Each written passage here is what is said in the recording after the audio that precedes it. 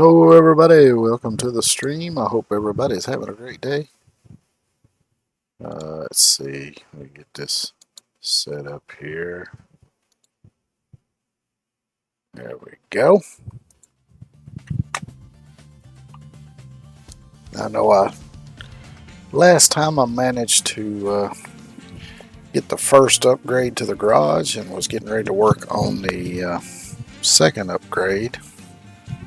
Let's see. There we go.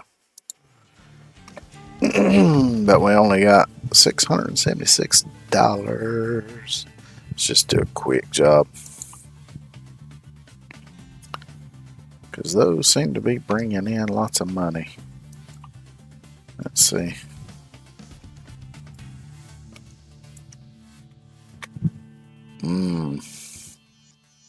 Not sure I like the looks of that one, because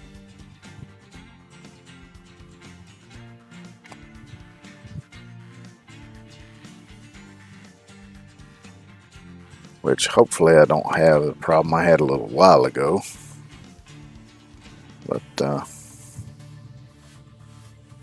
let's see, let's just do this one. I was sitting here watching the YouTube video, and then my PC just froze, wouldn't do nothing. So I had to restart it. And then it restarted, got everything back up and running, back to watching the same video. And then just out of the blue, it just rebooted. The PC just, it didn't shut off, didn't do nothing, it just rebooted itself. So I'm not sure what's going on with that. But hopefully he won't give me no trouble. Time to hit the road. Please make a U-turn when possible.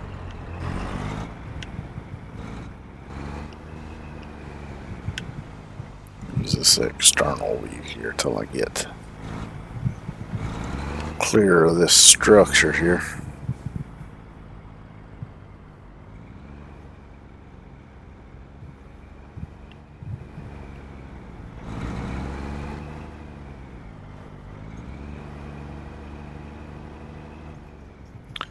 But we'll see how well this goes.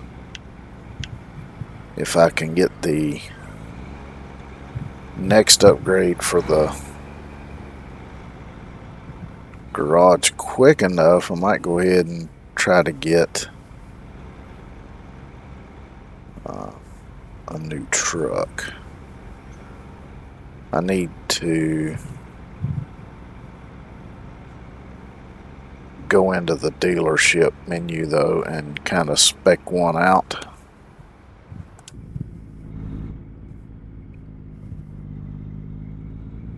The way I want it and see just how much it's going to cost though.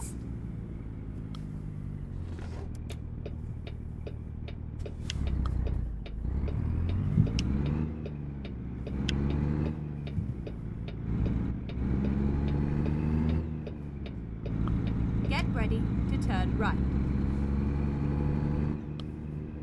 Turn right, and then turn right.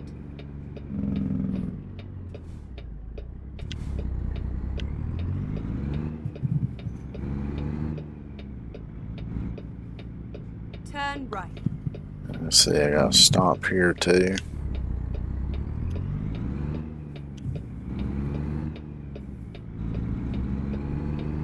I'm gonna go ahead and go into the far lane since I gotta turn left right up here.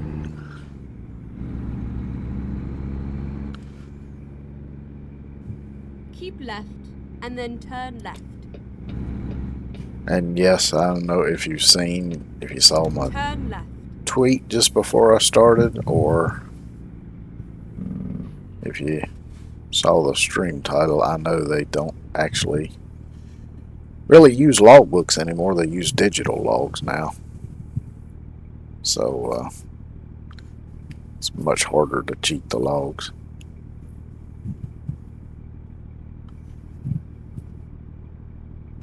And I'm not sure how prevalent it is, but I'm guessing some of the trucks use like the little black box things now. Because I know even some passenger cars have those, where it just keeps track of, you know, the gear it's in, the throttle position, braking pressure, all that kind of stuff. I don't know if they, I guess they do monitor it all the time, but then in the case of a crash, it will just record like the last however many minutes of it or whatever.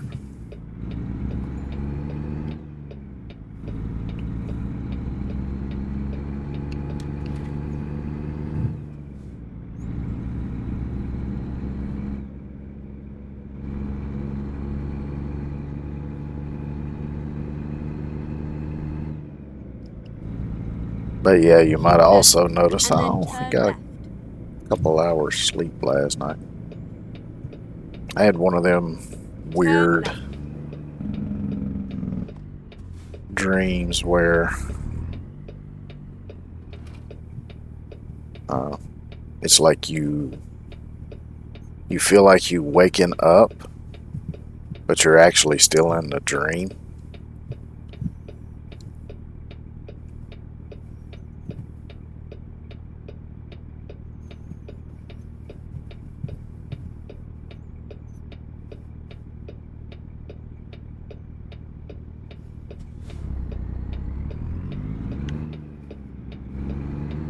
And I think it may have happened like twice before I actually woke up. But I don't remember the whole dream. But I remember the last part of it before I actually woke up. And it was just, I dreamed I was laying there in bed awake. But I should have realized I was dreaming because I was sleeping in a different room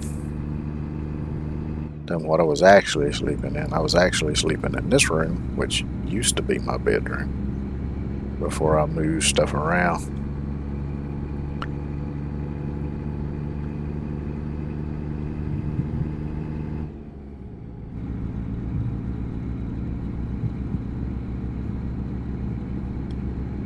And then I remember at one part of the dream where I was quote unquote laying awake in bed, there was like this black smoke roughly in the shape of a person just kind of hovering over me, but I could only barely see like the top part of its head out of the corner of my eye. And then I got the feeling like somebody was standing next to the bed.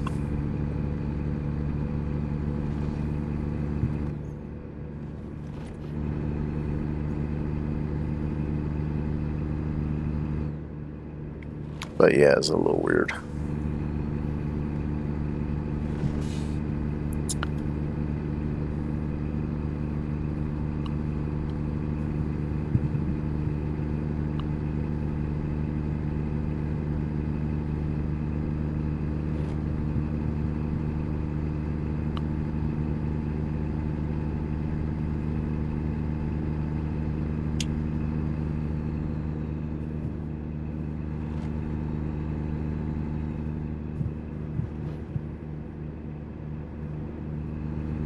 But I have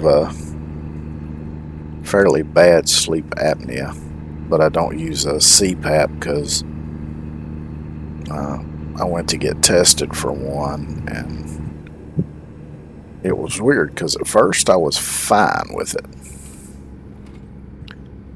And so I laid down to sleep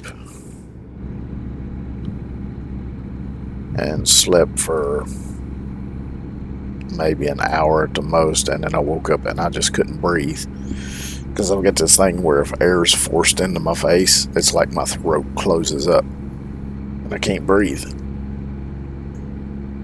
which is weird because I used to ride in the back of pickup trucks and ride with the window down in the car, but I can't do it now.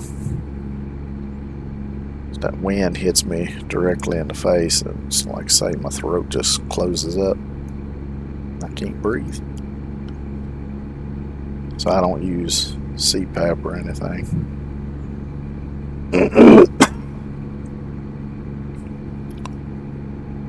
But I think sometimes that triggers some of those kind of dreams.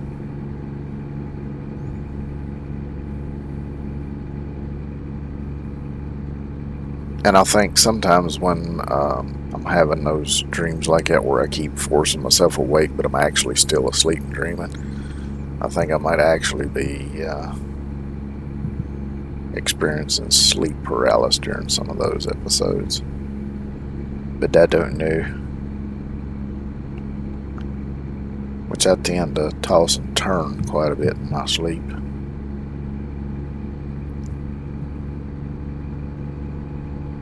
And usually I do that without even waking up.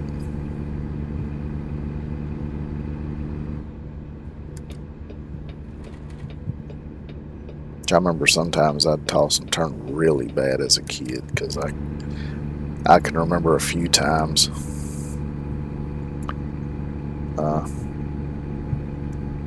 where I would wake up and I would actually be inverted on the bed, so my head would be at the foot of the bed and my feet at the head of the bed, even though I went to sleep with my head at the top and my feet at the bottom.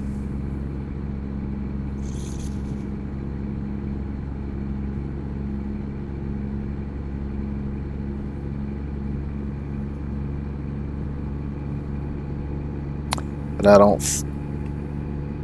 I guess probably the last time it was that bad was probably when I was a teenager. Maybe even before I was a teenager.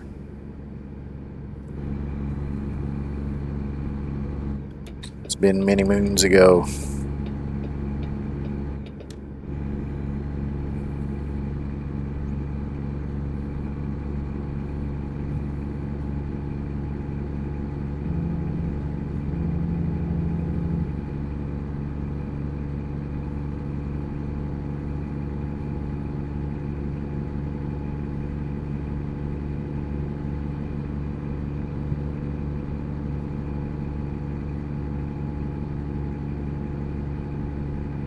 Just looking at the odometer on this truck, it's got 300,687 miles on 88 now. It's a lot of miles. Keep left.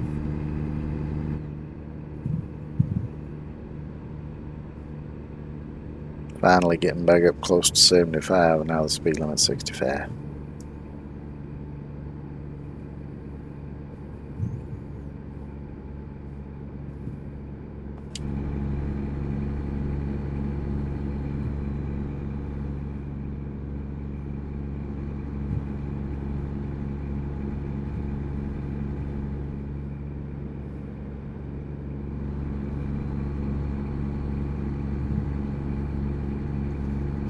I know a lot of the big truck engines are built where they can go like 1,000,000 miles easy if they're well maintained. I don't know if they still do it, because I'm sure they've had to do a lot of redesign to keep up with, environmental regulations, but they used to have sleeves in them. So even, when they got up into the millions of miles and the cylinders got tapered from wear, keep right, they could right. easily just press those sleeves out, Exit press new right. sleeves in, and put new bearings in it or whatever, and go another million or Keep so left, miles. and then exit left. I remember watching a video years ago. Somebody was Exit left. rebuilding. Can't remember now if it was an old Caterpillar engine or a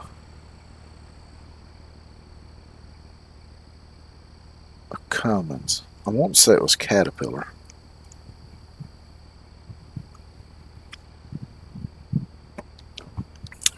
See, why? Why make something like this? It's just silly.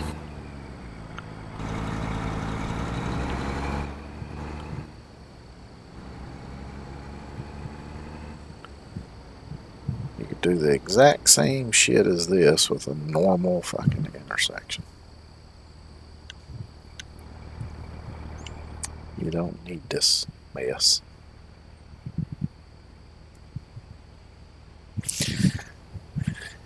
But, you know, some people get an expensive piece of paper that tells them that somebody thinks they're smart even when they're actually stupid. So they go on believing that they're smart and come up with shit like this. Like, yeah, see how smart I am? Yeah, I see. Go straight on.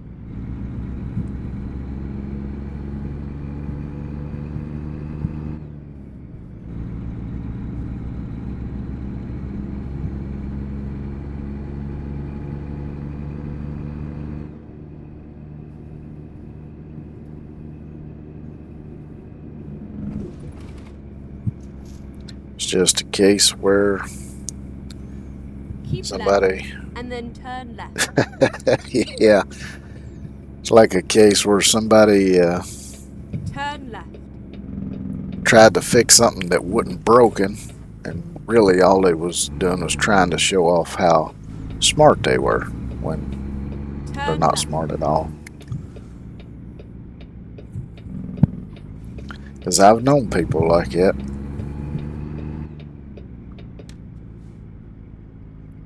Yep.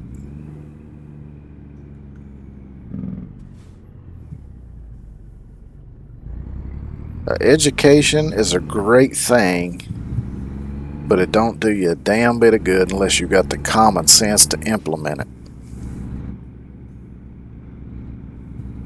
Get ready to turn left. Because I've definitely known some very highly educated morons in my day.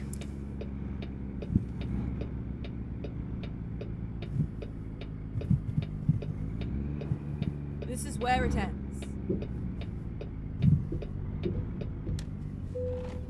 Every time she says that, it almost sounds like a threat. This is where it ends for you. Oh no. Where the hell's the loading area? Oh, I see it there now.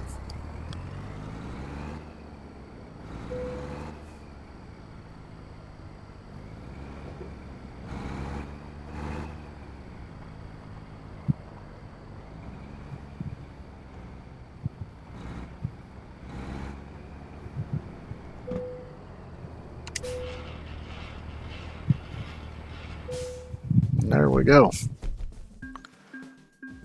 $10,000.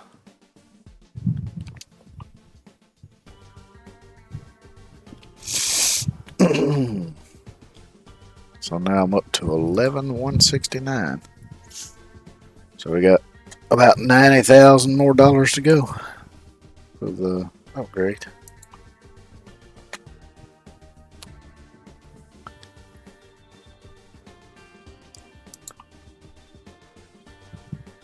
It's that same squiggly ass road.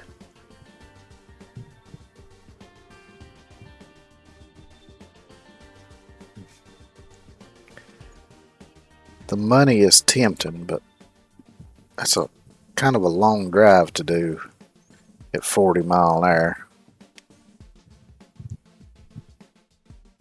Yeah, exactly.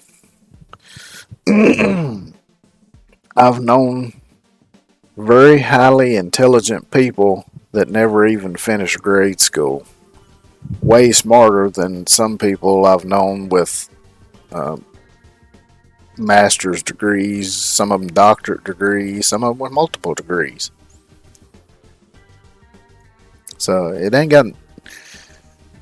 I mean, it's got a little bit to do with education, but it mostly depends on the quality of education and having the common sense to be able to put it to practical use. And like you say, experience is actually one of the best teachers.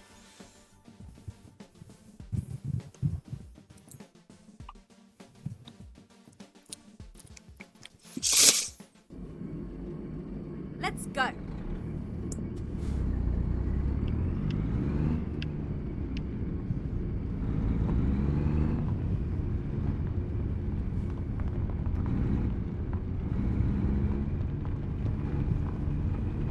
Oh, we got doubles. Turn left.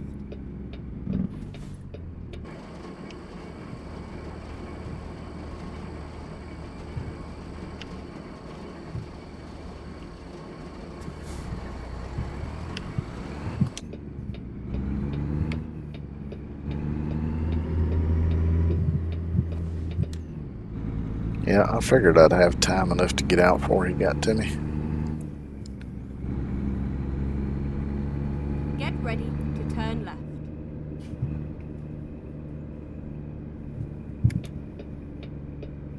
Turn left.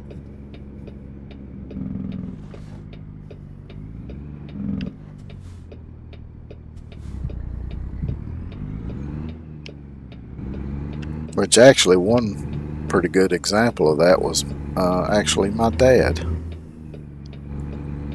Because he only had a 7th grade education, but he could read a blueprint just as good as any educated engineer could read one. Go straight on.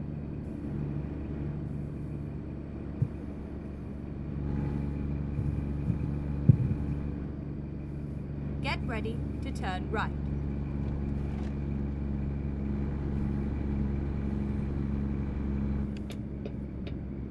Turn right. And he didn't grow up around engineers. His dad was a farmer, raised beef cattle. So he grew up on a farm.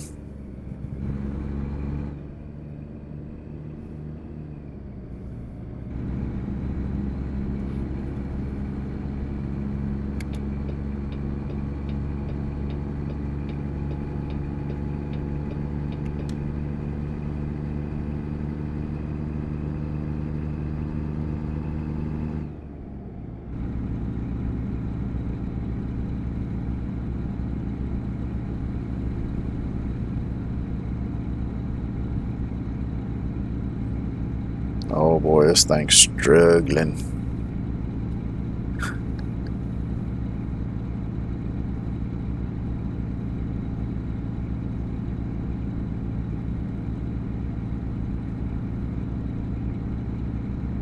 Well, hopefully somewhere along the way I can hit a downhill section. Maybe I can at least pick up a little bit of speed.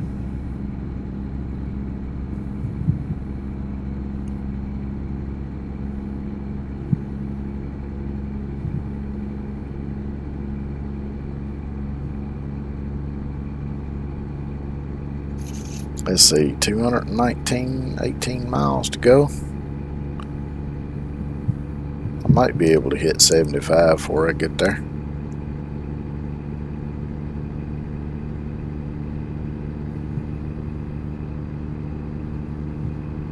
Oh, up to 60. 61. Slowly climbing.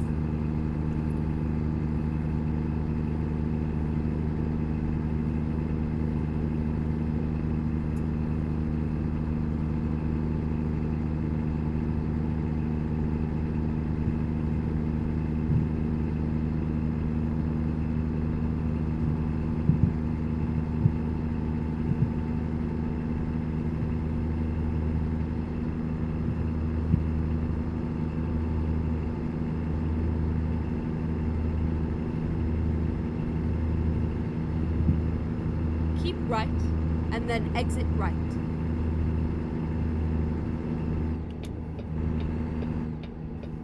Exit right.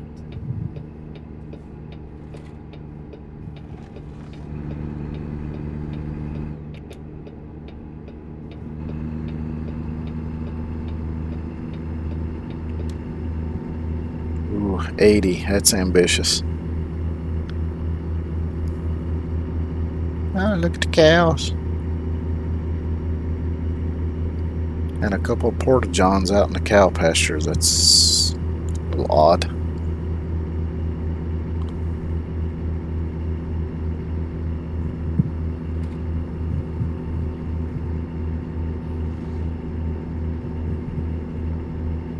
I've never seen anybody put a porta john in a cow field. And I imagine if you tried it, it probably wouldn't take but an hour or two for it to be knocked over, maybe even trampled on.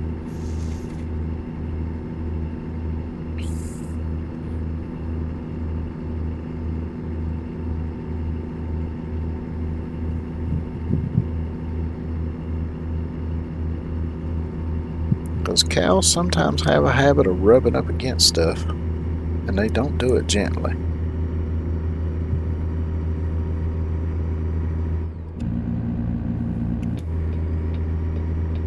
That sounds like the gun on the front of a A10 Warthog. That Jake brake kicked in.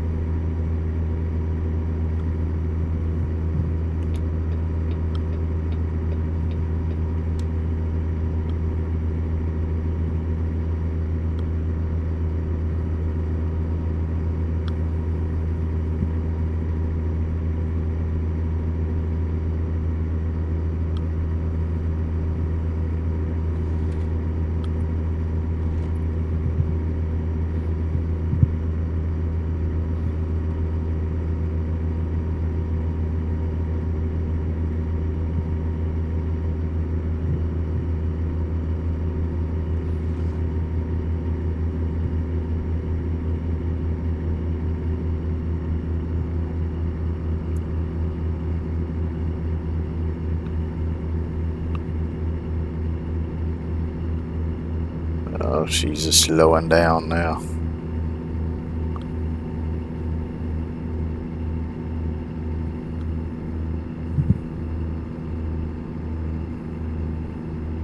On this very slight grade. Of course, this section right here is a little bit steeper.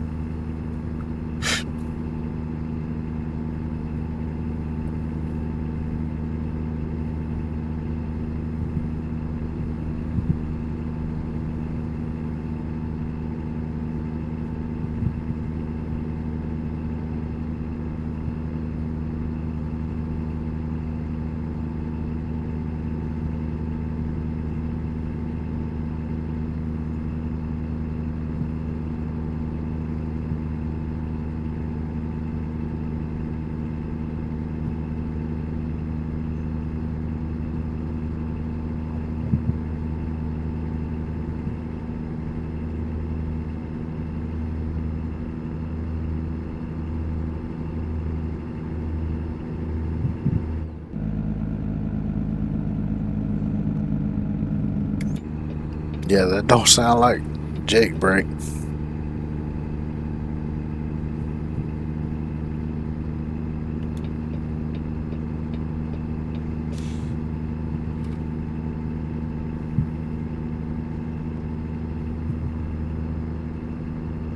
Keep right, and then exit right.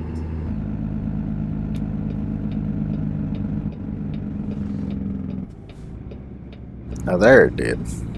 Once I actually hit the brakes.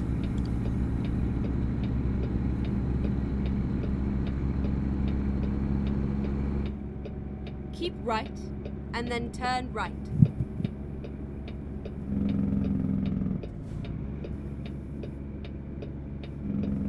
Turn right.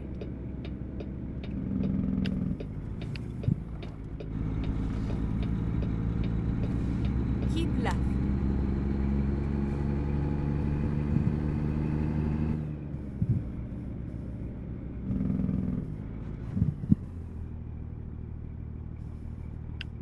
You got that blocked off.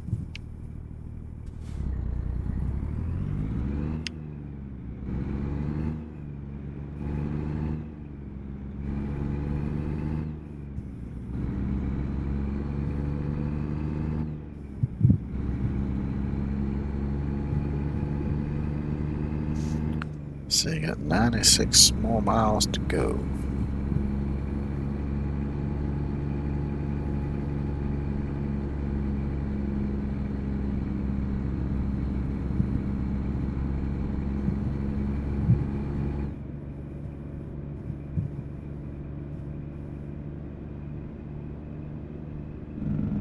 Go straight on.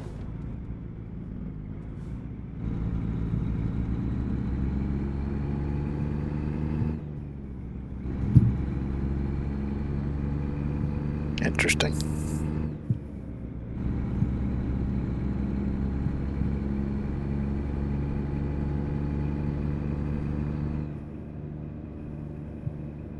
Keep right, and then turn right.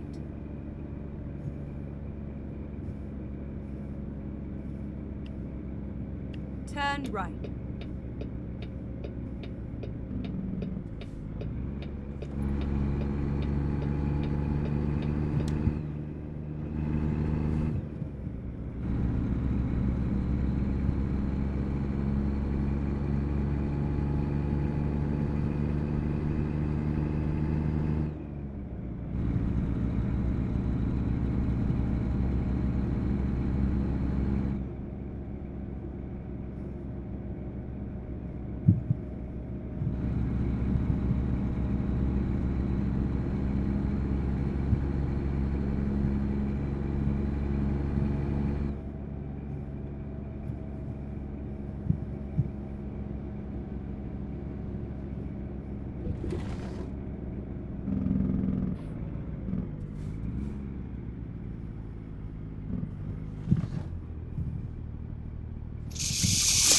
Wait for the light.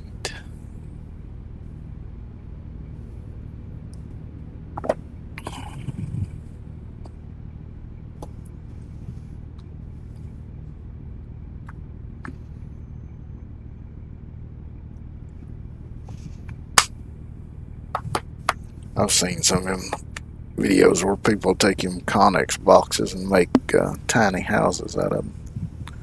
Some of them turn out really nice.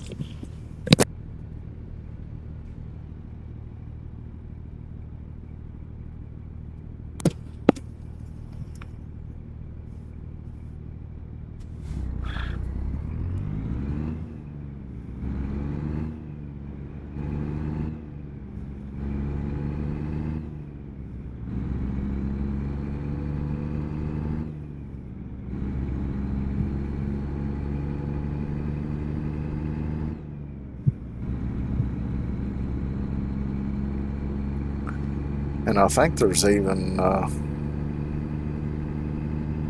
couple companies that will make custom windows and doors to fit in those things too.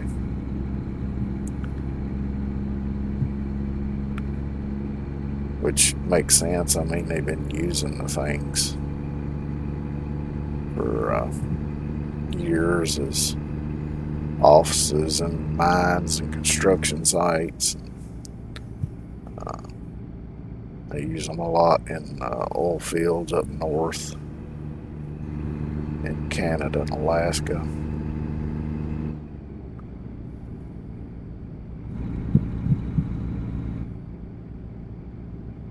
Keep left, and then turn left.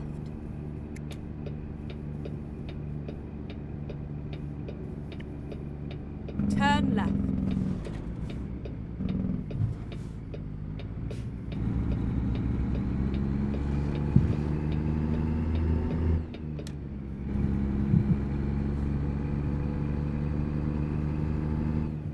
Go straight on. Looks like they're just growing weeds over there.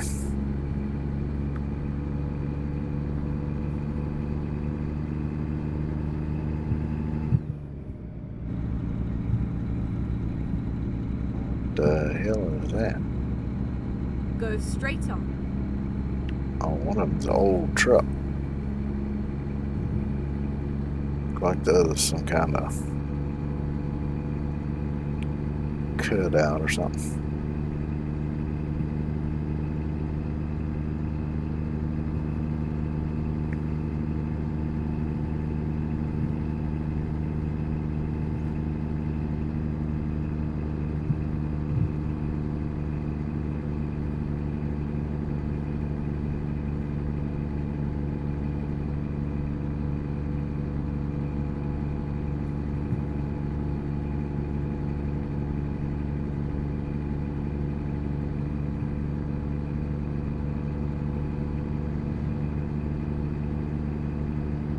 Go straight on.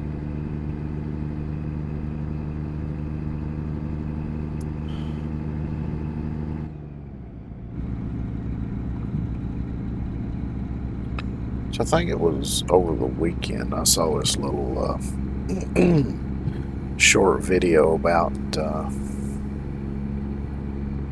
people harvesting Go straight on. cactus and eating it. Like they get the little red fruit out of it, and then they also use leaves. I've always wanted to try that. Seems like I remember seeing somewhere where they talked about kind of what it tastes like. I think it was something like a mix of strawberry and something else, but hell, I don't remember. Go straight on. I would like to try it one time. I'll just see what it does taste like.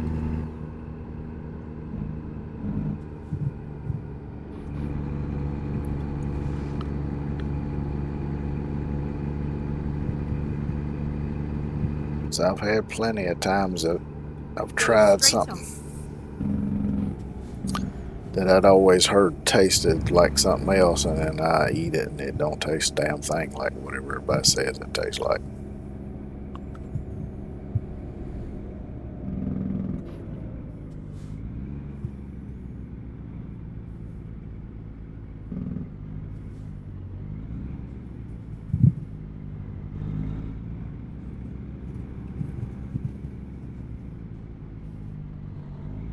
Turn left. I will as soon as this truck's out my way.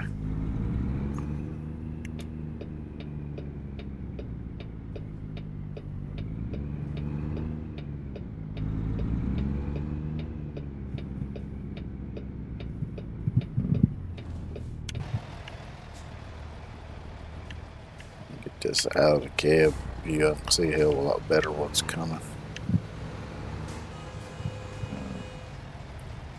You damn moron. How in the hell do you not see this big sumbitch?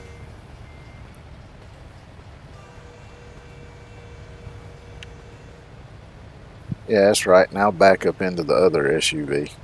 That way you got both ends of you. Thing screwed up. Well, you sit right there. I'm gonna go then, since you're stupid.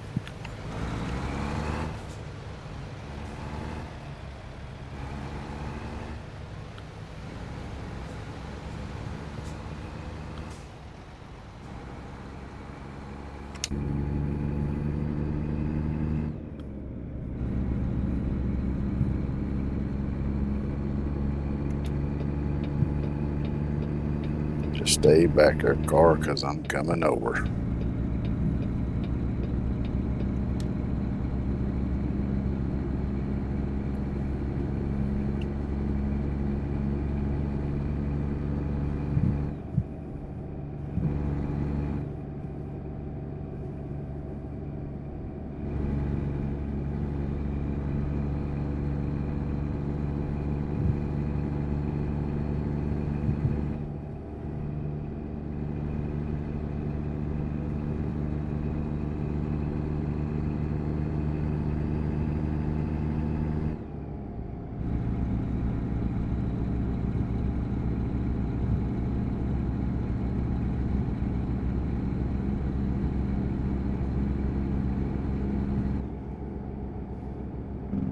Getting ready to say, because GPS was saying the speed limit 70. I was thinking, ain't no way they let people do 70 miles an hour on this road.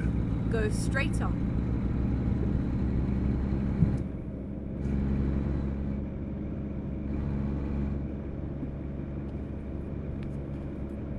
Cowboy Lodge.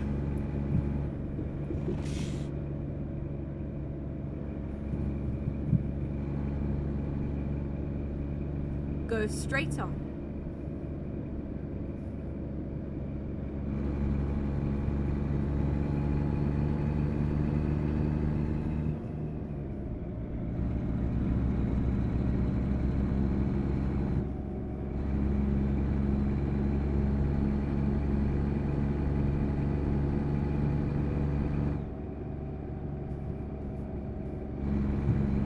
Some horses.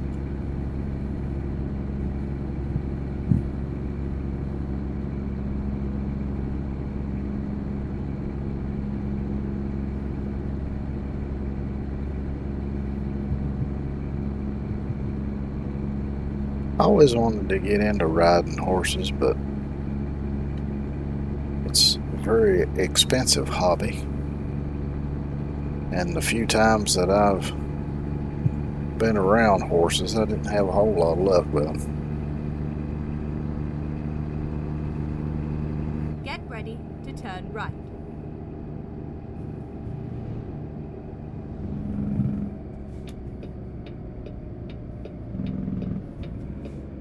Turn right.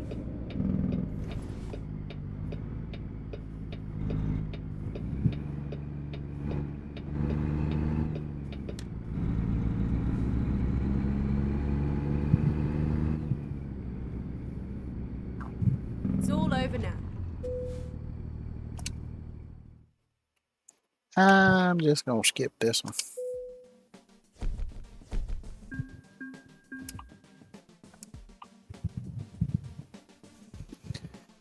$22,344.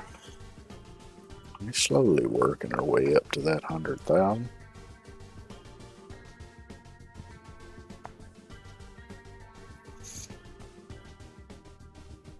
I remember one time I was in grade school. I don't remember exactly how old I was, but I went to 4-H camp during the summer, and they had horses there, and one day they took us up there and paired us up, and I was paired with a girl that I went to school with, and they had a little rink there outside of their horse barn where you could just, ride the horse around in a circle, and they had us switching off. So for the first half, I rode the horse while that girl led the horse. Everything was fine. Then we switched. I started leading the horse, and she was riding it. And all of a sudden, that horse decided it did not want to walk anywhere. It just wanted to eat. And it ended up stepping on my foot. Thank goodness it didn't really hurt my foot at all. I mean, it was painful while it was standing on it, but I didn't have any bruising, no swelling, no broken bones, no nothing, which is amazing. But yeah, neither one of us could get that damn horse to move. It was like, nope, I am eating, screw y'all.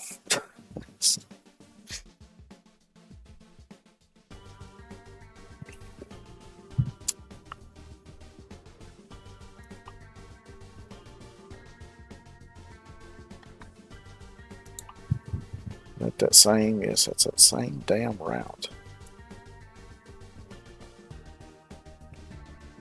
Not this one. Yeah, I'll do that one.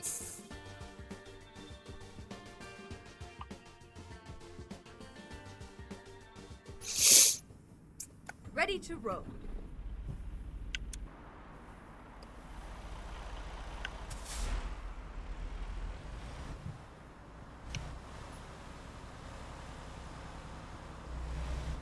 And this time we're driving a freight shaker.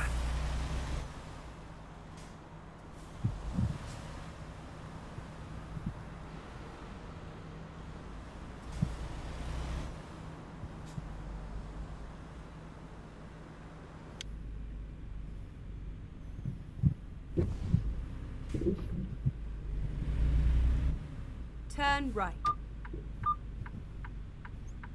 Oh, this one's got all those damn lane warning things and all that bullshit on it, I think. I hate these.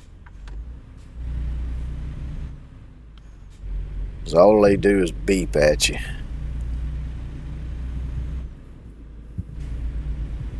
Get ready to turn right.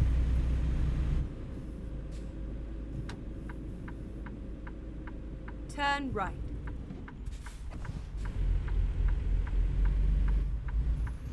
Because I've done some of those heavy wide load jobs where the truck has like the lane departure warnings and all that bullshit, and that thing just constantly beeps the whole trip. So I just go into Get the ready menu to and turn left. mute the in-cab sounds, because that allows you to still hear the Turn GPS. left. You just don't hear any of the other interior sounds.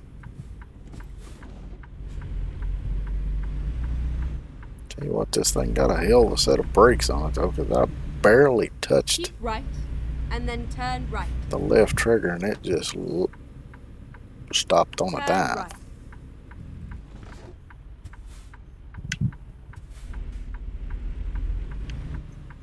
Yeah, that truck's not going, so I'm gonna go right on red.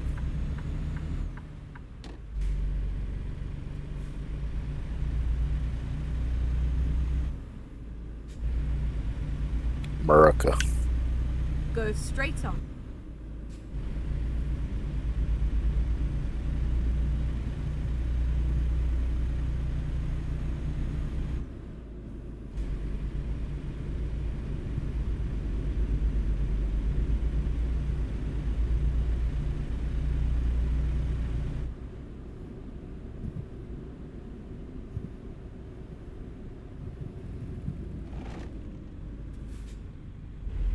Go straight on.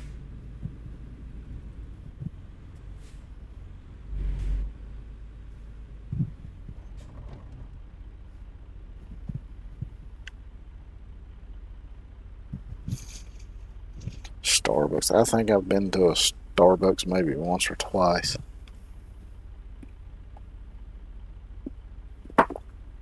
I was not impressed.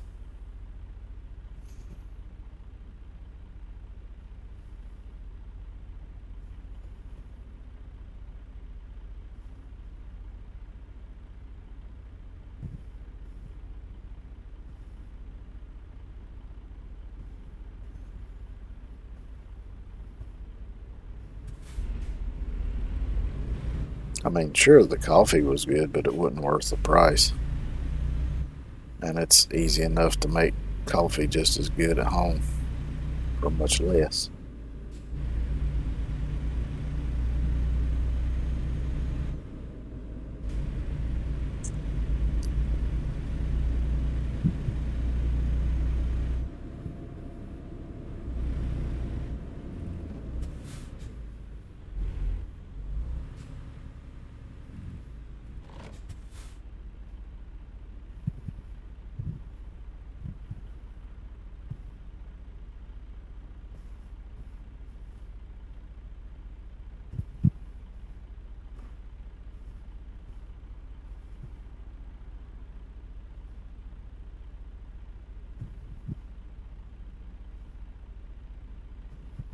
Come on, like, I ain't got all day.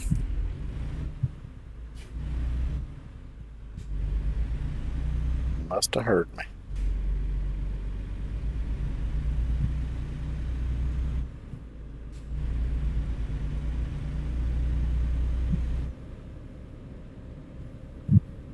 Go straight on.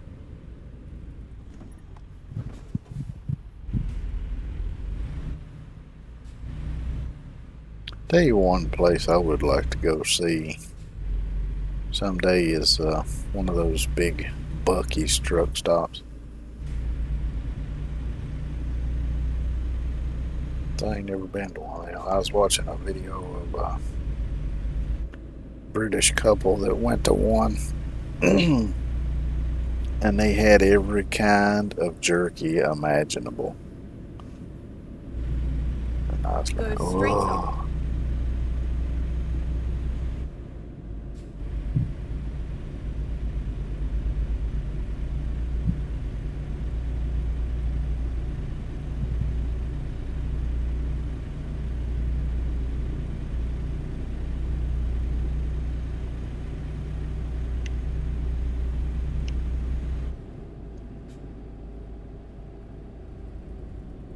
Go straight on.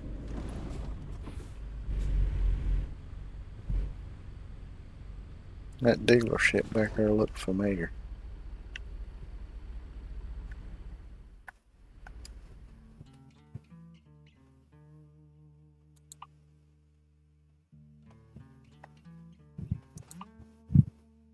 That's where I thought I was, Gillette.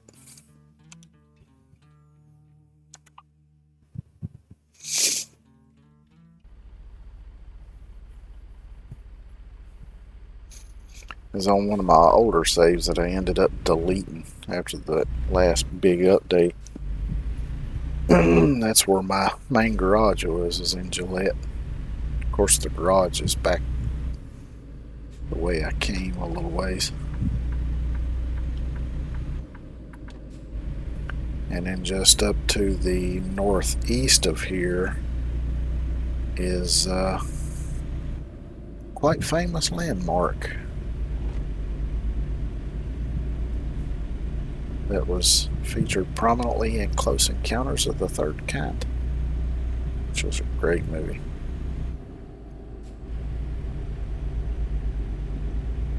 Go straight on.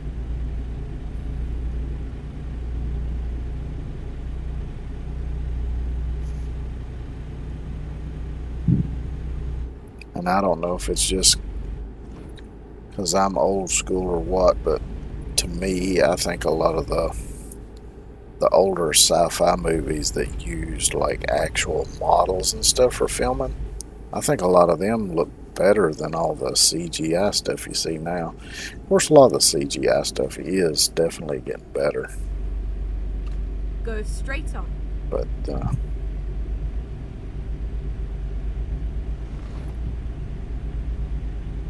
I still think the older stuff with the actual physical models looked a bit more realistic. Keep right.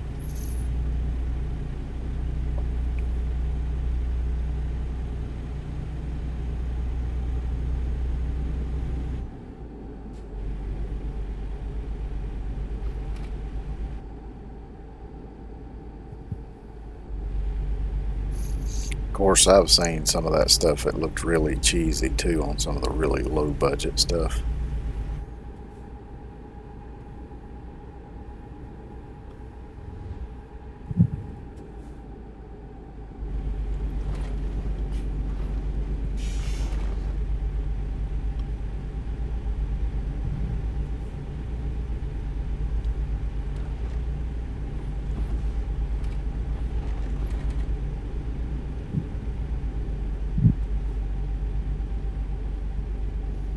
But you take a look at some of the movies like 2001: A Space Odyssey and the original Star Wars, some of the first Star Trek movies, they all used models.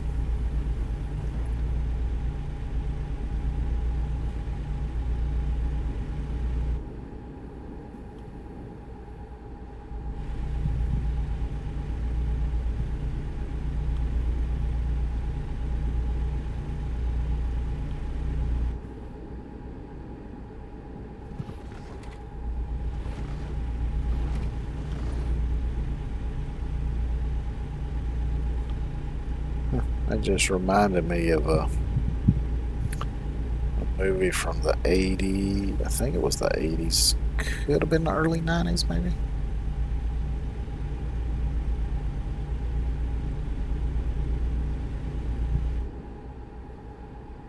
I think the name of it was like FX, but it was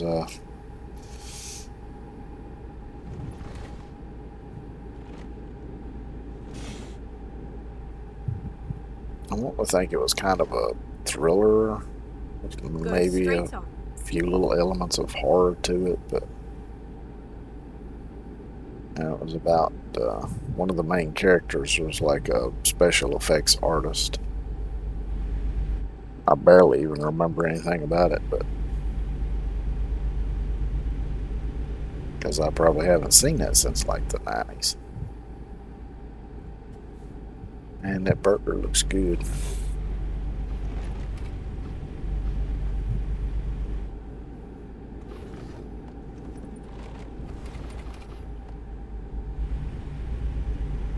Been a while since I've had a burger.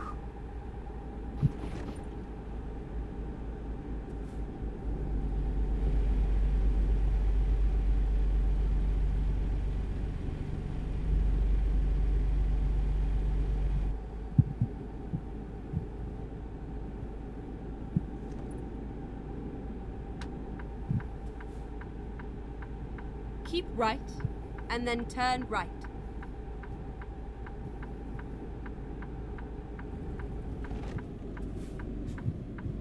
Turn right.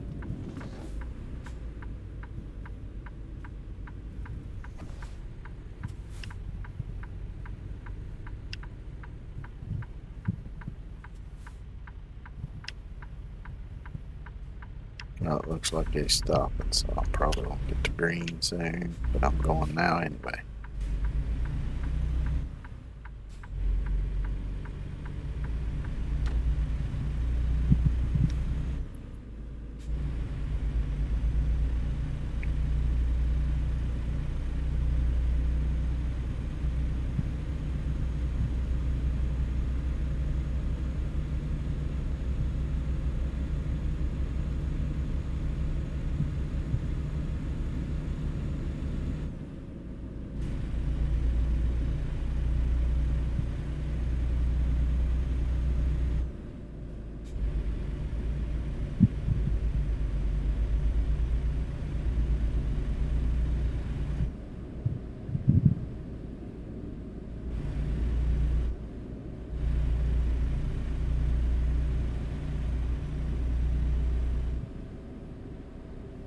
Of course, usually when I do have a burger these days, I make my own.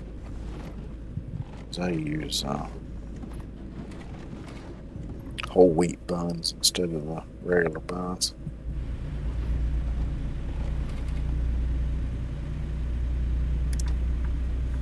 So I got to have that fiber so it don't spike my blood sugar levels.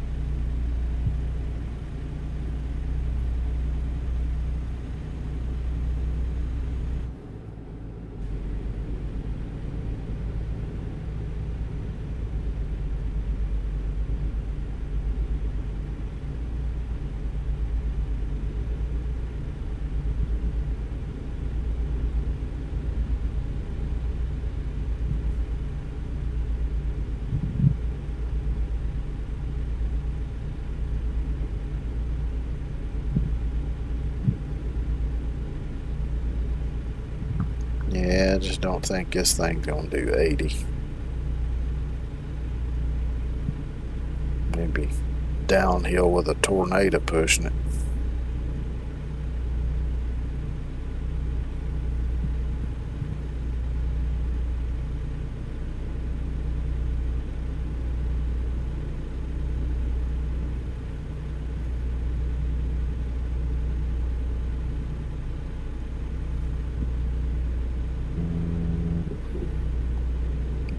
It's all over the road.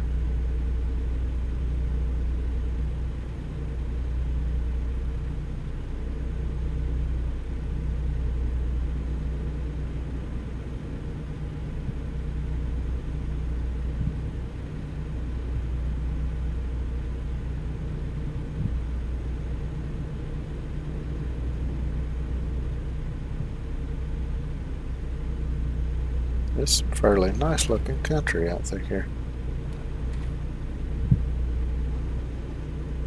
A bit lacking in trees for my taste, but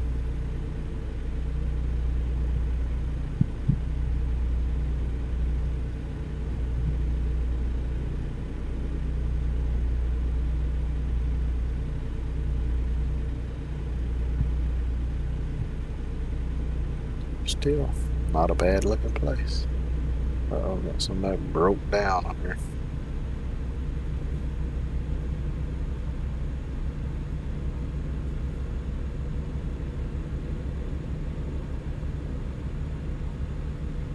Look like he's having radiator problems.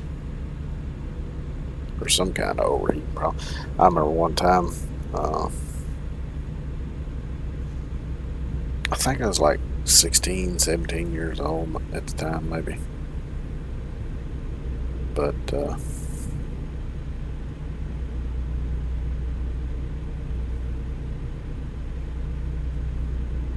I was a kind of a volunteer member of a little community organization thing, and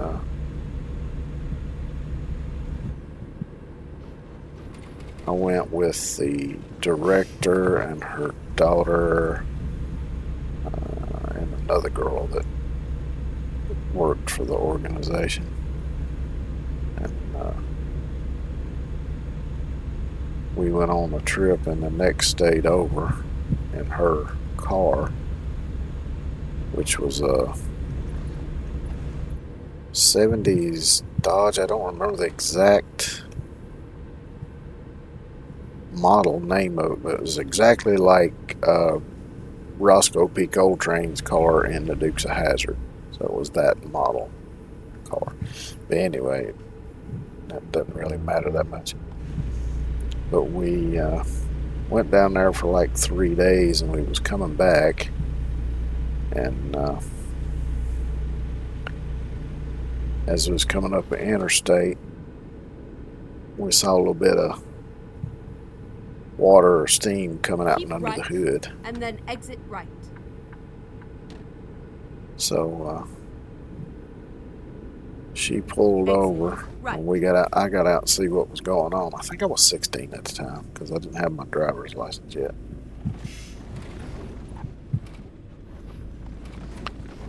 And Keep right, and then turn right.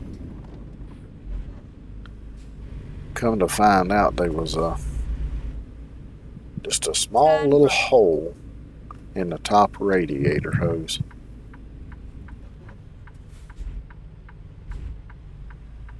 And she didn't really have the money to get it towed anywhere and have it fixed or anything. So I was trying to figure out what to do. And I just came up with a bright idea because we'd each packed like 2 or 3 days worth of clothes. I just got the idea, well, shit, I'll just take like an old sock or something and wrap it around the hose, and maybe it'll stifle the leak enough that we could get home with it anyway. So what I did was I took one of my socks out of my bag, and I took shoestrings out of my shoes, and I used one of my shoestrings to tie that sock around the radiator hose, and we got it home that way.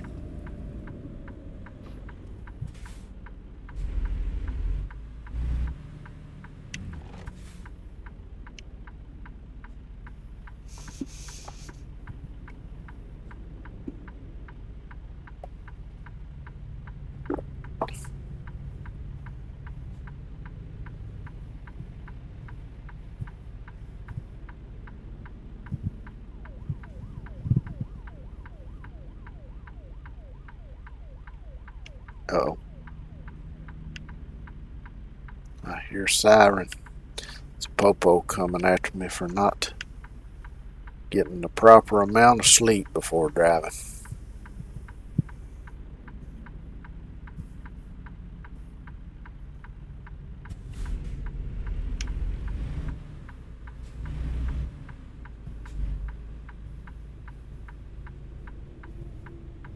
You know, I remember there used to be a restaurant built similar to that.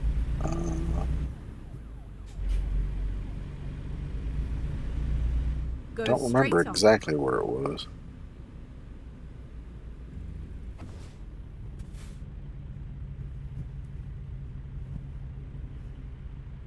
Might have been in somewhere in North Carolina.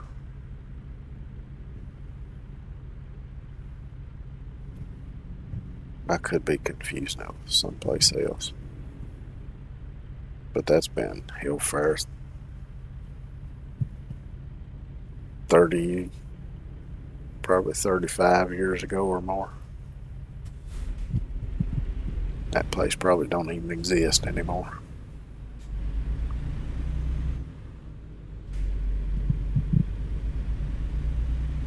Go straight on.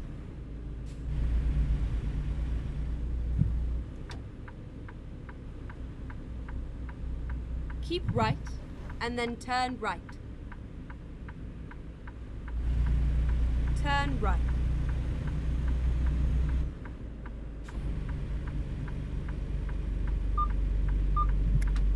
Oh, shut the hell up, you stupid ass beeping computer. I know what the hell I'm doing.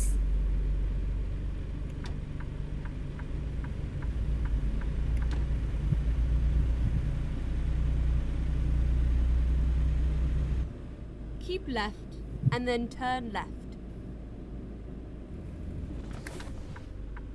It's like I remember years ago I was watching an episode of the original British Top Gear, and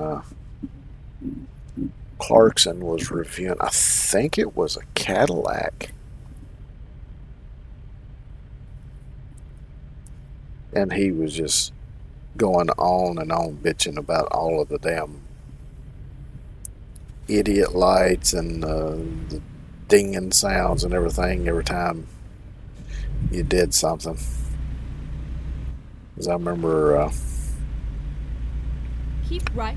one of the instances was he was standing next to the car with the door open, and it was just dinging away because the door was open, and he's like, I don't need the car to tell me that the door's open. I can tell it is because there's a gap there. I'm like, yeah. Get ready to turn right.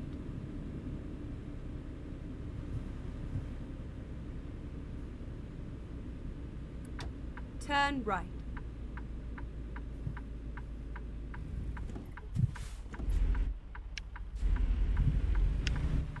That's why, me personally, I'd rather have something made before 1980. Get ready to turn left. Turn left. And especially when you consider how much vehicles cost now, you could pretty much take something from before 1980 and Here we are. restore it to like or better than new for what you'd spend on a new car.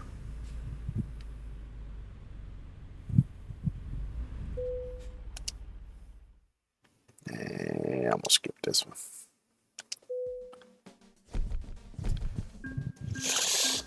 It's like I saw a video a few days ago. This guy was going around. I don't remember if all of them was at the same dealership or if he went to a couple of different dealerships. I remember he went to a dealership and was looking at new trucks, and like the cheapest one was like 60 some $1,000, and some of them were over 100,000. I mean, you could buy something made before 1980. If it's not already restored, you can probably get it for, $3,000-4,000, maybe, depending on the condition. It might be upwards closer to 10. And then you spend probably another $20,000-30,000 on it, and it'd be even better than new. You could even add some of the better modern conveniences, the ones that aren't annoying. Or a lot of times you could buy one that somebody else has already done a resto mod on and still only spend 20 some, 30 some $1,000 on it, which would be half of what you'd pay for the newer ones.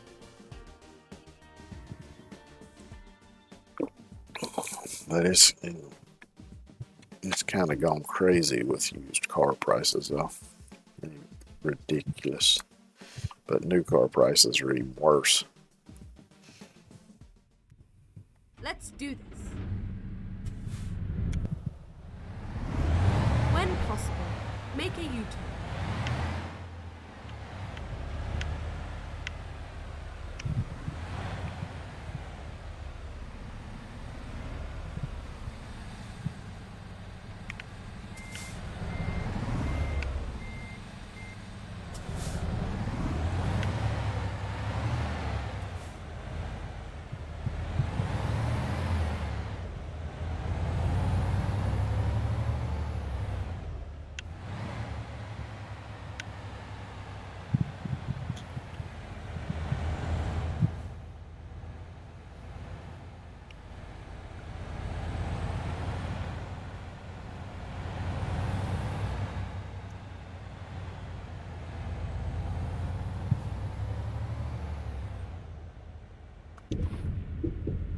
Turn right.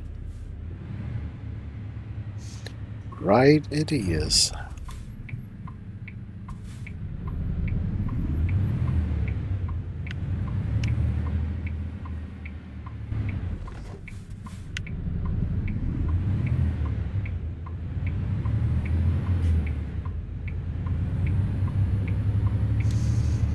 Now, of course, you know, some older vehicles you're gonna have a hell of a time finding parts for. So if you find a popular model, you might pay a bit more for it because it's popular, but it's gonna be a hell of a lot easier and probably cheaper to find parts for. But of course, these days with, you know, the advances in like CNC machining, plasma tables, welders, all that kind of stuff, you could damn near make any part you need. Plus with 3D printing. And I saw not too long ago an advertisement for a 3D printer that prints in metal. Get ready to turn left. I don't remember what kind of metal it was. So it's probably pretty Turn limited left. as to what you could use the parts for.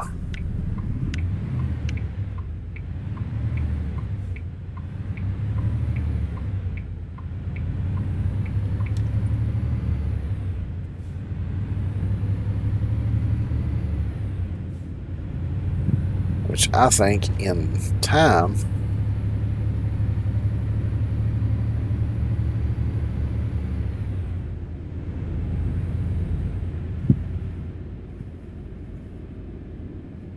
that it might even be possible to take 3D printing even further and almost have something like a Star Trek style replicator. That would be cool as shit.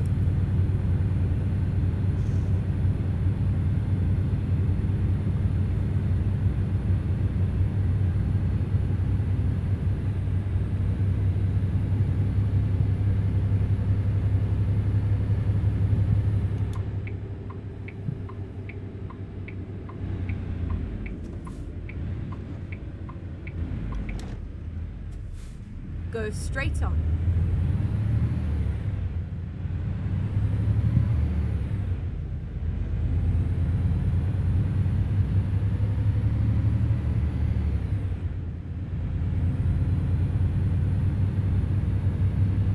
Keep right, and then turn right.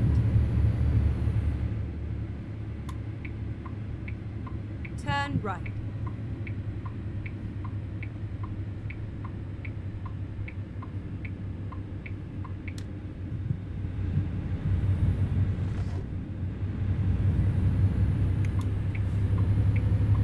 Keep right, and then continue straight on. Go straight on.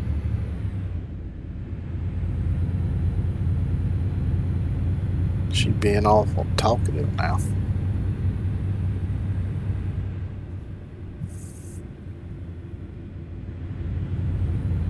Go straight on. Get ready to turn right.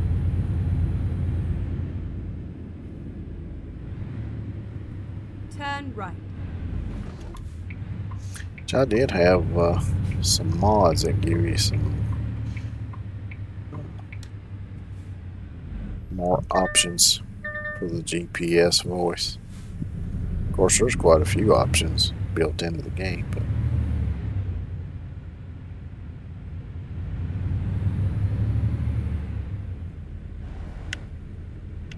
yep, you can wait.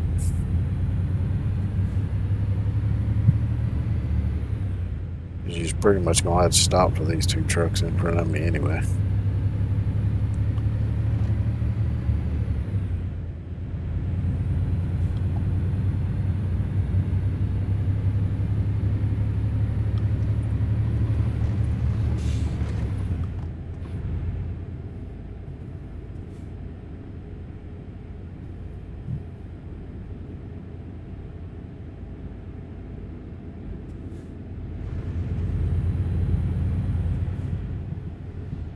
I've got this little bitty smudge on my monitor, and every time I'm driving in this game at night, it kind of shows up against the night sky, as you can barely see it. Makes me think there's something weird in the sky in the game. And I'm like, oh no, that's just a little smudge.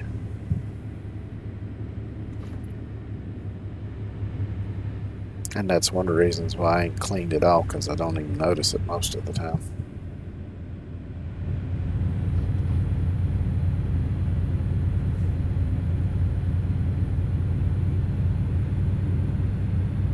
Go straight on.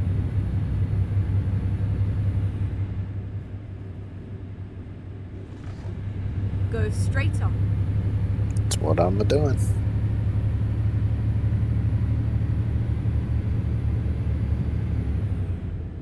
And this truck is awful quiet.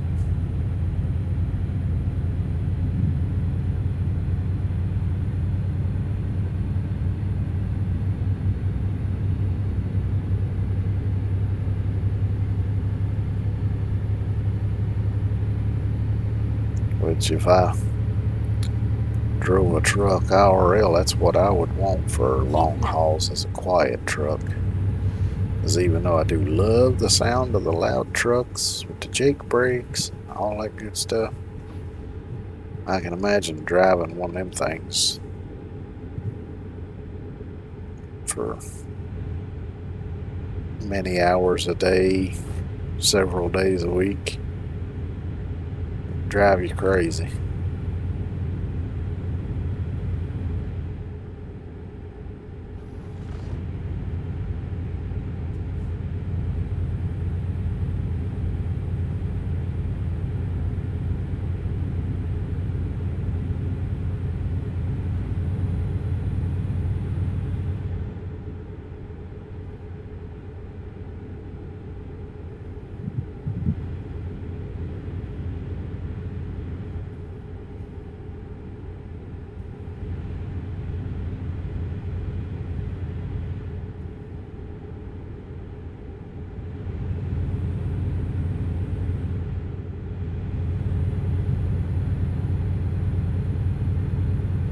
Sky looks a lot brighter in the rear view mirror than it does out the windshield. I think this game does have one of the prettiest skies, though. I've probably said that every time I've played this game.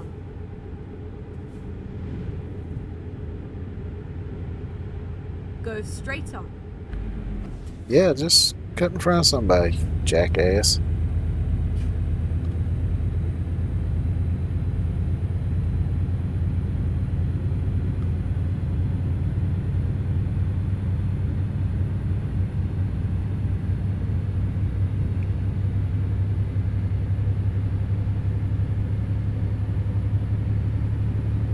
That's how you end up sitting in the middle of the road with your trailer broke in half because somebody T-boned the damn thing.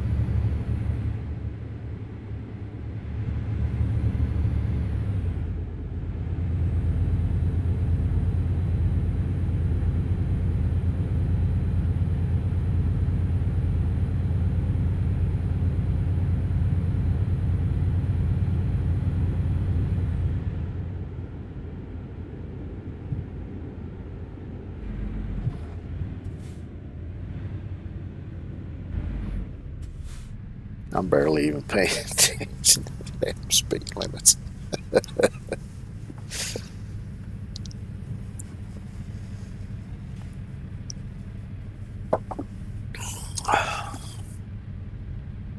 That's the advantage of having the traffic violations turned off.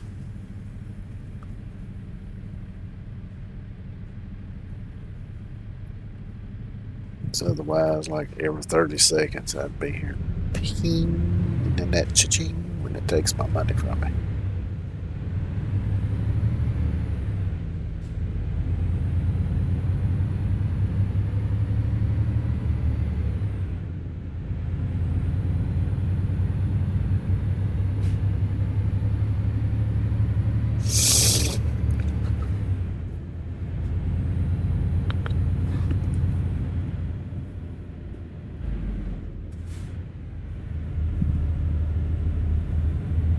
Thought he had his signal light on there for a second. Maybe he was just tapping his brake. I don't know.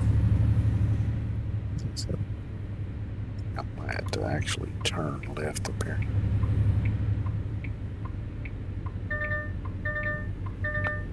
Would you quit dinging at me? I know there's somebody beside me. I can see him in the damn mirror.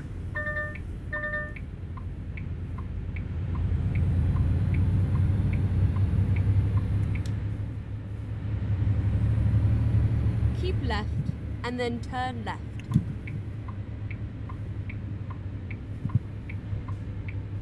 Turn left. Now I was even closer that time and it didn't ding at me, so why not? Is the sensor on the right side broken or something?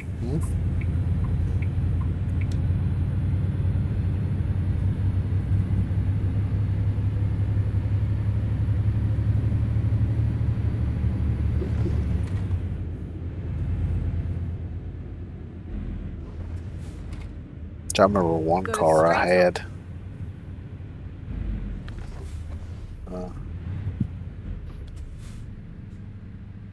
That would ding just about any damn time you did anything. Which was kind of odd because it was like an early 80s model car. But the good part about it was the dinger was right behind the glove box. So it was easy to get to. So one day when I was doing something to the car, I don't remember because hell, I worked on that car about as much as I drove it. I just took the glove box out, got back in there, pulled the wire off that son of a bitch, stuck it back in there. I never heard it ding again. Keep right.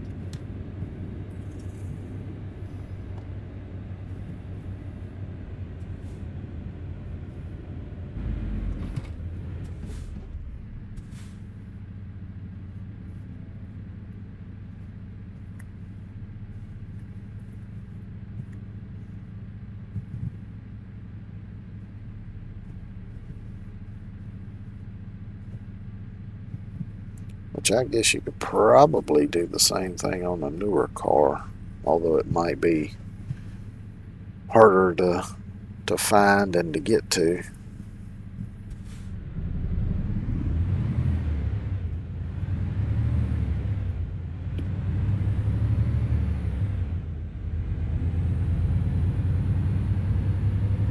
Plus, in modern cars, the circuit could be tied into something else that you don't want disconnected.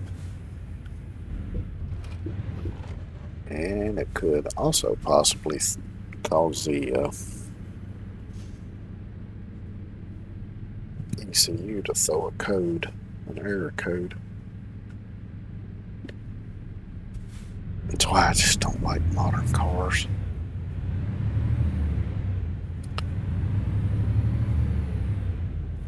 Keep left and then turn left.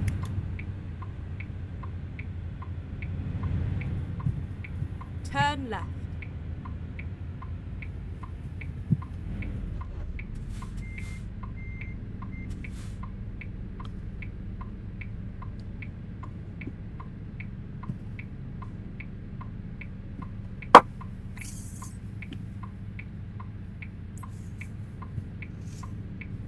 Which I don't much fool with cars anymore anyway.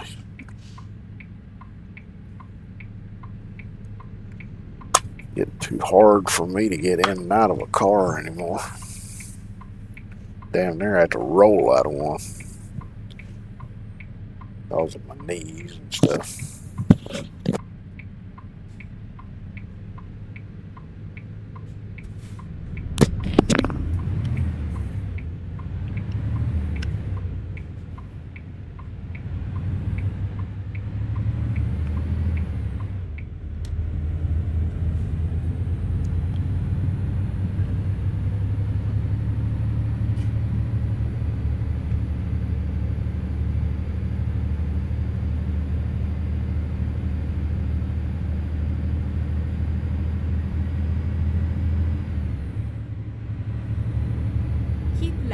I don't really need a car anyway, because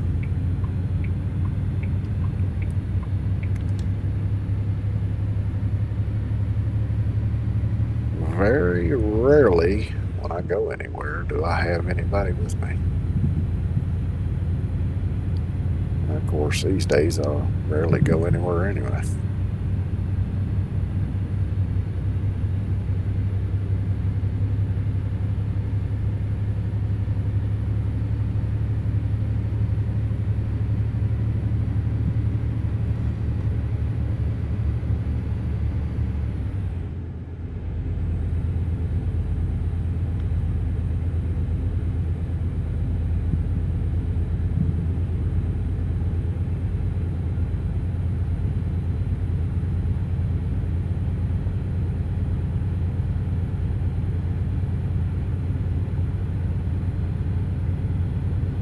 And I'm way more likely to be hauling stuff than I am people. So I'd much rather have a pickup truck than a car.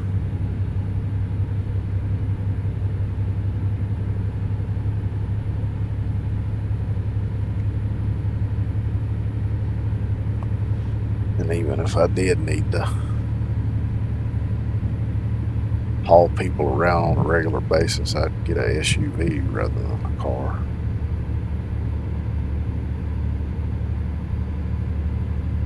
That'd be just as easy for me to get in and out of as a pickup truck.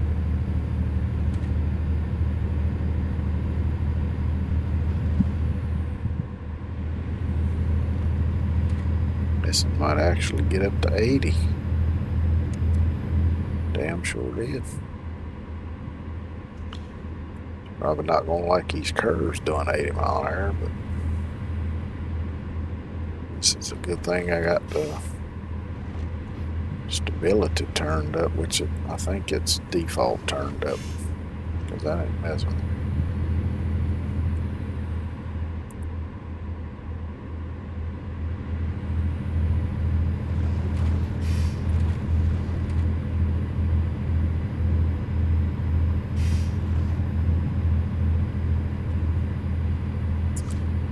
A little too far right that time. Get off on the special passing lane there for a bit.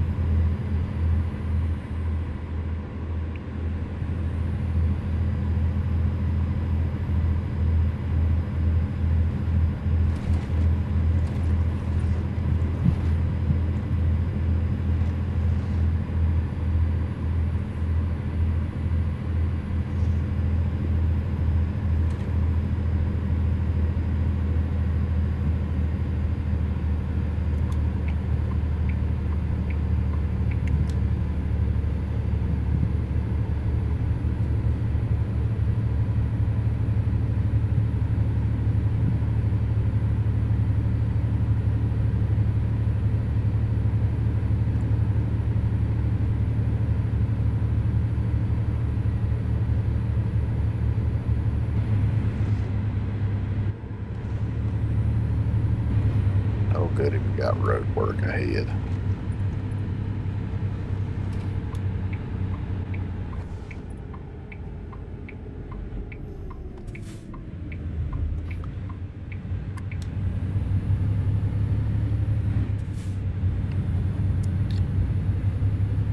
Dumb son bitch. You know damn well I was coming up on you.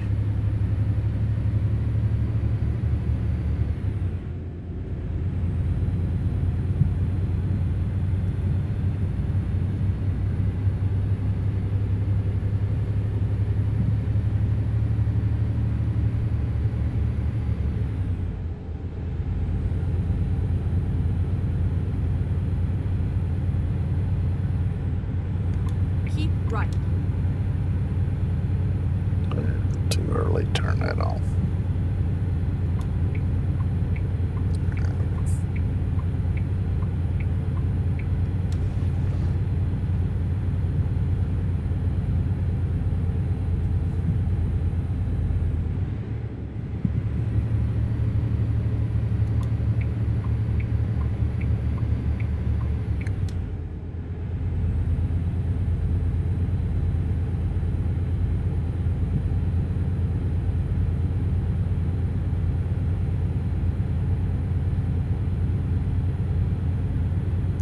42 more miles to go.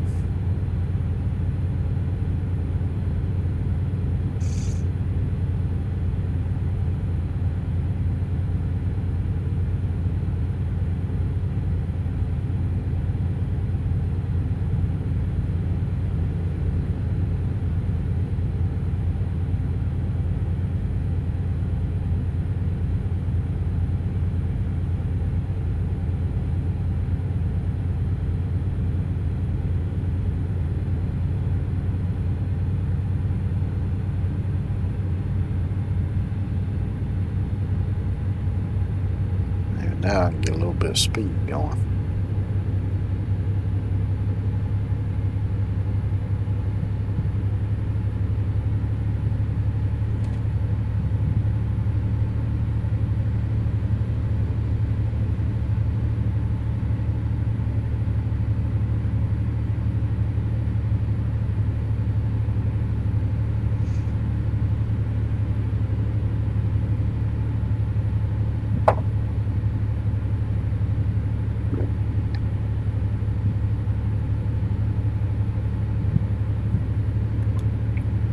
Get over, I'm on. Nope, that's A. Okay.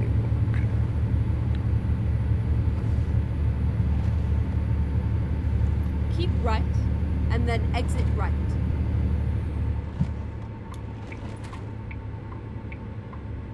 Exit right. Keep left, and then turn left.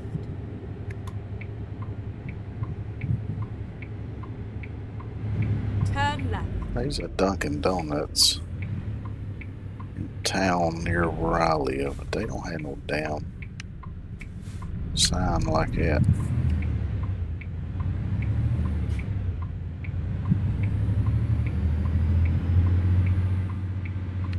Which years ago it was a Tasty Freeze. And that closed down. It was a car dealership for a while. Of course, it stayed closed Keep for right, and then keep right. several years.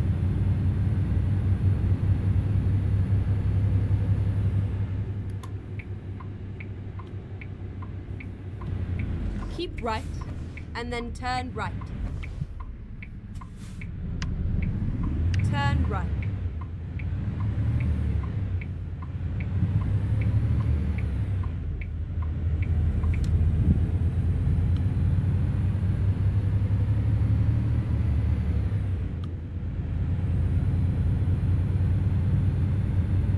Back in Gillette.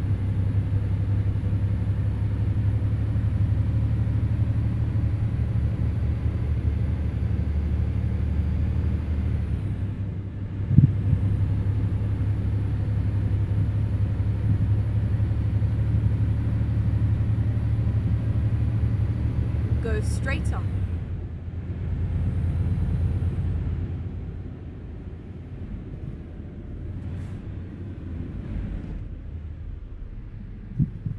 Auto Museum Antiques.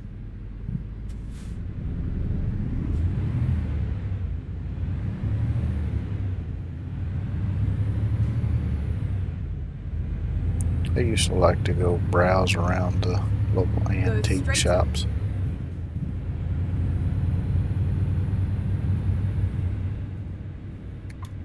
Keep left, and then turn left. Turn left. Ain't been to one in a long time though.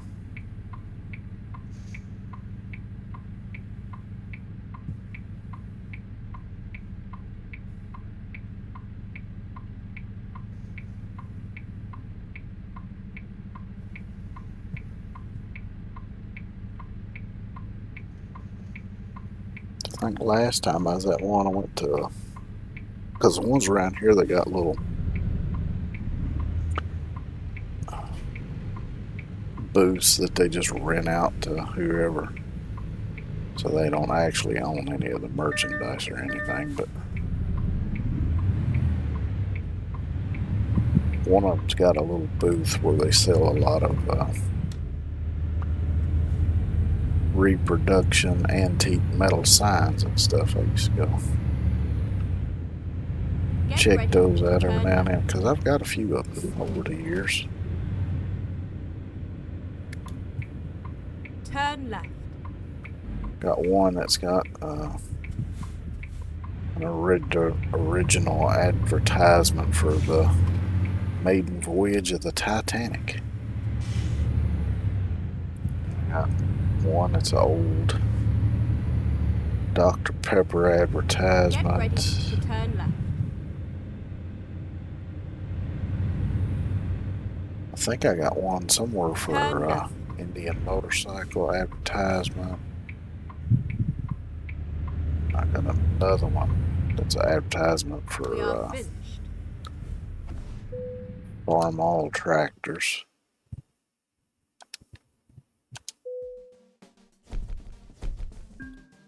And then I got one that's a thermometer that's got like Ford original parts on it or something like that.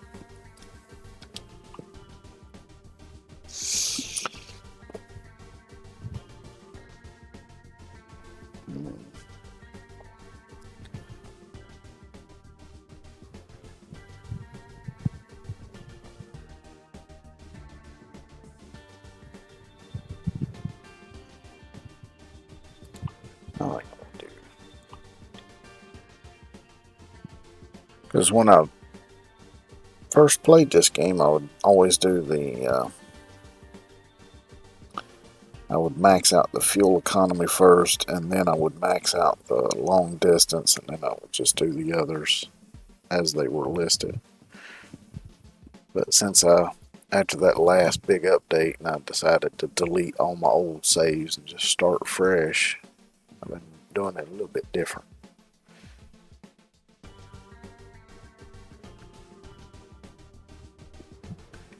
Because them very long hauls can get tiring sometimes, and sometimes you just want to do short runs.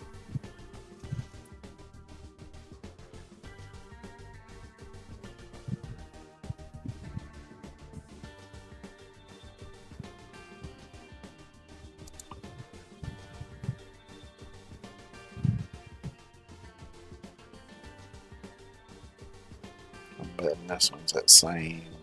Yep. I'm gonna do this one instead. It's less money, but Time to get the job done. you don't have to deal with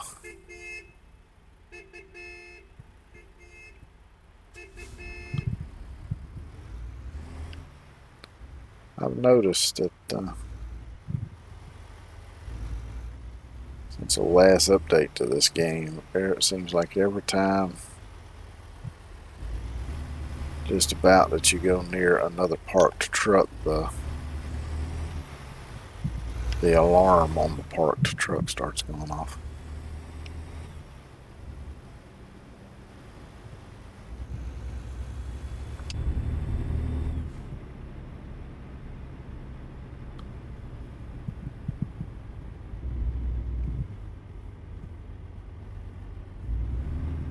This is quite a long tanker.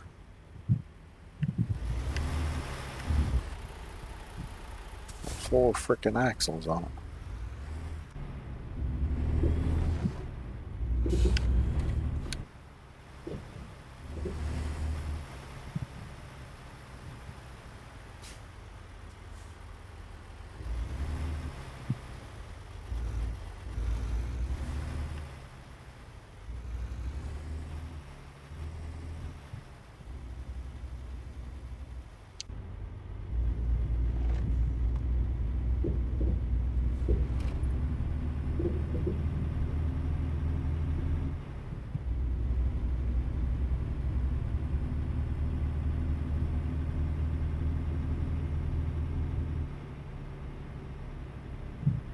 I'll stop for the security check.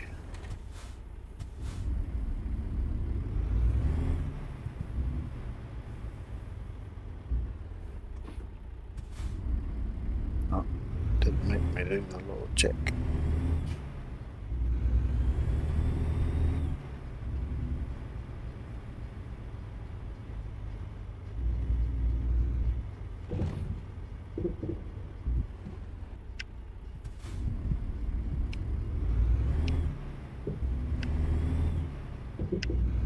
Get ready to turn left.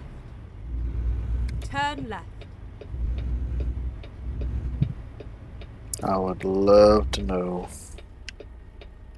what her idea of getting ready to turn left is.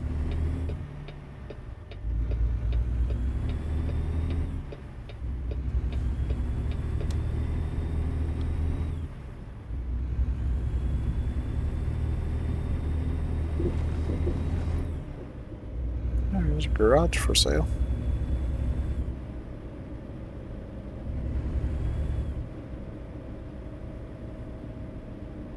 Go straight on and then keep left.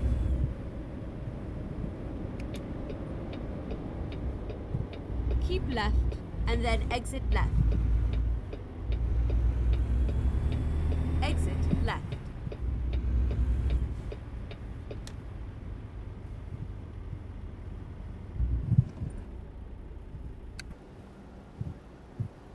Couldn't see the damn traffic light.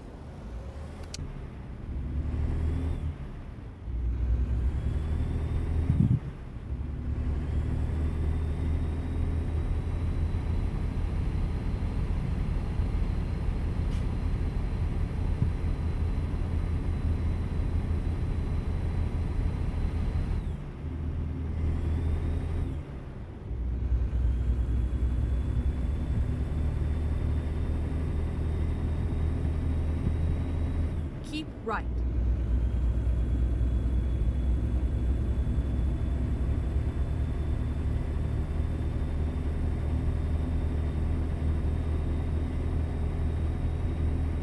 Keep right.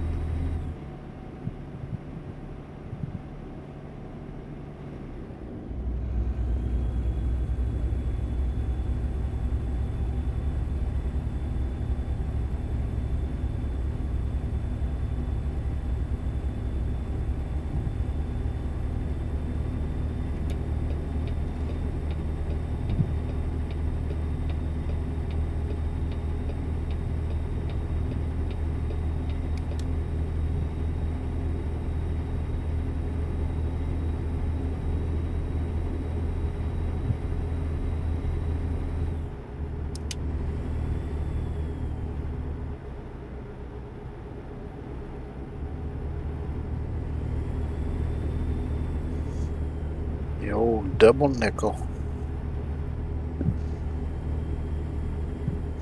Still remember when that was speed limit pretty much everywhere. It's been years ago.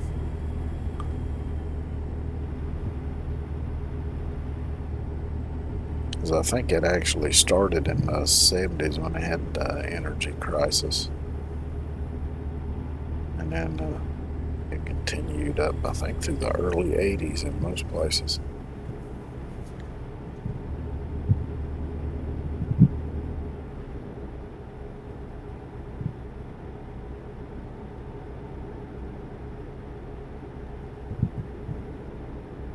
Because even the interstates back then, I think, did the 55.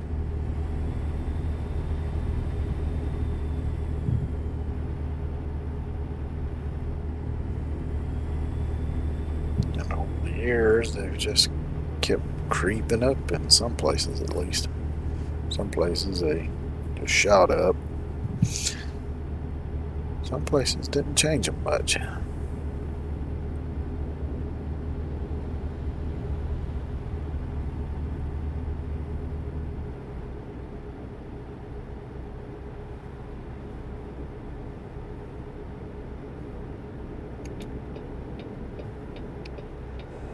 Keep left. Come on, hurry up, go on by. Get a little shitbox Prius.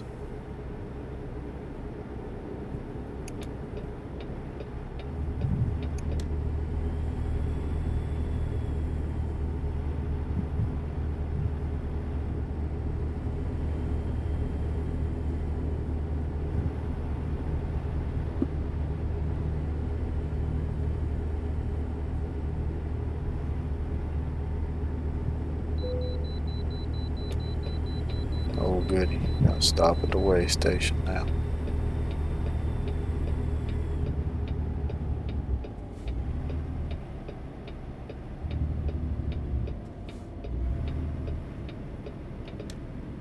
Finding a new route.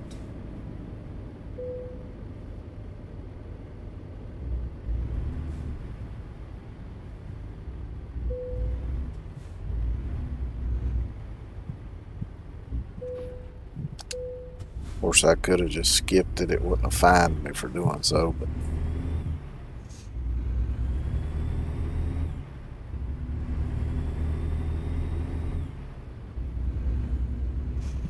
see, I'm gonna pause here right quick. I'm gonna go take a quick outhouse break, and I will be right back.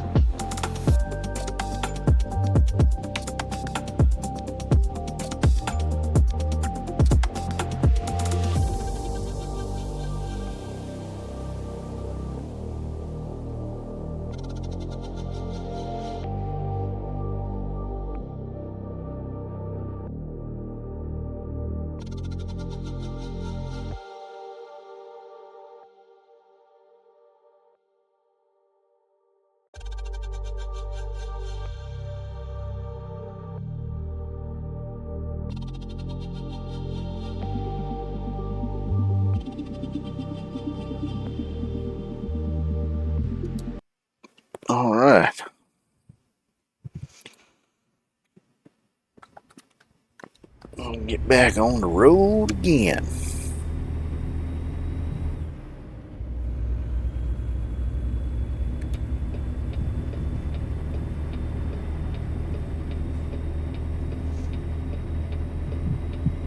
Keep left.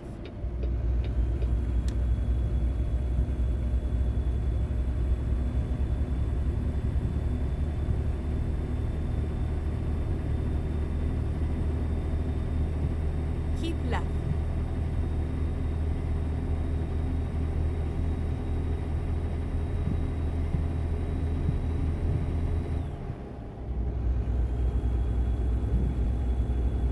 Yeah, this time seems to be picking up speed fairly decent.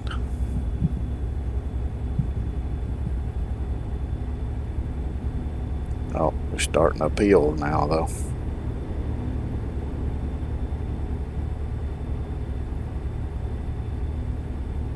Yep, that's halted progress.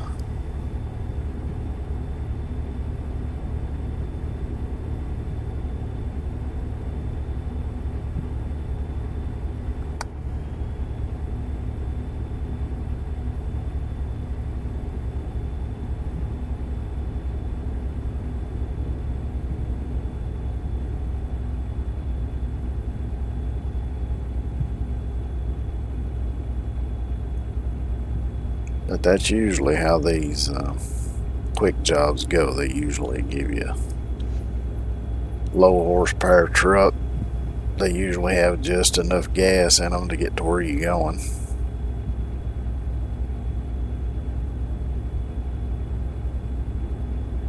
Which, as long as you got enough gas to get where you're going, that's all you need. But it would be nice if they had a little more pep in their step though.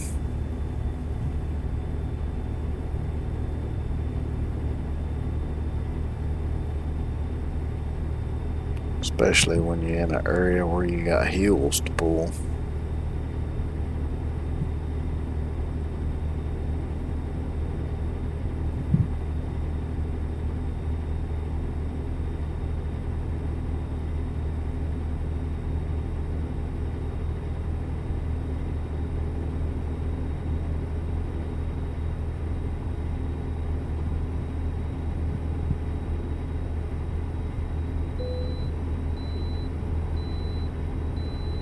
Well, I would hope so, because I just left one a few minutes ago.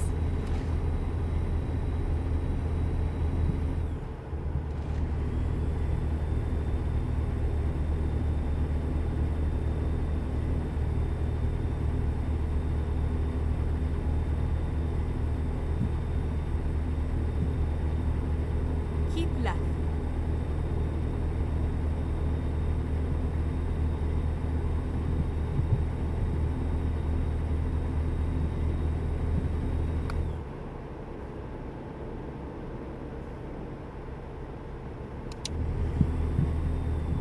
I'm just going to set the cruise right there. Oh, I want to slow down up ahead anyway.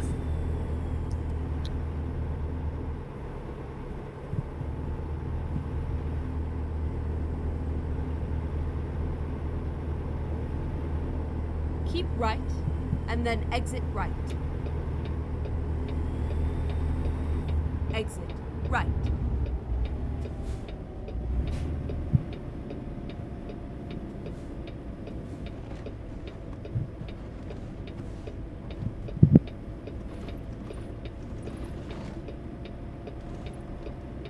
Keep left.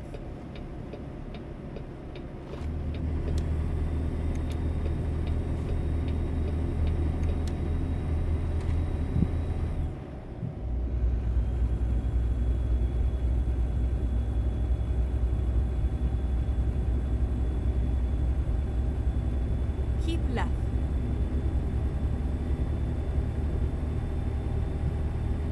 So they closed all traffic.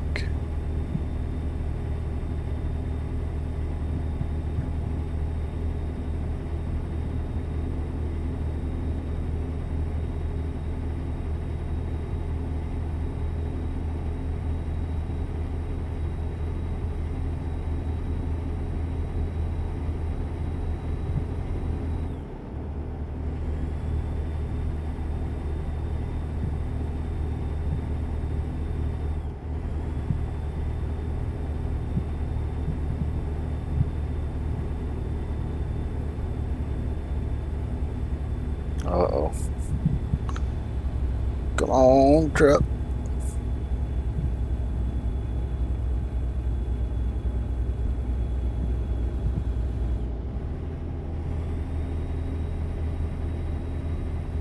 Yeah, it's definitely not liking this grade.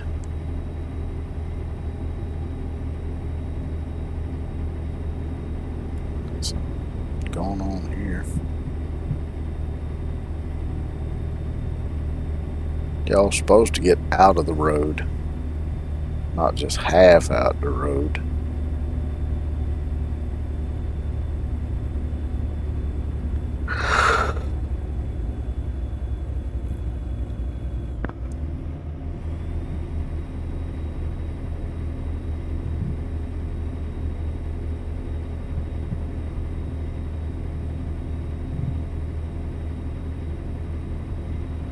Happy Jack Road. I guess Jack is happy and named a road after him.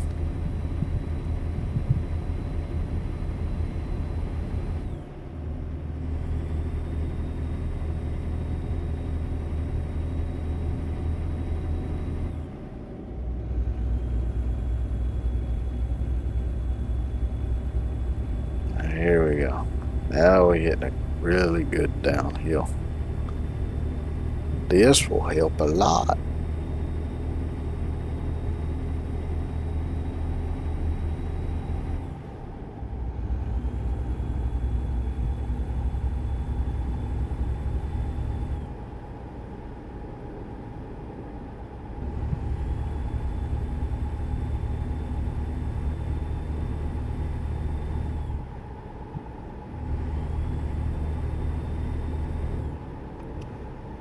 I remember one time I was playing this game off stream and I was on the road where it's got the runaway truck ramp. And I just tried to go on it, just see if you could go up it, but it had a invisible wall right almost as soon as you get onto it. It's kind of a shame. It'd be fun if they'd let you go up it.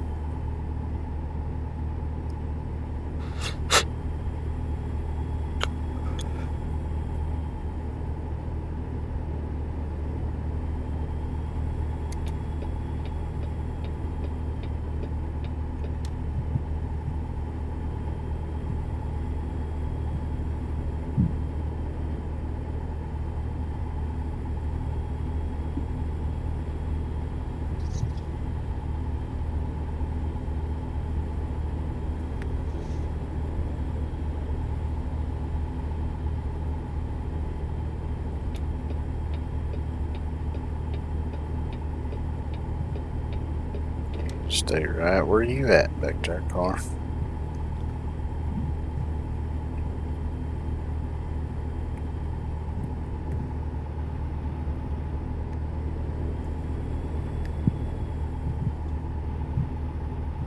Like a big old pile of just loose grass clippings back there.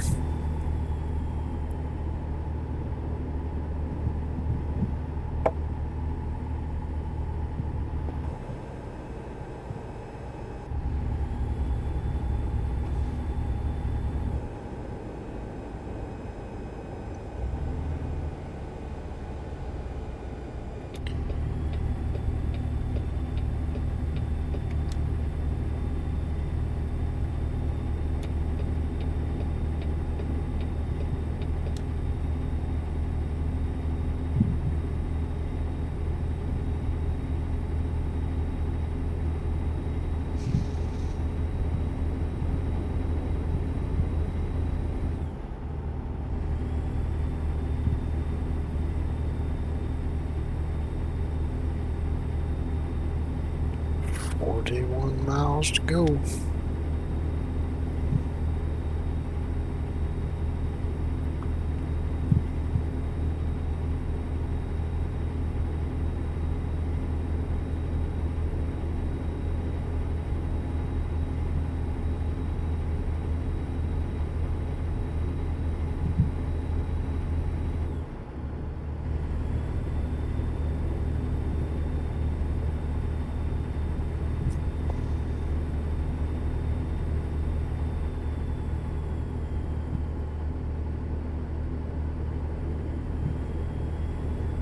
See, I'm at 53.9.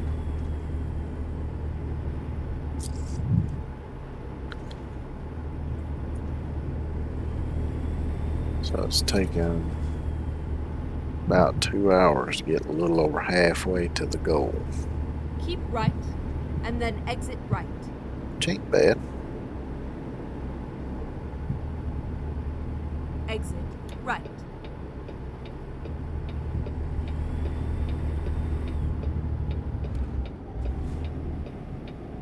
Get ready to turn right.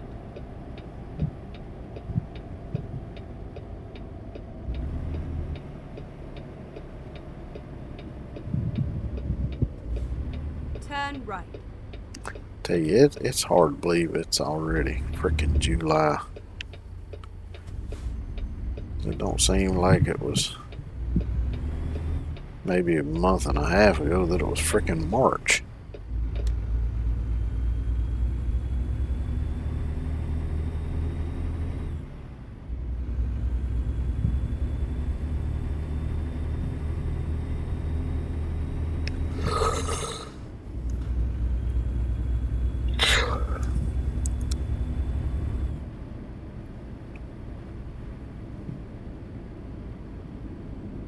I think it's fairly obvious where I'm taking this to.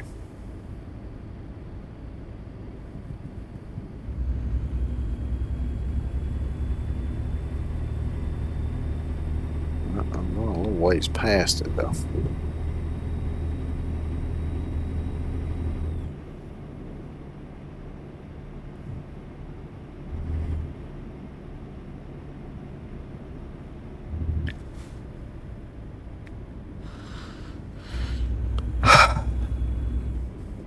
Quit that Go damn straight yawning. on.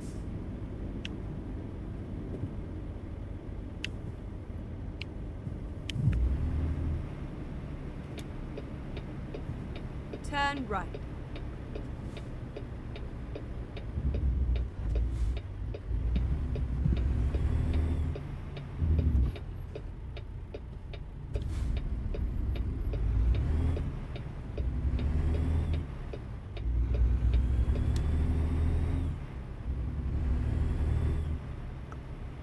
Finally, we are here.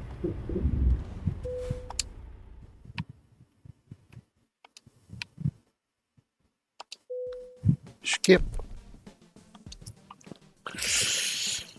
I have not had enough sleep to be trying to back trailers in today.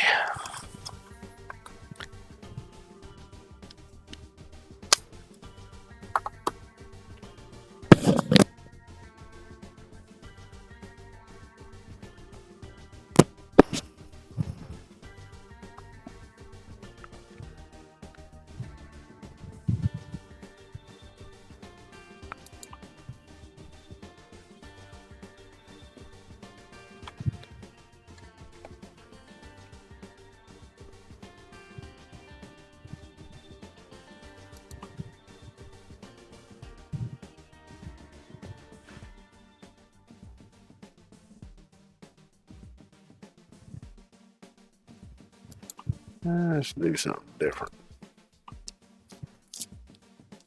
Been doing 2 or 3 tankers Drive lately, safe. so.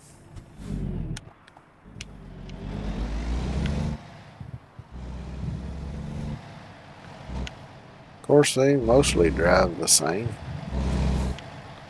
Oh wait, this is.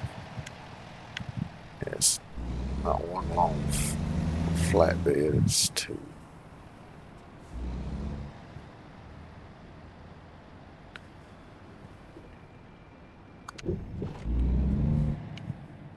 Turn right.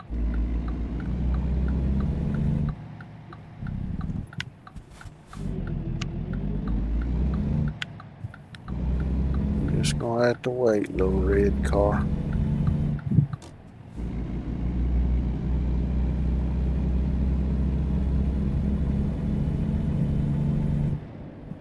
Get ready to turn right.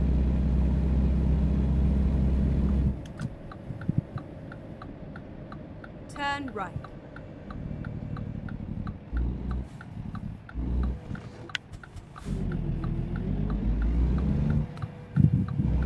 train coming through, so I can wait on that.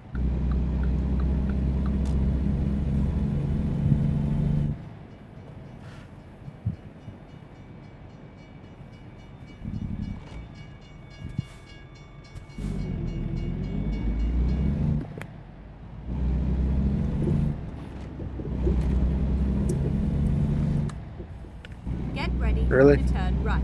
Better not pull out in front of me. Turn right.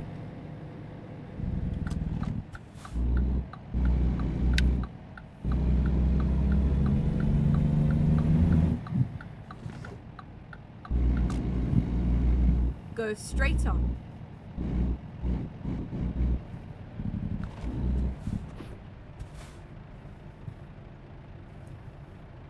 America.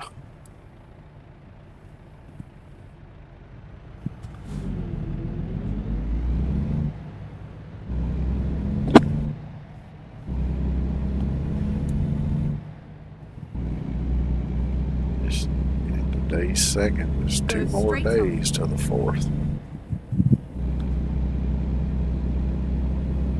Of course, I guess people will just wait till the weekend to actually celebrate.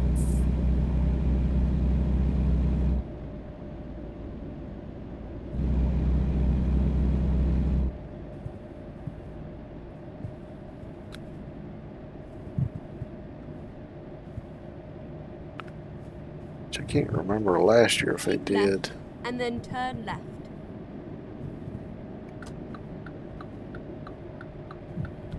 Turn left.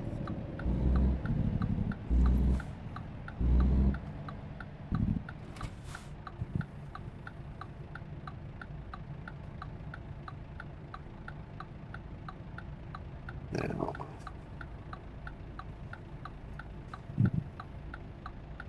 I was trying to remember what day it was on last year and whether or not they did the fireworks that day or if they waited until the weekend. Keep left.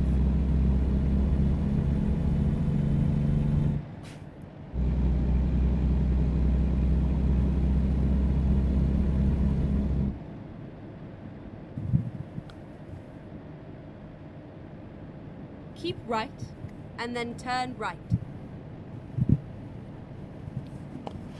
Because even though it's about a Turn right. between a 20 and 30-minute drive to town, I can hear fireworks going off from my house when they set them off in town. Because they loud. Of course, it kind of echoes through the mountains and stuff too.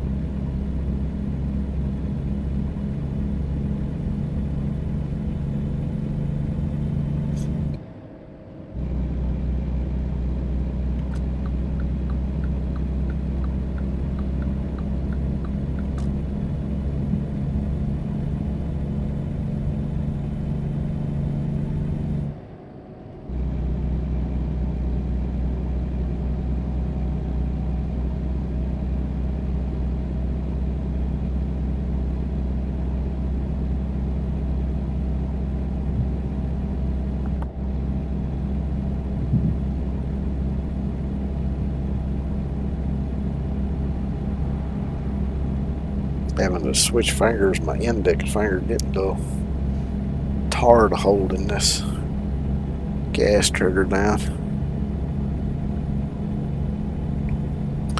I had a little bit more powerful trucks, I could get up to speed quicker and just set to cruise, and my finger wouldn't start hurting. But it is what it is.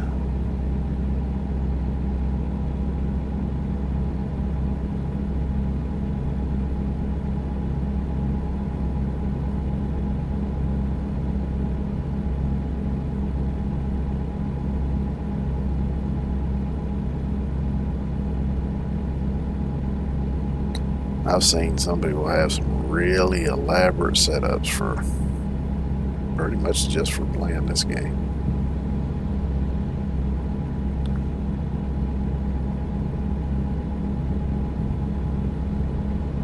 I remember seeing one guy basically had set up like an actual truck cab. I think it may have actually been part of an actual truck cab.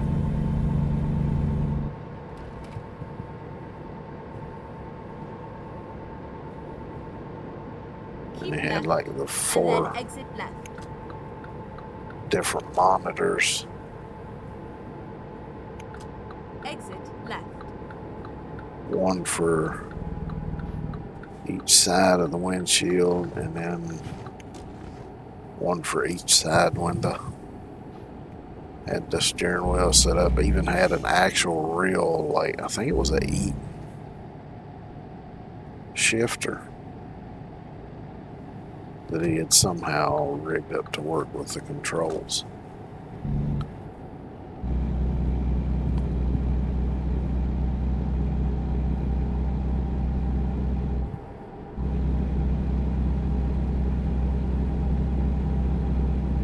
A steering wheel would be nice, but I don't think I'd want to go that far.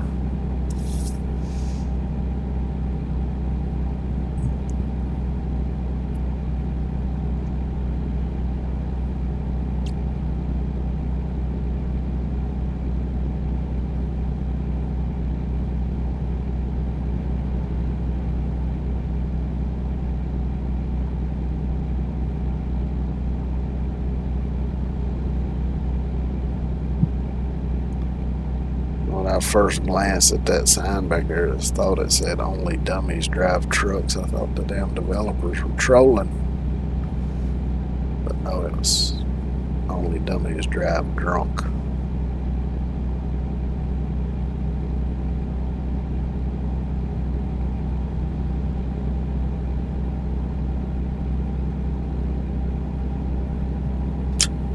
Reminds me of one time.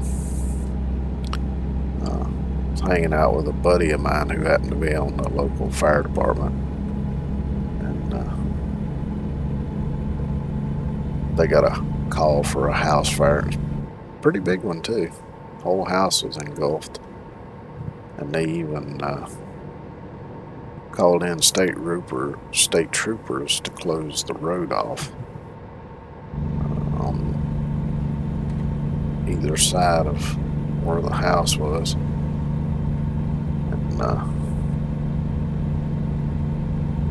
So we headed down, was going to go to the fire, because he's on the fire department, but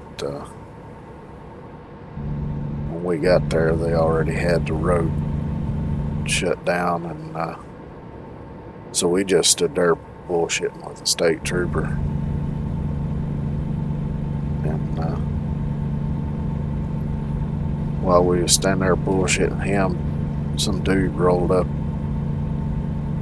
in I don't remember if it was the first or second gen Ford Ranger,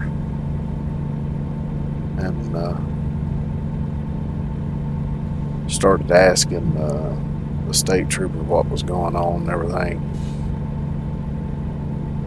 But the guy had just gotten done smoking a joint, and of course the cops smelled it. So,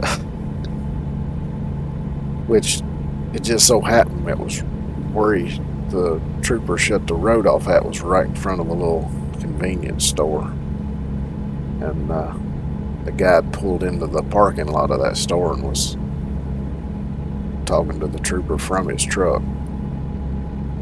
So yeah, he ended up getting arrested,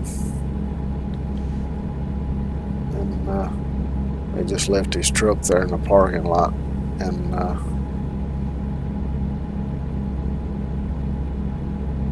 since my buddy was on the fire department, the trooper he gave us a whole box of flares out of his trunk and said, y'all keep the road closed till it's done. So he left us there to mind the road closing while he took the guy to jail.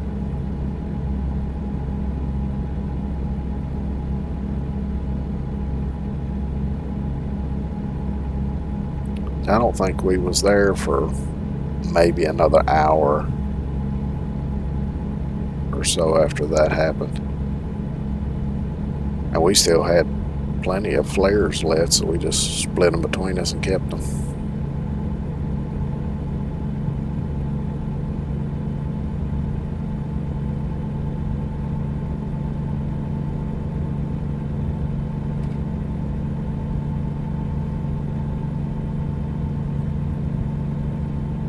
Keep right, and then exit right.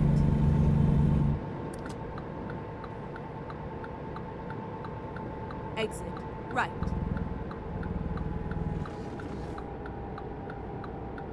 Keep right, and then turn right.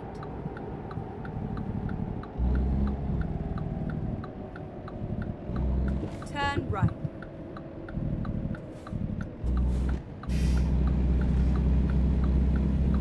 Keep left.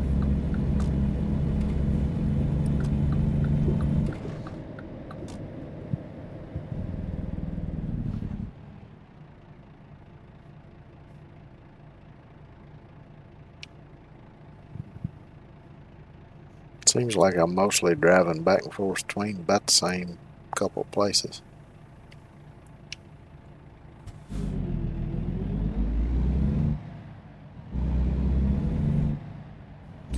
So it don't really matter as long as I'm making that money.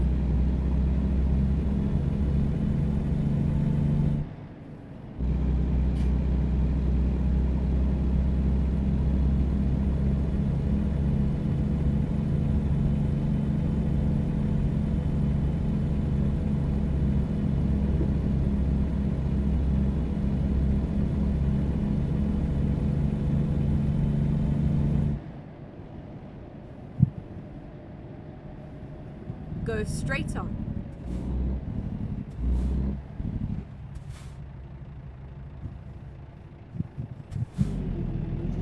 So I'm actually finding it kind of fun to be starting over again. Which I used to do that in several games.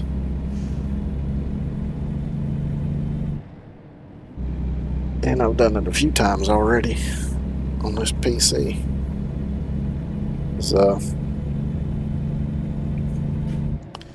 Keep They right, released and then the turn right. experimental, I think it was a couple weeks Turn ago, right. of the 1.0 version of 7 Days to Die.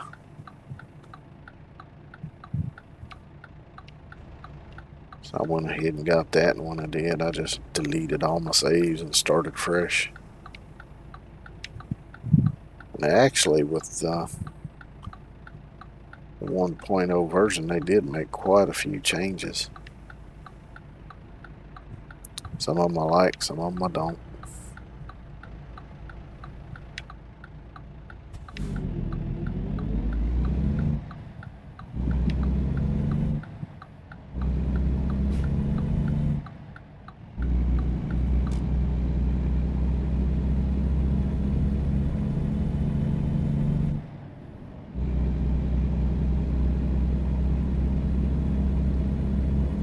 I used to do that in Ark Survival Evolved quite a bit. Done it quite a bit in Farming Simulator.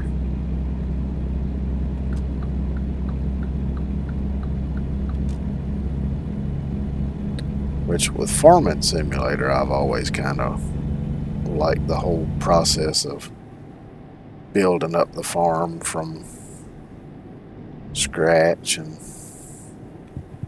all that, because usually when it gets to the point where you pretty much got everything you intended to get, and it's all about just maintaining everything and just keeping it going, I start to get a little bit bored with it sometimes. Yeah, I'll delete this save and start over.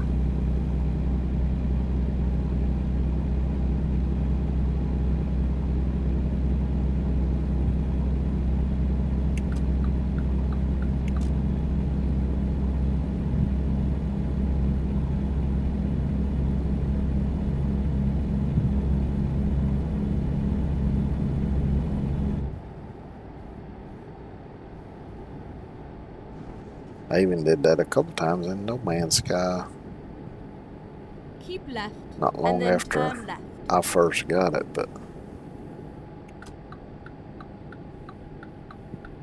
Turn left.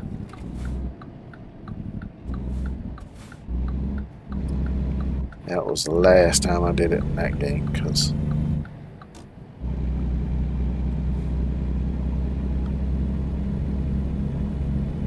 Go straight on. there's so much stuff you can progress in that game that if you keep deleting and starting over, you never ever get everything done. Go straight on.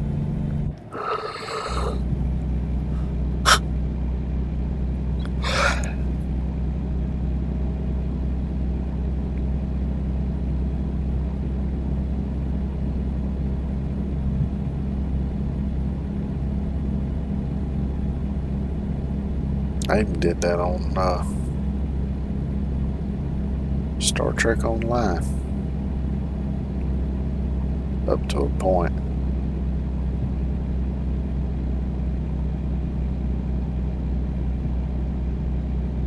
Which sometimes in that game I'd create a character and in my head I'd have a backstory for the character and everything else, and I'd play with that character for a while and think, nah, I don't really like this character. I'm gonna delete this one and do another, because you only get so many characters you can have in that game.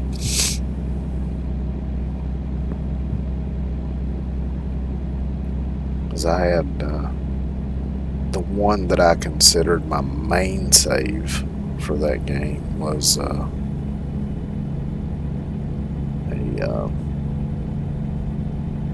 Vulcan male. Go straight on.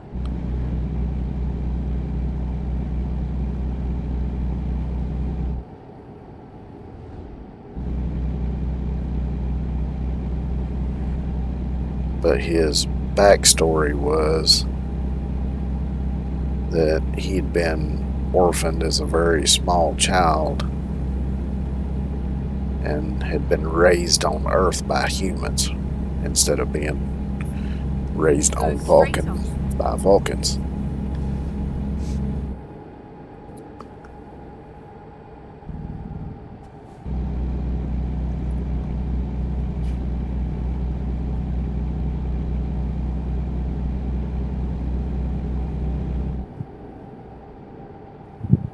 Go straight on.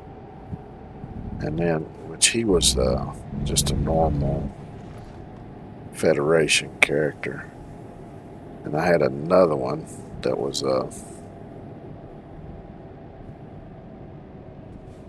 Turn left. a human male character that I made to look a bit older.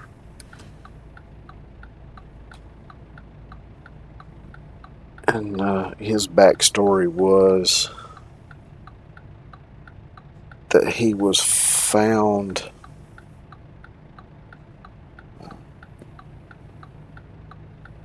to be cryogenically frozen in the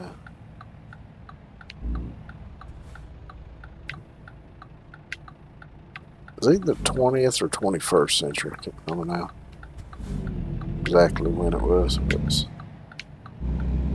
somewhere around recent times. But he was the only one that survived when they tried to revive everybody.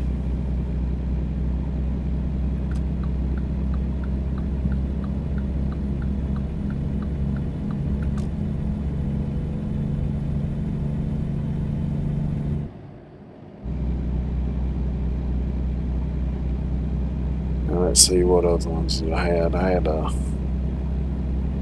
female Vulcan.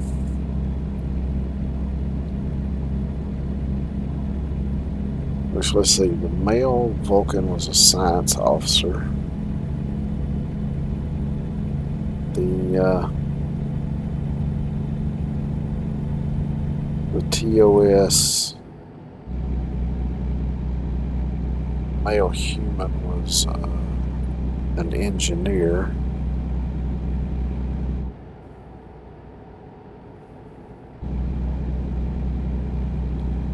The Vulcan woman was a science officer. Go straight on. Which her backstory I tied in with the male Vulcan's backstory. As far as that they'd been to the academy together and become close, and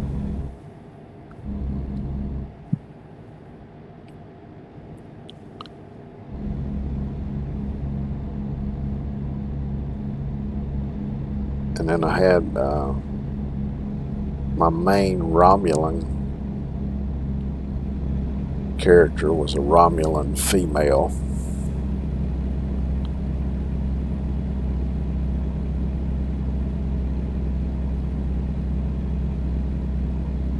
Who was a little bit on the wild side, shit.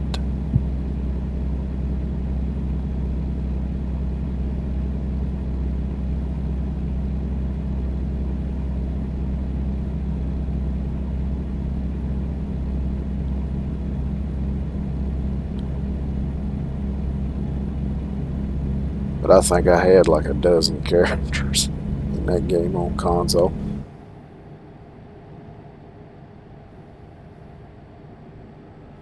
Go straight on. I think, if I remember right, I had a fairly even number between the regular Federation. Keep right, and then turn right. The original series Federation, and the Romulans and the Klingons. Right. Which later they added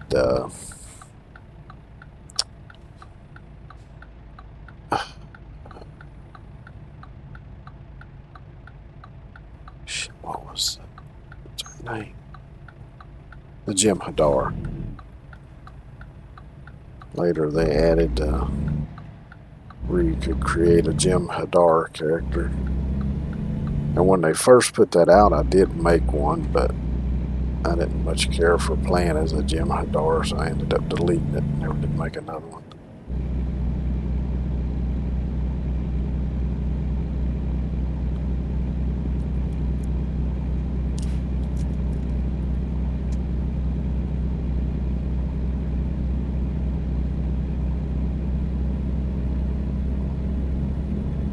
Keep left, and then turn left.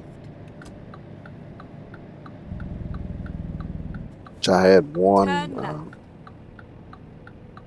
Klingon character who was actually a human male, but he was part of the Klingon Defense Force. And his backstory was kind of similar, where he was and then turn left. Orphaned and then adopted and raised by Klingons. Turn left.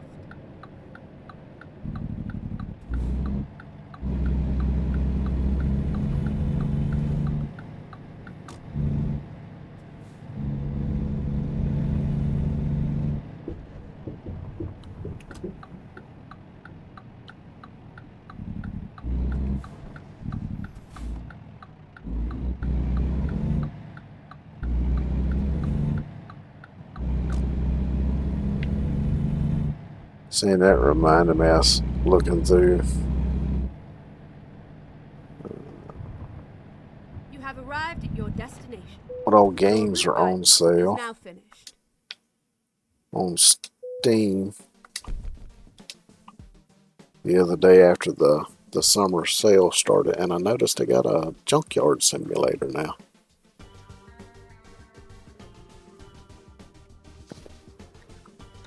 Which they've always had the car mechanic simulator. I've never played it now. Years and years ago, I actually played a game that could be considered a precursor of that. It was called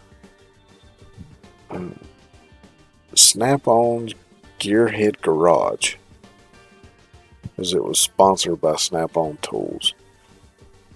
And the game came on a disc in the back of a car magazine. And it was a PC game. It was kind of fun, which the PC I had back then wouldn't have played much beyond what that game was. 75, 331, 25 more thousand. We can do the upgrade to the garage and get 5 slots instead of 3.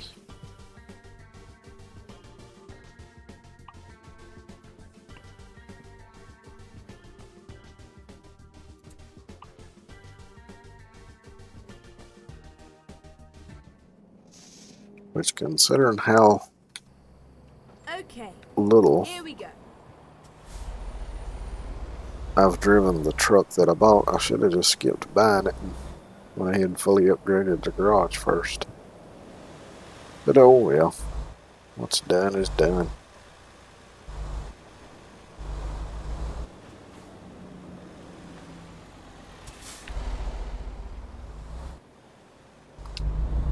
Turn right.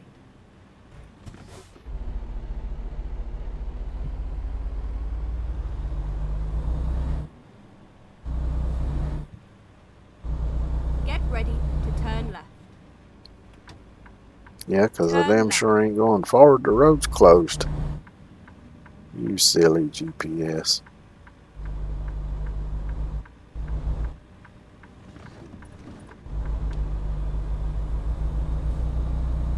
Get ready to turn right. Turn right. And I got that road closed too.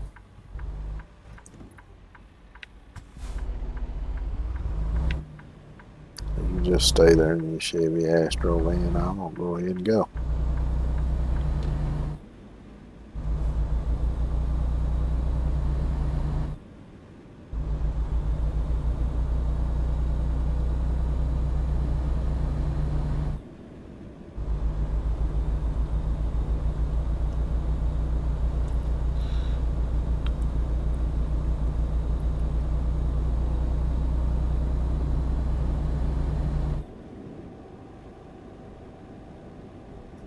Which I think at least a couple of the NPC cars that they chose for this game were kind of odd. It's like there's one that resembles the Dodge Magnum station wagon that came out here a while back. Which is weird because it's not a very popular car. I don't think he even made it for very long.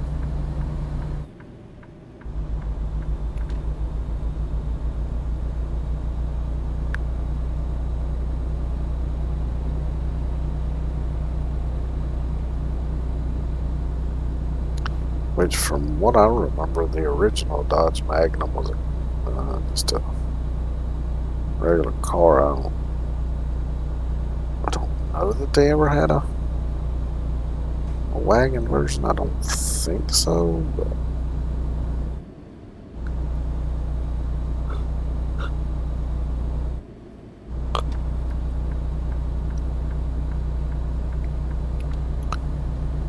because I knew somebody that had a Magnum. I don't remember what year model it was.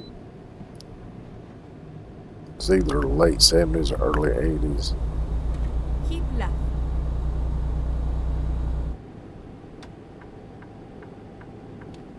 It's just a big old 2-door car. Never mind. I'll find a new route. At least I think it was 2-door. Yeah, I believe it was. Ruby_Adams is now following. Thank you for the follow, Ruby. Welcome to the stream. Hey, Can Raccoon, how y'all doing today?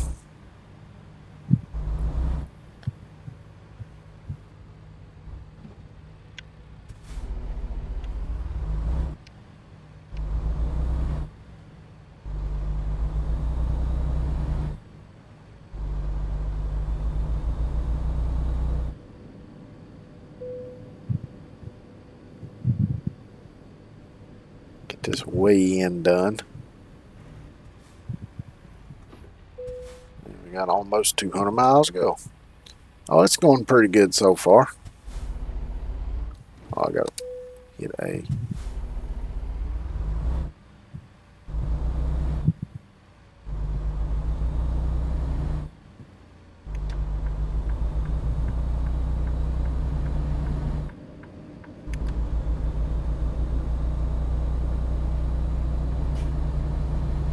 Keep left.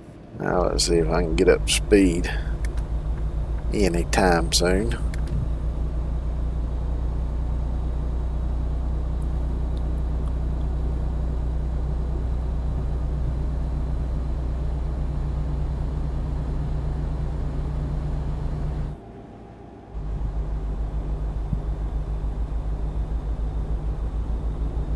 Yeah, Medieval Dynasty is what I played. I stream Monday through Thursday from 1 p.m. Eastern Time. I generally stream between 4 to 6 hours. So yeah, it's pretty much a full-time thing. I'd consider it that.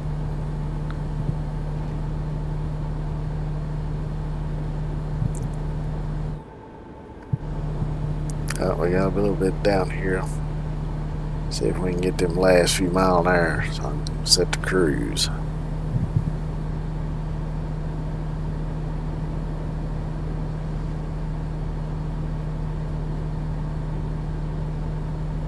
Yeah, I'm usually pretty chill.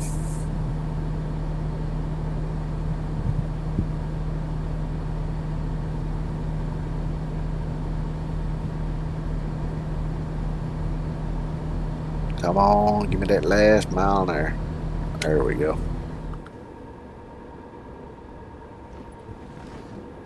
Set that sweet, sweet cruise control so I don't have to hold the button down. Give myself arthritis of the index finger.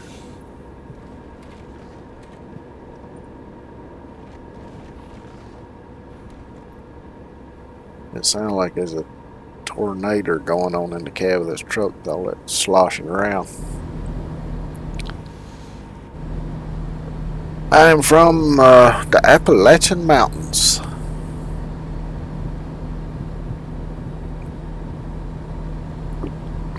Just an old country boy.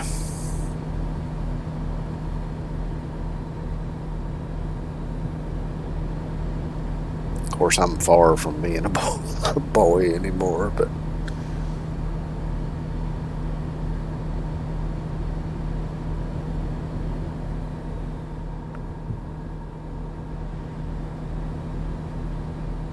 I come on.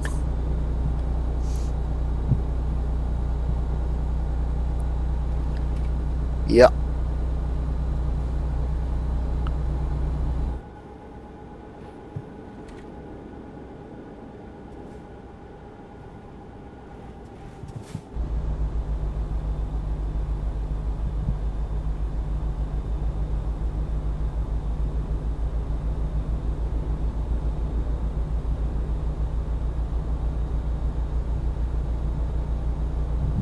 Oh, cool.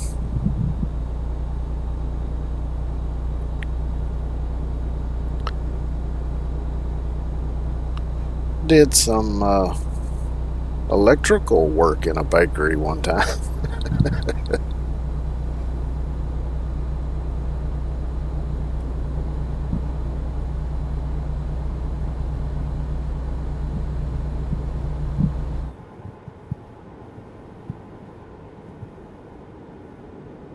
Keep left.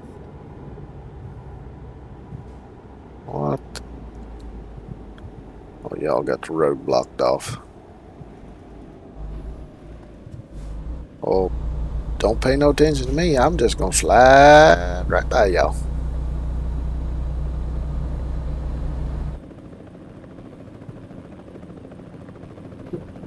Oh, yeah, that wasn't too good.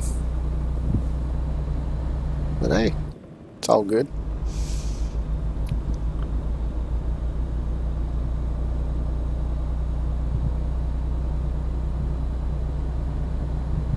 Keep left.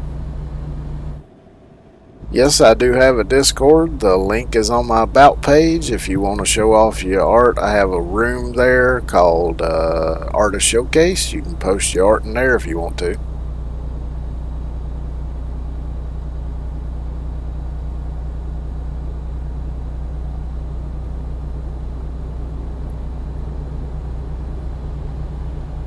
Now I gotta get back up speed after that little debacle.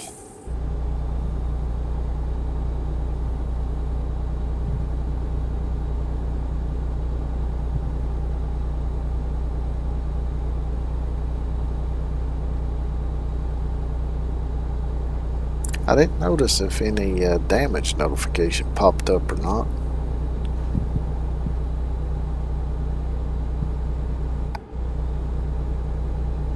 But it don't matter because what's done is done. Ain't no going back and fixing it now.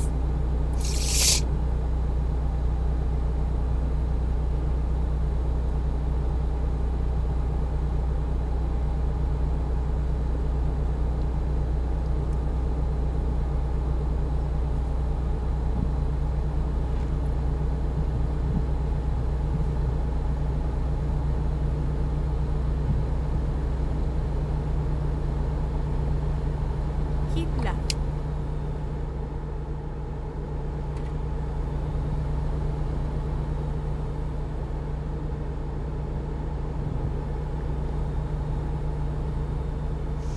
Yep, I'll check it after stream.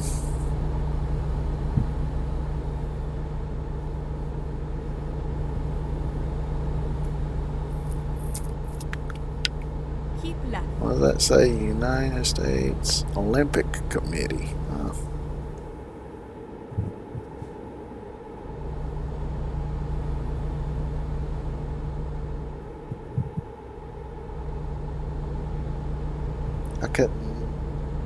I couldn't tell you the last time I watched an Olympic event.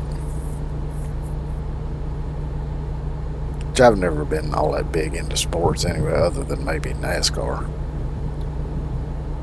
And it's been probably 15 years since I've watched NASCAR.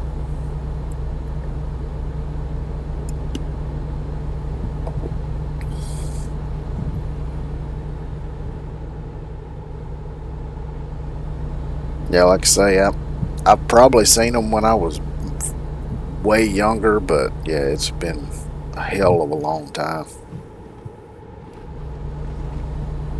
Yeah, when I was real little, I used to watch some sports, and for a while, I kind of got into basketball, but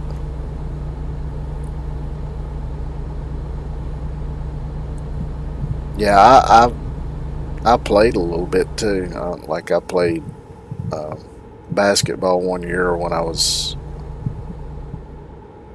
in grade school, which that was real early in grade school. I don't even remember what grade now. And I tried baseball and I played one game and I got to play for like 2 minutes out of the whole damn game. So I was like, I'm just wasting my damn time here.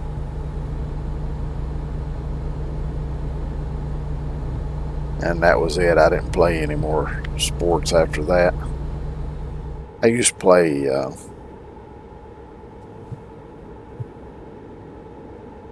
me and a neighbor kid would play football sometimes out in the yard. And then sometimes me and some kids from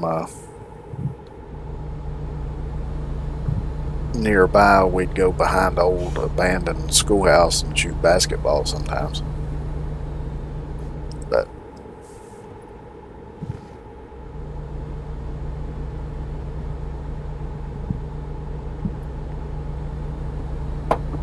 But yeah, there for a while I watched NASCAR regularly, but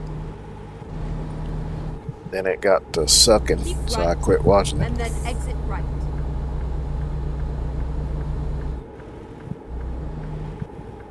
Exit right. Keep right.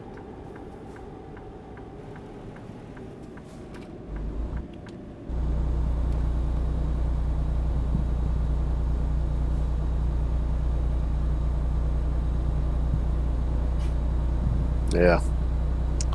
Well, when I was younger, it was mostly me playing with the kid from next door who was like 2 years older than me. So by the time I started playing Keep right, and then ball with exit other right. kids up behind the abandoned schoolhouse, I was probably already a teenager by then. Exit right.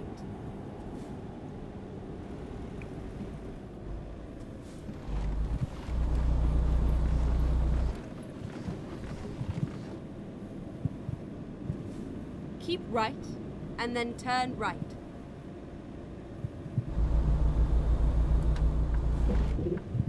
Turn right.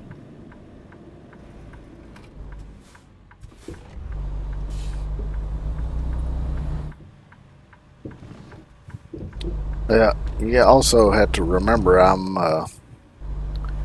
from the tail end of Generation X, so we were kind of feral growing up, as some people say.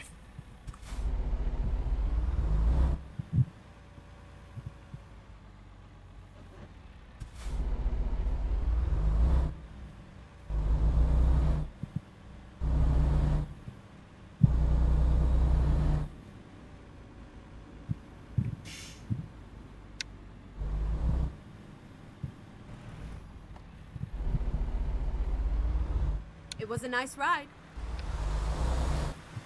I'm glad you enjoyed it, GPS lady.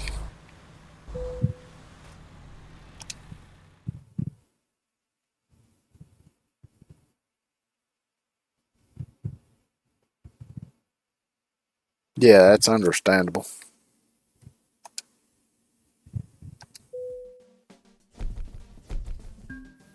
Which, when I was young, living out in the country, they was very, very little crime, which there still ain't much. Mostly the only crime you find around here is like a little bit of theft here and there. You might get a little bit of domestic violence here and there. Maybe a little bit drunk in public or drunk driving once in a while.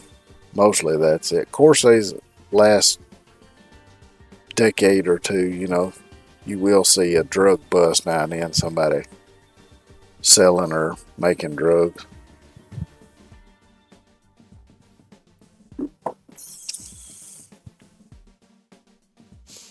Yeah.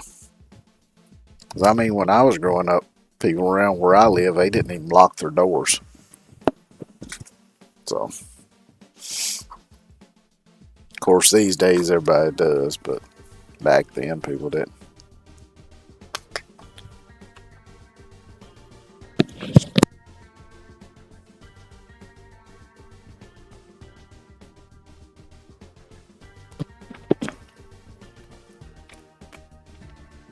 What am I at? 86, 808.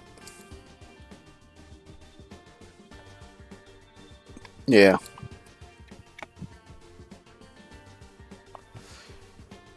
But you always got to be careful with people when they jump in international borders, because you never know what kind of people they are. They could be good, decent people, but again, they could be running from the law or anything. So,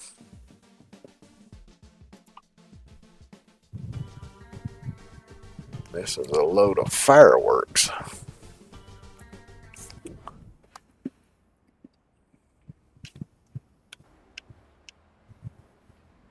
Holy shit, 3 Let's go. trailers.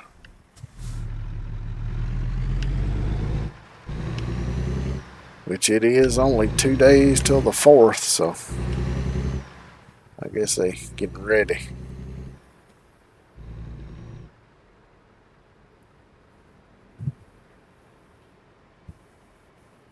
Yeah.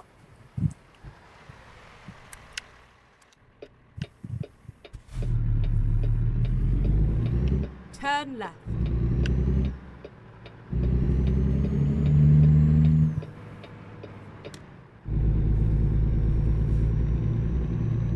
But yeah, I remember when I was growing up, just about everybody that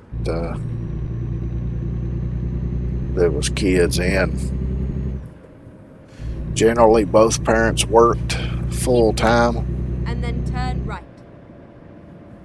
Of course, we went to school Turn right. from like August till May, and we'd have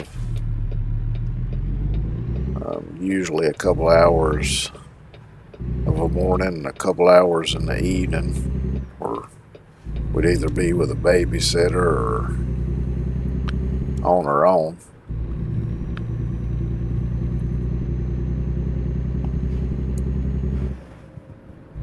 But yeah, we pretty much go outside, play in the woods, do whatever, as long as it's home by dark.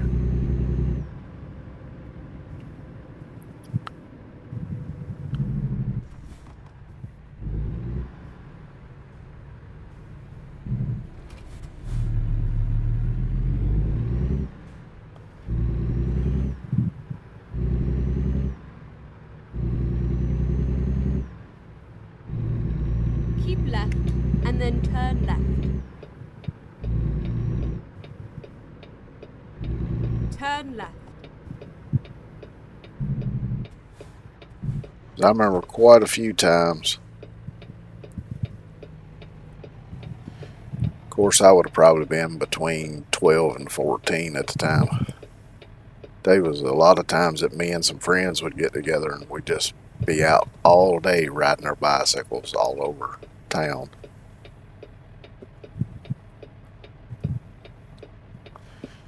Parents didn't know where we was. They just knew we was out riding around on bicycles.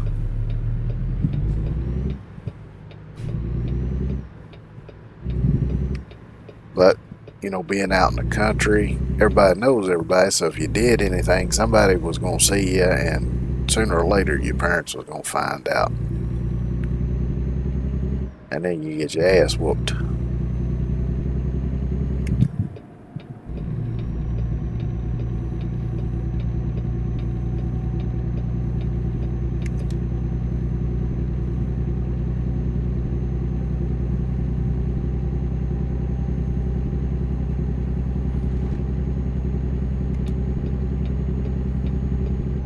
Keep left.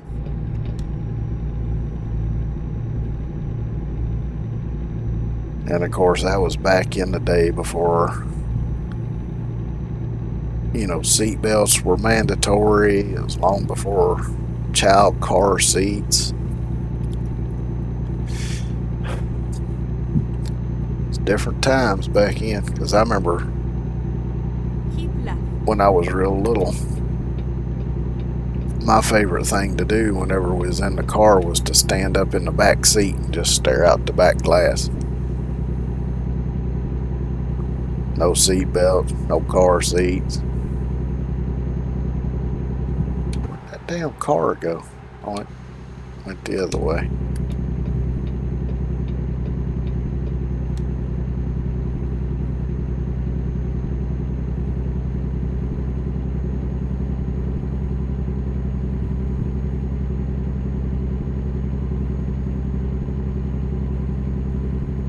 Yeah. Well, like I say, when I was real little, I always had a babysitter, but once I got probably about 12 or 13 maybe, my parents would just leave me by myself too.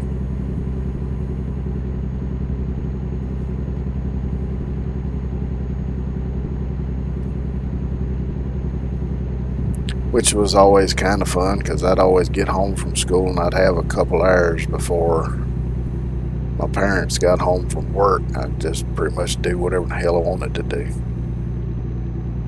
Had the house to myself.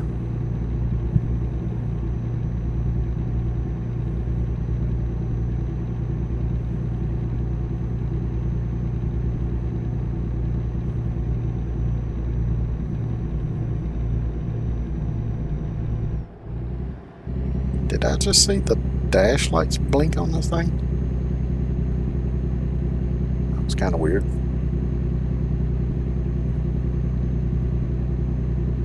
Yeah. Well, I was taught how to cook pretty early on, at least some basic stuff, so.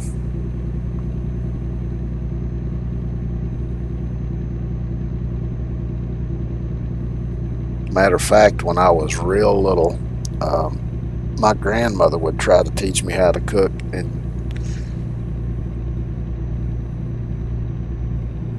I couldn't have been more than 4 or 5 or 6 at the time because she died when I was like 7, so. Keep right, and then exit right. Which I don't remember it, but I've had a lot of relatives tell me that Right. she would always try to teach me how to cook and stuff.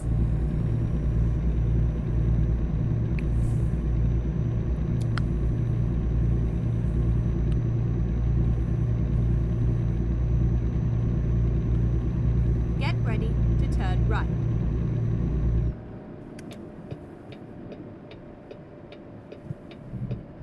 Yeah. Turn right.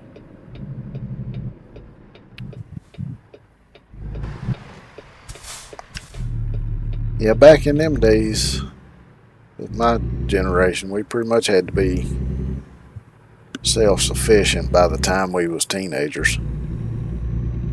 Otherwise, we might go hungry. Because about every one of my friends that I went to school with, it was pretty much the same for them. You know, some of them had a little bit stricter parents. Some of them, parents were, you know, didn't even know where they were most of the time.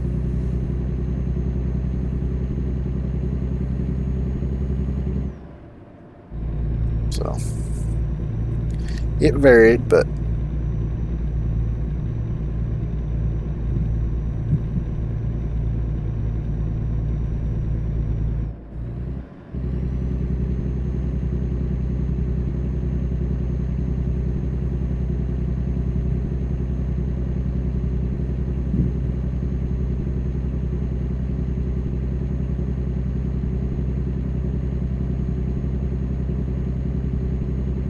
yeah, sometimes you'll hear Gen X referred to as the feral generation because we kind of were.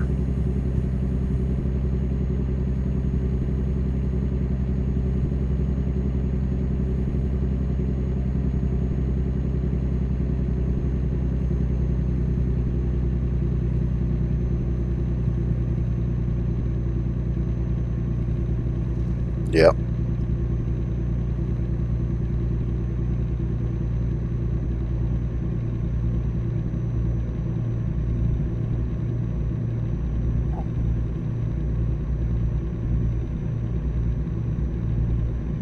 Hello, firefighter Dave. How you doing today?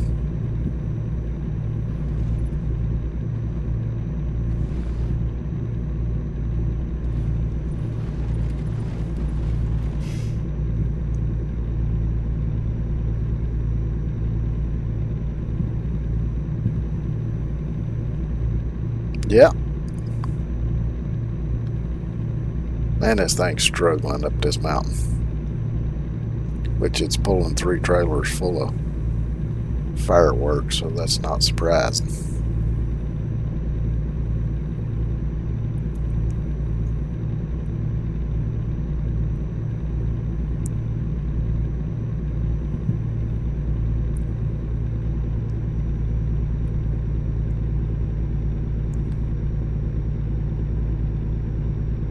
Yep.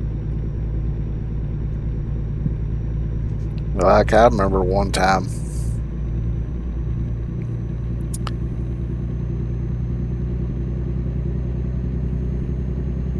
I probably wouldn't be like 5 or 6 years old at the time, I think. And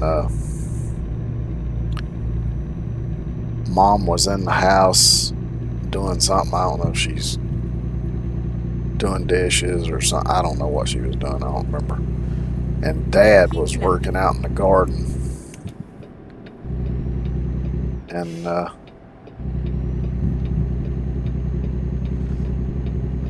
I was playing kind of at the edge of the garden where it met the woods behind the house. And I saw a snake. I have no idea what kind of snake it was, but I picked up a stick and just started beating on it. And even though my dad was right there in the garden and could see me, he was busy doing the gardening. And they had no idea what was going on. And I had a dog at the time, and it started barking and going crazy at me beating that snake. And that's when they figured out what was going on. But by then, I'd done killed it anyway.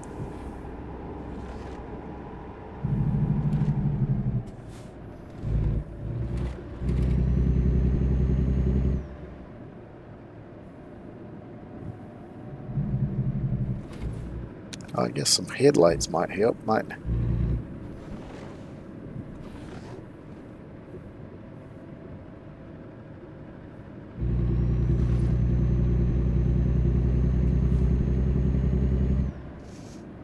Yep. Yeah, I learned all that stuff too.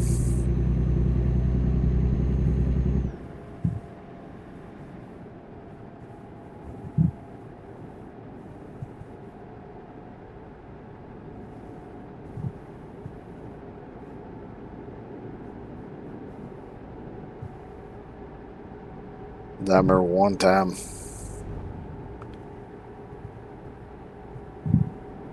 I think I might have been like 9 or 10. Got some rock slides going on. My dad was out push mowing the yard, and something happened to the mower. I don't know what. But anyway, I just happened to be outside, and he wanted me to. He was trying to restart it and wanted me to hold it down, and I didn't think about it. Motor still being hot. And as I was holding it down, I laid my arm against the muffler on that thing. Burned a pretty good circle on my arm, but I used to have a bit of a scar there, but it's pretty much gone now.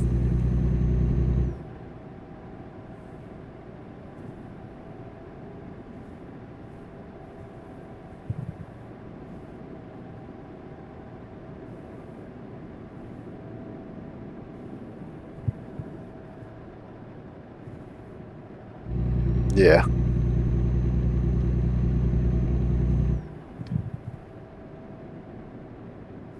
Well, I think some of that comes from like, you learn certain things and then you apply common sense to things that you haven't yet learned, and you're able to figure them out. Because that's like how I taught myself to work on cars. I started by working on lawnmowers. I'd just tear them apart, put them back together, see how everything worked, and then just kind of scaled that up, multiplied it when I started working on cars.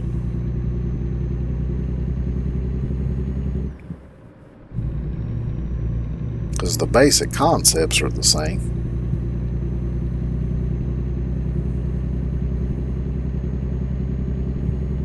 Of course, I did eventually take auto mechanics in vocational school during my last 2 years in high school.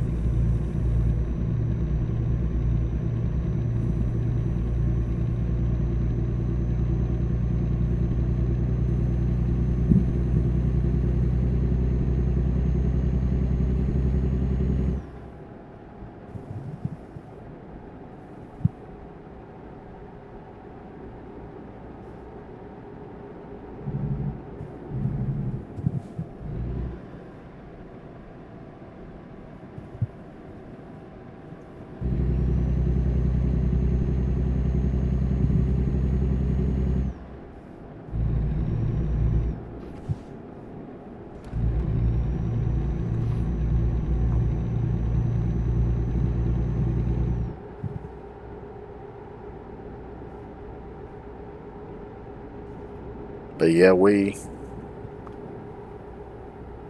much everybody I grew up with, we all learned a whole lot of stuff without necessarily having to be taught it.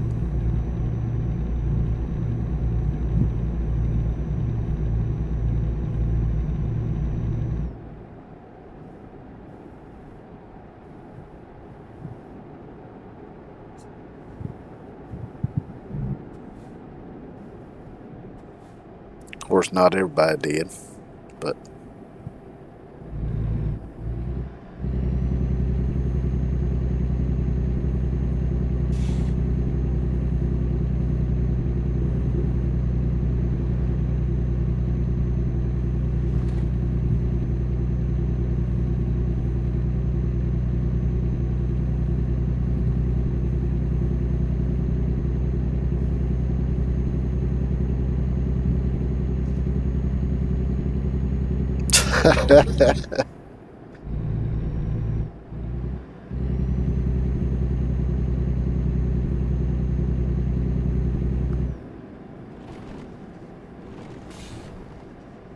yeah, when I was growing up, people didn't go to the doctor for everything. Only time they went to doctors if they was sick or if they thought they might die.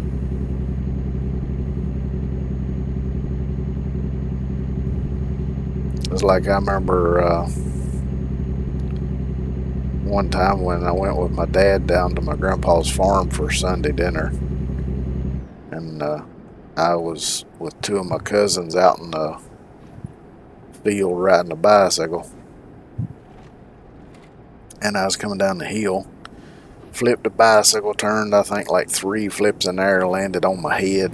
I was knocked out for like a second or two, and got up and started walking down to the house because I was mad and I was going to leave that bicycle laying in that field. And I didn't think there's nothing wrong with me, and then one of my cousins said something that kind of worried me a little bit. And apparently I was bleeding, so I reached up and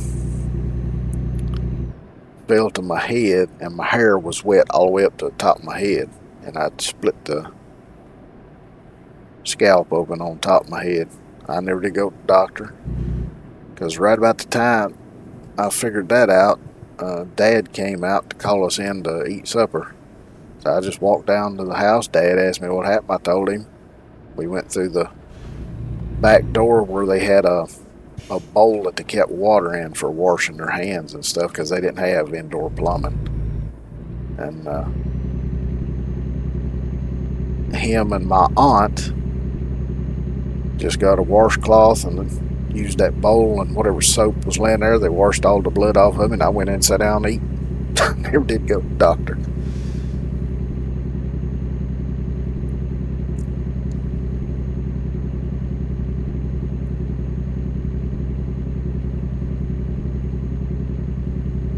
Yeah.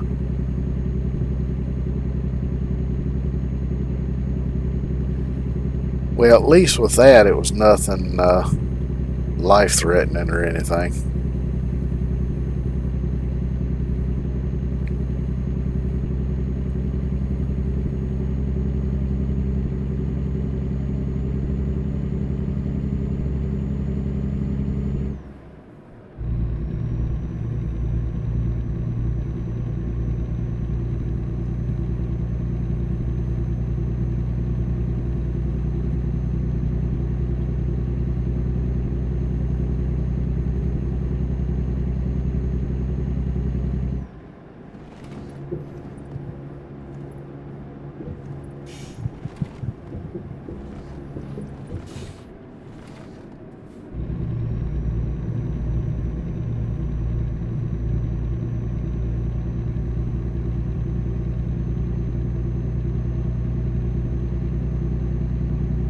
I remember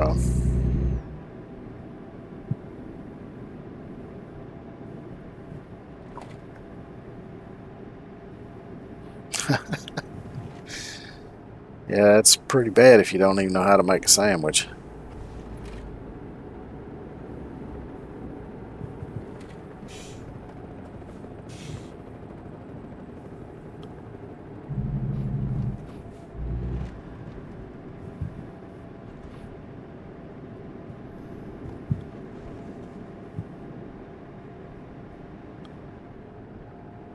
Which I'm actually a pretty good cook. The only thing I've always had trouble with is making bread. I've always had trouble making bread. Keep right. Pretty much anything else I can cook. And a lot of times I'll just go in the kitchen when I'm hungry, see what's in the fridge and the freezer. If there's anything in there that looks like it might spoil soon, I'll try to figure out something to do with that so it don't go to waste. And I'll Go just straight on. throw shit together and make a meal out of it. Usually it's pretty good.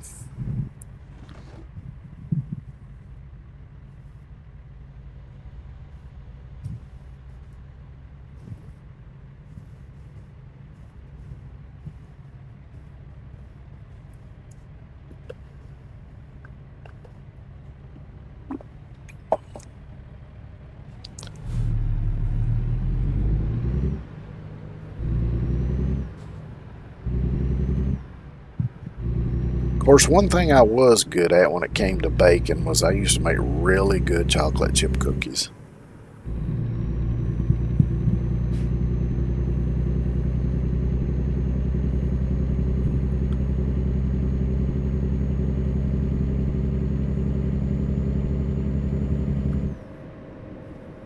Yeah, Go I do straight that on. a lot too. Just find a recipe for something. Most time it's if I get bored eating the same thing and want to try something new, I'll look up a recipe, or if I get my hands on an ingredient that I'm not really that familiar with, sometimes I'll do that. Yeah. Keep left. Well, And that's then turn another left. thing that I used to do really good at with when it came to baking Turn was left. the boxed cakes.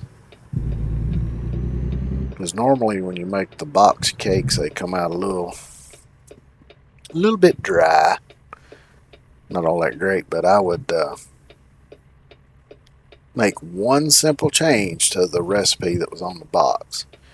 And I would use just slightly, very slightly more uh,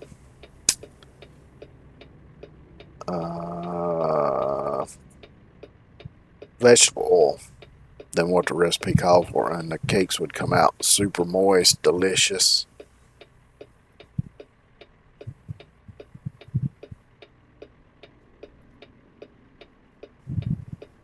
Yep. Now, see, I've tried to do that with making bread, but it always comes out, it either won't rise good or it's way too dry, and I don't know why. Maybe I knead it too much, or who knows what. But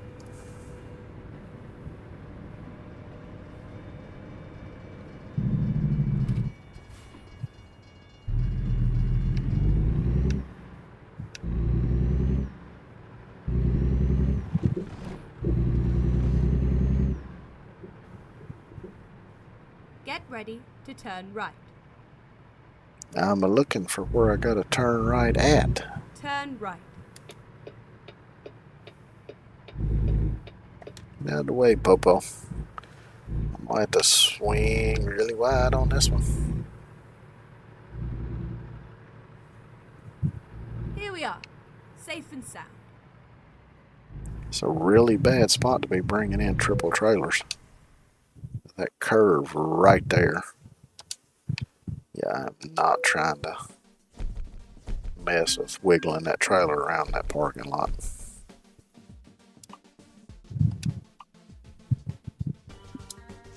What am I? Ooh, almost there. One more job and I'll be able to upgrade the garage to 5 slots. Yeehaw!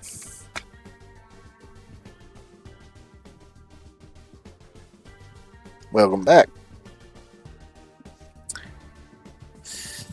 Let's see, I don't want to do any of them.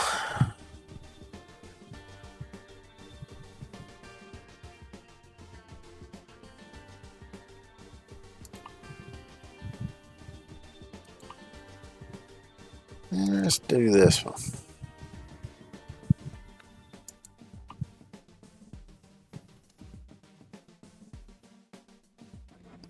Ready to roll. That's a little concerning. Make a U-turn. I like the sort of white face, classic looking gauges in this truck.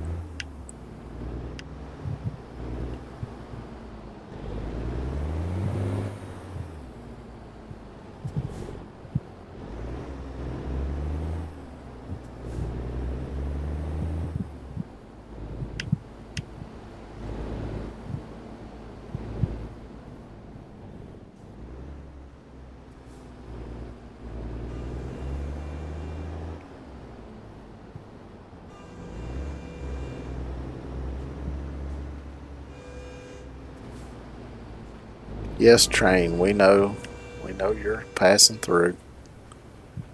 Turn left.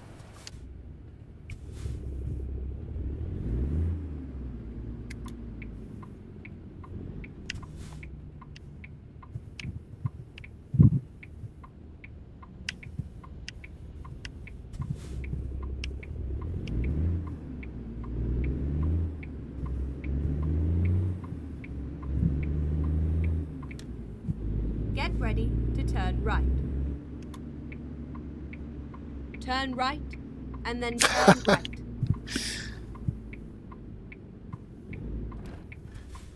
Yeah, I've known a couple of people like that. Turn right.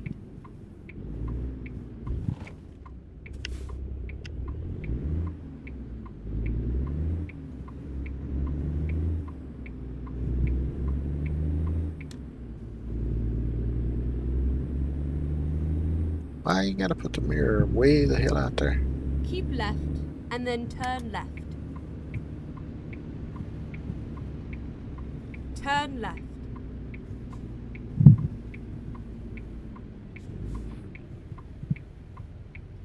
Actually, let me, since that mirror's far out, I'll add that one back.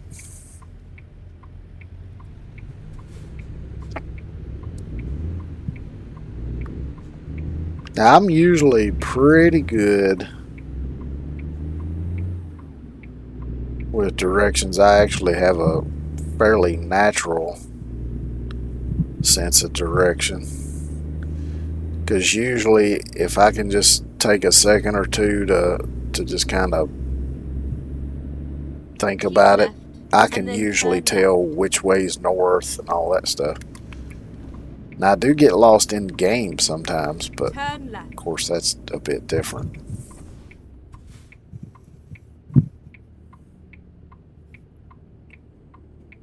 Because I remember one time, me and a buddy of mine uh, decided one day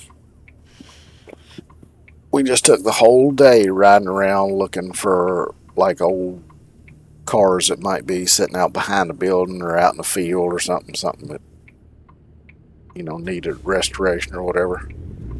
And we ended up in the next state over in a town that neither one of us had ever been to. And we pulled up to the first red light in town, and my buddy, he was getting a little bit agitated because it was starting to get a little bit up in the evening, not too late, but he was like, well, how are we going to get home? Because the way we came, if we went back home that way, it was going to be very, very late when we got back. And I just looked around for a second. I thought, no, I'll just turn left here. And of course, he was doubting me the whole time. But I turned left and I stayed on whatever road it was I got on, and was on it for probably over an hour. And then came to the end. It was just a little single lane paved back road.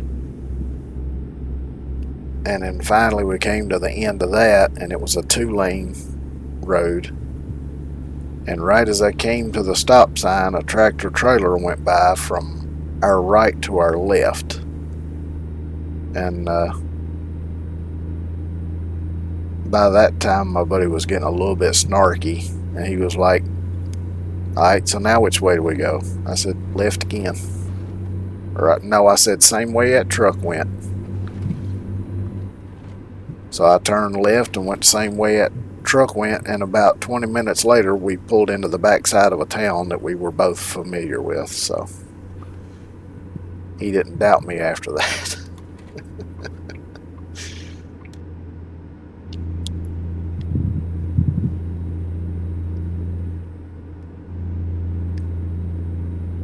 But that's one of the things, because living in a small town, once I got my license, there was no place for any of us kids to go to do anything. I mean, the only thing we had to do was go ride up and down the main drag in town, or go sit in a parking lot at the shopping center and just hang out. And then it got to where the town cops would come and run us off from there, because the businesses didn't want us hanging around, even though nobody heard anything. And by then they were usually closed anyway, so it wasn't hurting business at all. But they just decided to be assholes. But I mean, there was no place for us to go or anything for us to do. So a lot of times what I would do, myself and some of my friends would do too, is 2 or 3 of us get together, hop in a car, and just drive somewhere we'd never been before, just to see where it went.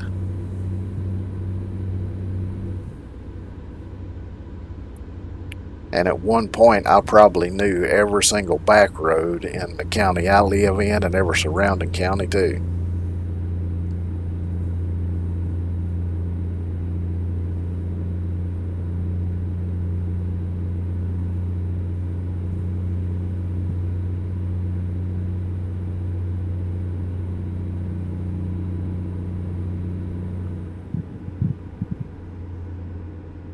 I remember one time, one of the guys I went to school with, his dad opened up a pool hall in town to try to give us kids something to do. But people kept complaining. I don't know what the hell they were complaining about, because it was in one of the shopping centers. So it wasn't like they were making a lot of loud noise near somebody's house. But I don't know. Somebody kept complaining, and the cops kept going over there. I don't know if it was for loud music or what the hell it was, but anyway, they ended up shutting it down.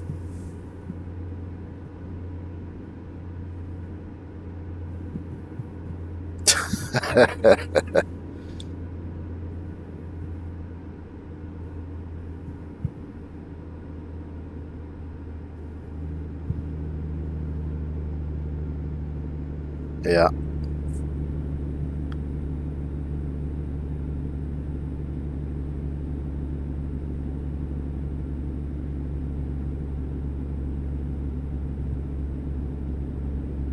Yeah, I've always felt like I have a little bit of sensitivity towards electromagnetic fields, and I think that's part of why I have such a good sense of direction.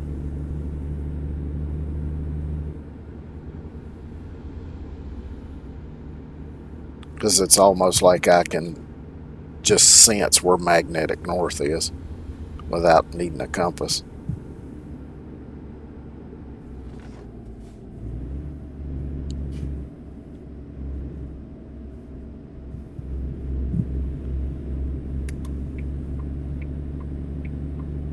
Let me see if I can get by this slow ass truck.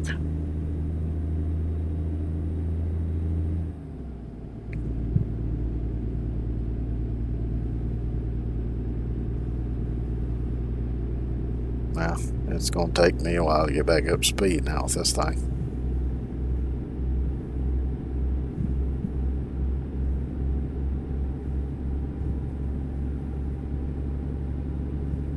Yeah. My memory ain't ever been great, but last few years, my short-term memory, long-term memory is fine, but my short-term memory's gotten pretty bad.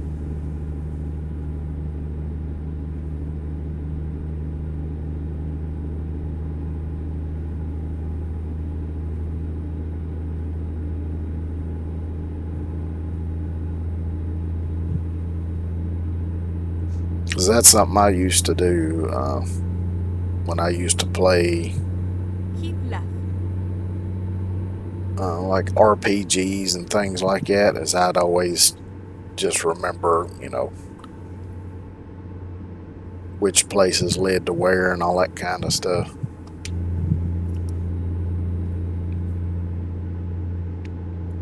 But now, like I play Minecraft sometimes, and I'll get lost in that game sometimes.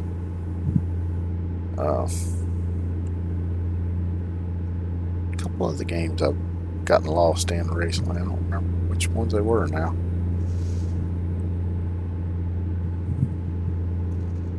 Yeah, I don't remember shit from yesterday. Only thing I remember is that I streamed Minecraft. Other than that, I don't remember shit.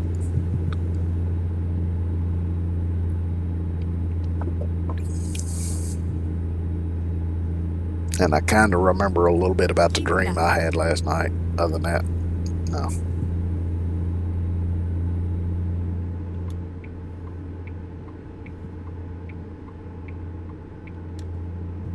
Keep right, and then exit right.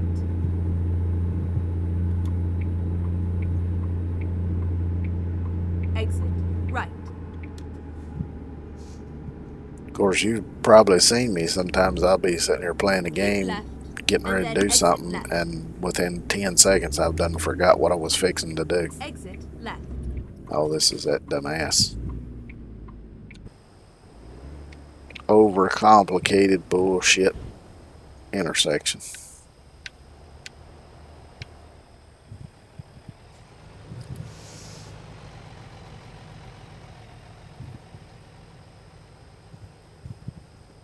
Yeah, I do that too. On the Minecraft save I play on off stream, I've been working on building a big lighthouse that can be easily seen from a distance to mark where I've got my house at, because it's really close by. Oh, it's still green. Oh, now it's going to turn red, but I'm going anyway.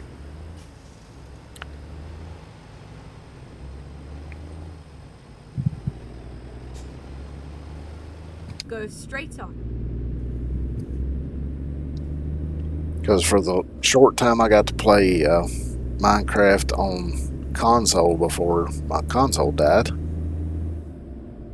I remember I went very far from home one day just exploring, and it took me a hell of a long time to find my way back. And I'm surprised I ever found my way back, because I was really far away. Left.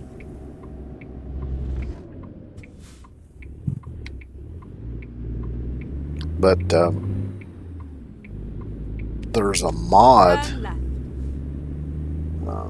I think it's just called the Waystone mod. But basically you get like this little stone monument, and you can teleport between them. So one of these days I'm going to try to add that mod to Minecraft. I'll have to figure that out.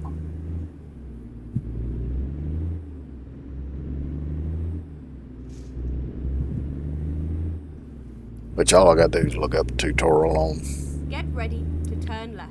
YouTube or something. Shouldn't be that hard. Turn left.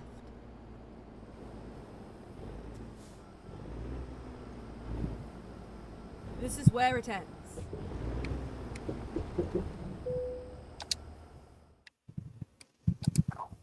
We gonna skip that mess.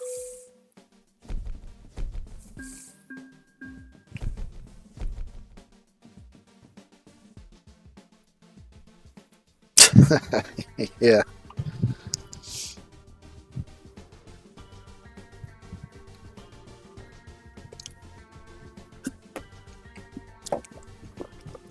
I don't know if you ever really beat Minecraft. I mean, I know it's got some bosses like the Ender Dragon, and I don't remember what the other one's called.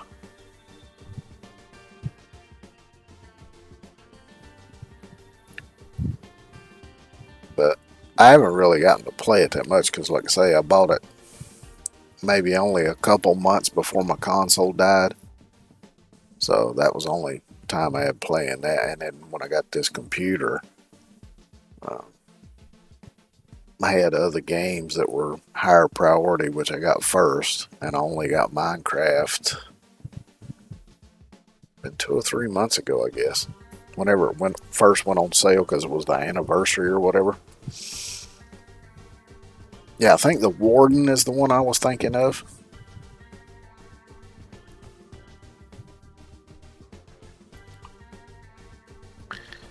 Let's see. Oh, wait a minute.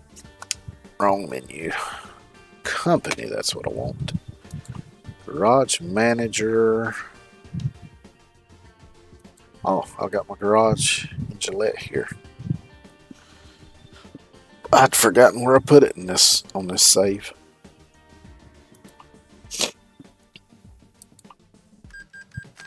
Yay, there we go. Got all 5 slots open now. So now the next thing is going to be getting a brand spanking new truck instead of a used truck like the one I got now.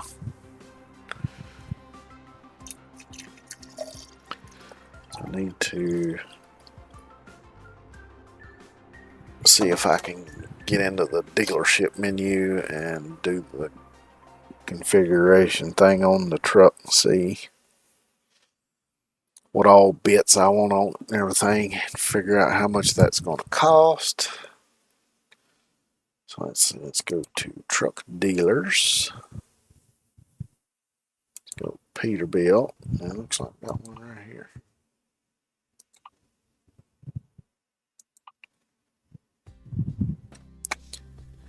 Okay.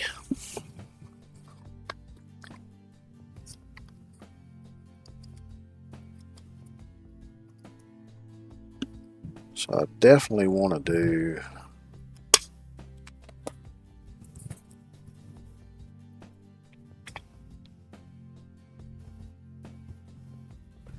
yeah, I get that way sometimes myself, just too damn lazy to cook anything, so I either find something in the freezer that I can throw in the oven or something in a can or something I can throw in a pot and boil.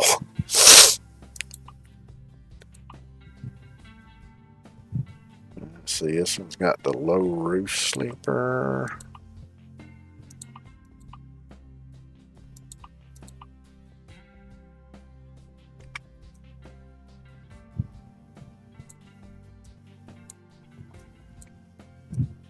Yeah. I have to be careful eating any kind of takeout or anything because of dietary restrictions, but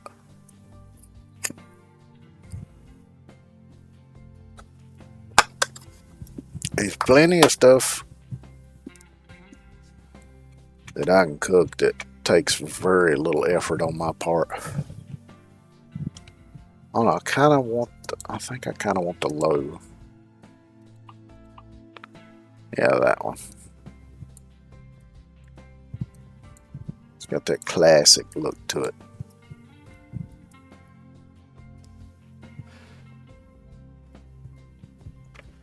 Let's see, what's the difference between this one and the other one? This one's 455.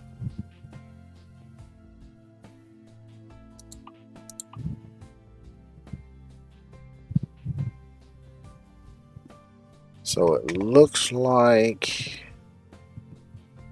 the engine is different. That one's got a little more horsepower. This one's got polished tanks. The other one's got painted tanks, which I like the polished ones better. So this one's starting price is $141, $125. Let's configure this one. Yeah, before I had to cut out a lot of foods, I used to eat ramen quite a bit because I like ramen. And a lot of times I'd doctor it up, adding stuff to it, spices and vegetables, meats, and things.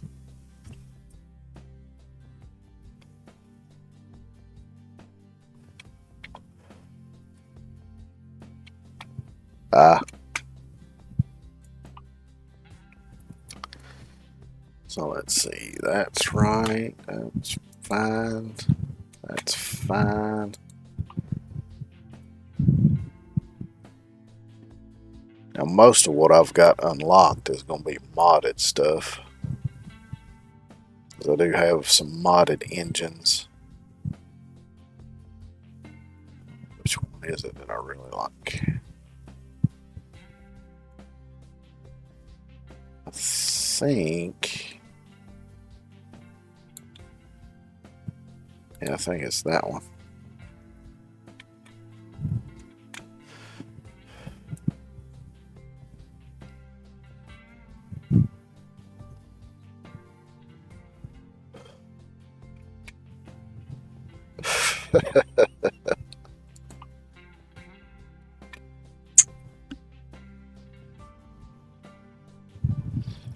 Let's see, we got 18 speed, 325, final gear.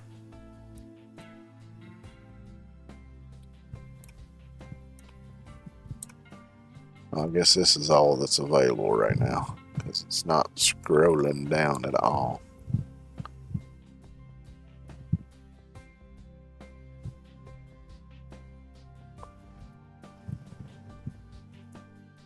Let's see, it's already got the 13 speed with 355, so I could just leave that be.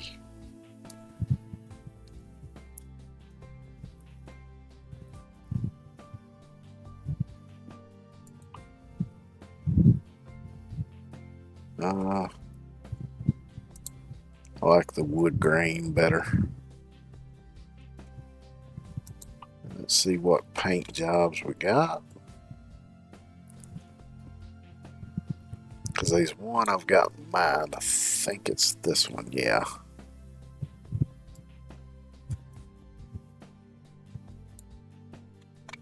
So let's see here.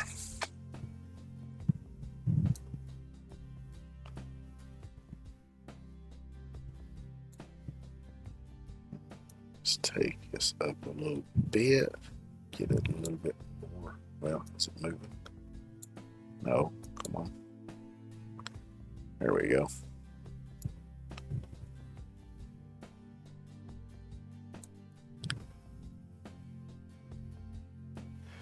Actually, wait a minute, let me do it this way.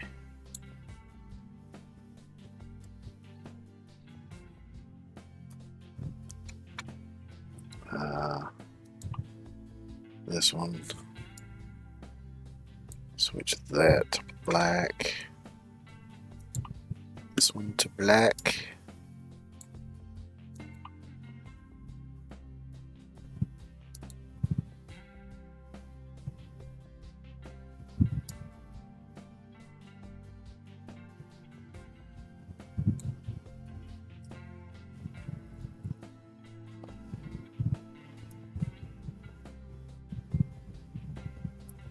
Yeah.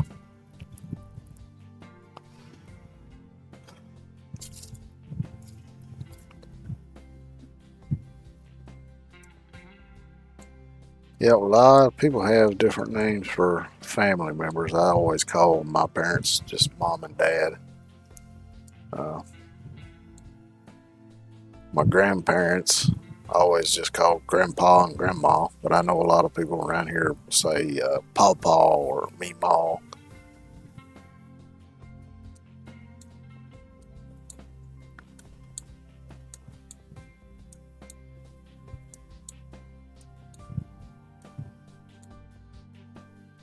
Yeah, I'm thinking that paint job looks pretty good. Only thing I ain't crazy about is how it splits up here at the front, but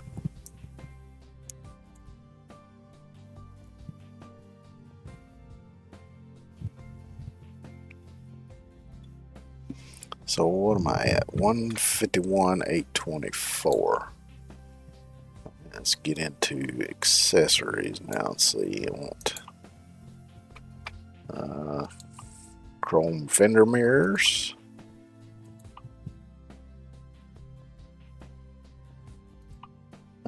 Yes, we do have the bumper with the lights, which I like.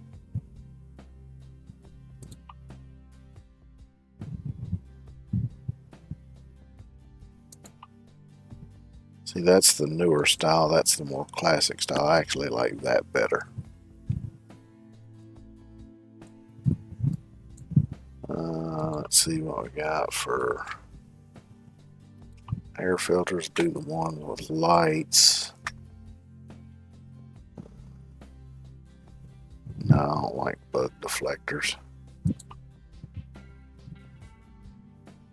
Leave a standard sun shield on it.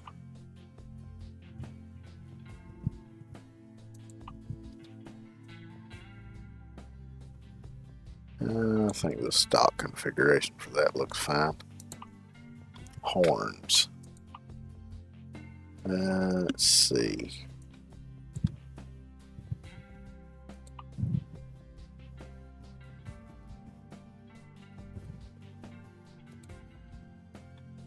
Let's do the classic round, see what that looks like. Yeah, it looks pretty good.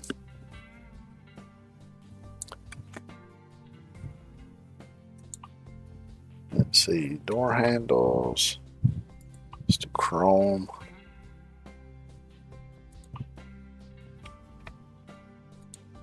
Let's do the vortex tires. Do the chrome wheels.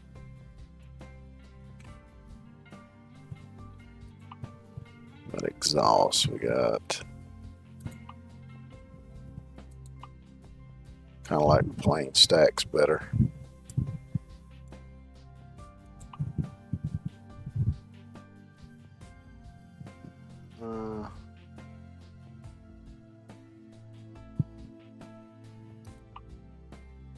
Yeah, I like that. I like having all the lights on it.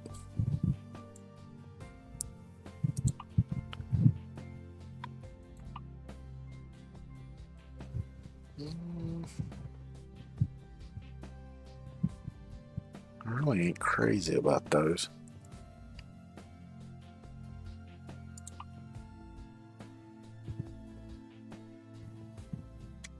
Don't want no headache rack. I see what mud yards.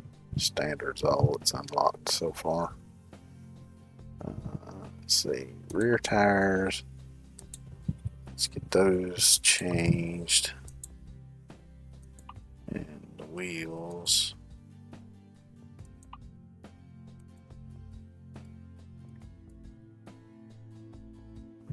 I'm not going to worry about the hubs and the lug nuts. They look fine. I'll leave the white ones. I like them better.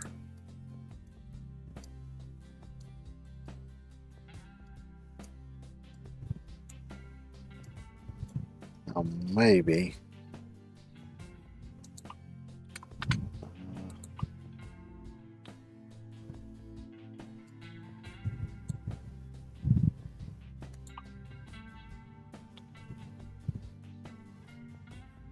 Wonder what that looks like. Oh, that replaces the horn. Right, let me. Of course, it looks like I might have clicked on the wrong thing. I don't think this is going to look right though. Nope. Alright, so we'll just.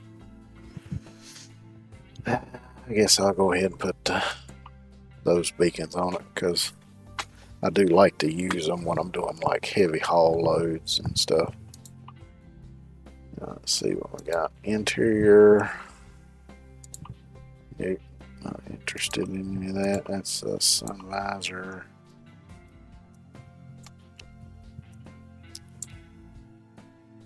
It's an air filter, so steering wheel. Let's go with something classic, maybe.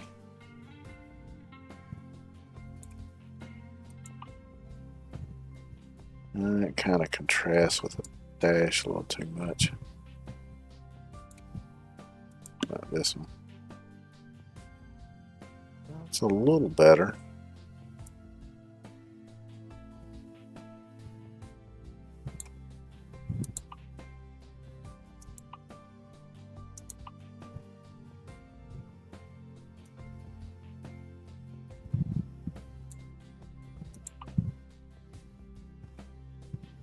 Yeah, maybe we'll just go with a black one instead,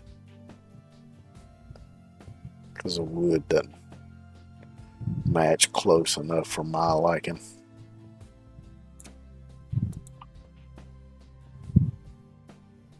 So maybe something like that. How does that look? Let's go with the chrome.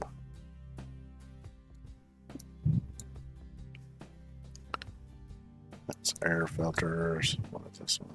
Main mirrors. Yeah.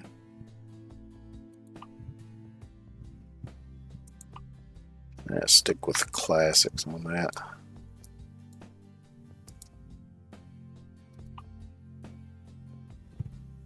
Yeah, won't worry about that.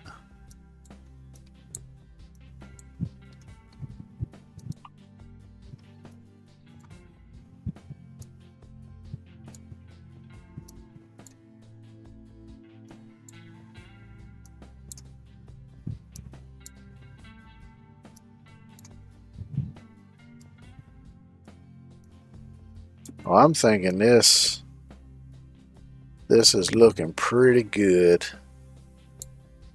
to be our fleet truck.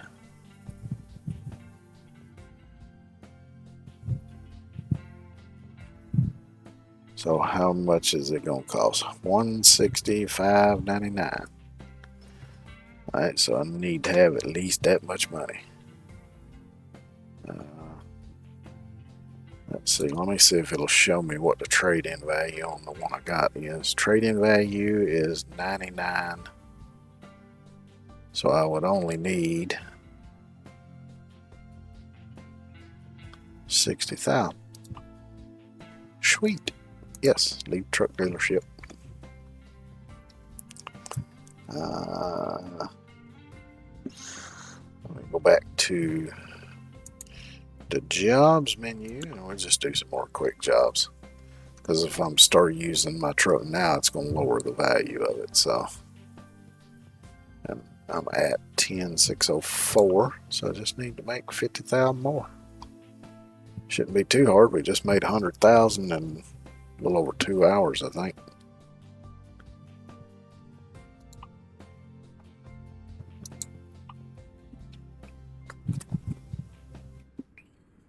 Let's do this.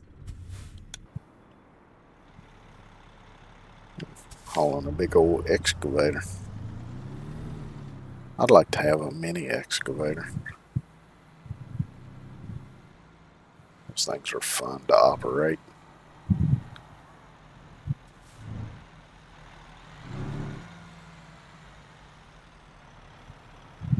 Can I snake it past there? Yep, I believe I can now.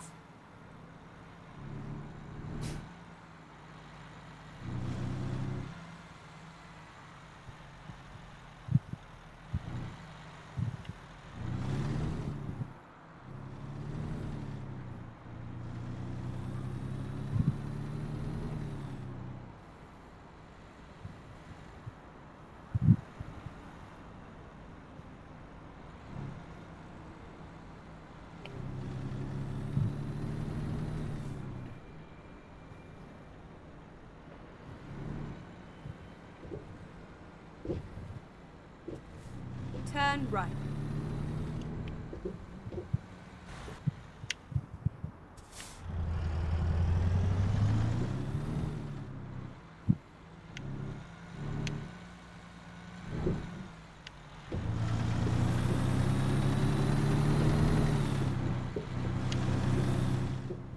Haven't used the road and the sidewalk.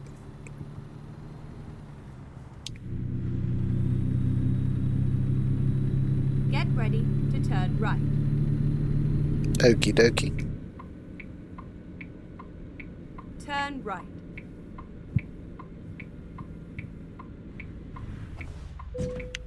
Nope.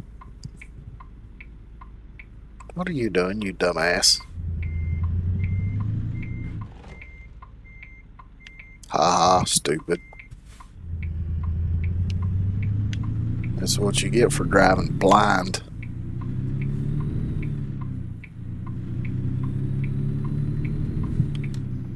But you know you ain't supposed to drive with your eyes closed.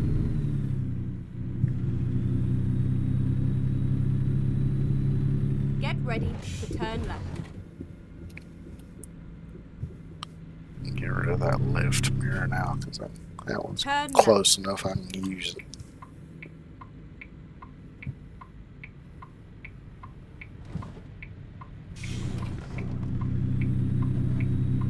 Keep right, and then turn right. I'm going to Turn actually right. keep left and then turn right.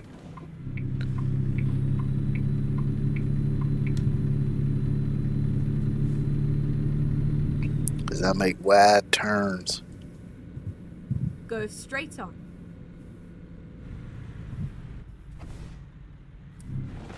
I'm going to pause right here, take another outhouse break right quick, and I will be right back.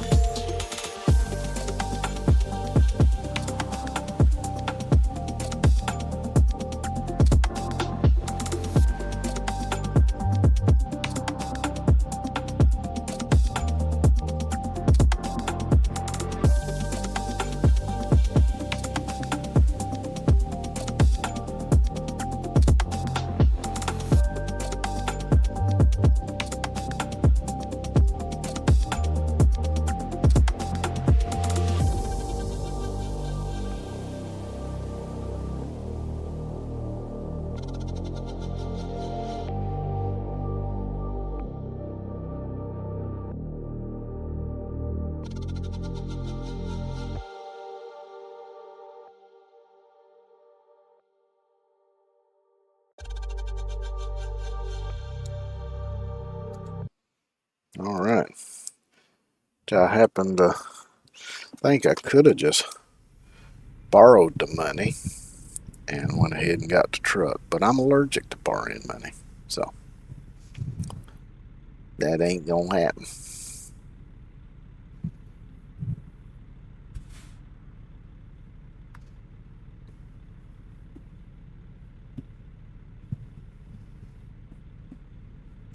Which I'm kind of that way IRL too.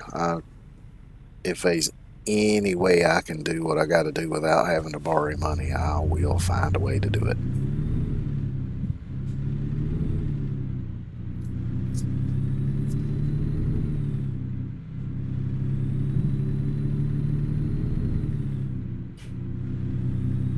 And that's another reason why I would rather buy an older car and fix it up rather than buy a new one.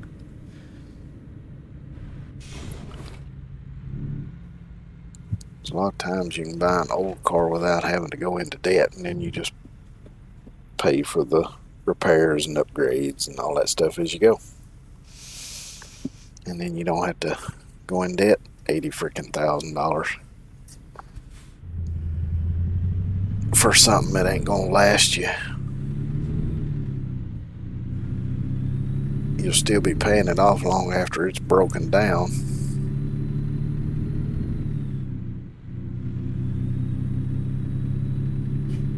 And the second you drive it off a lot, instead of being worth $80,000, it's only going to be worth $50,000. Go straight on.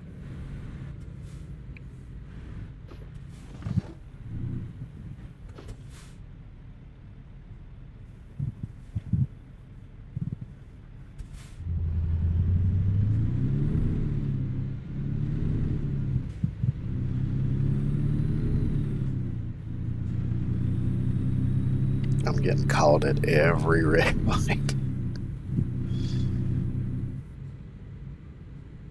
That's how it be sometimes, though.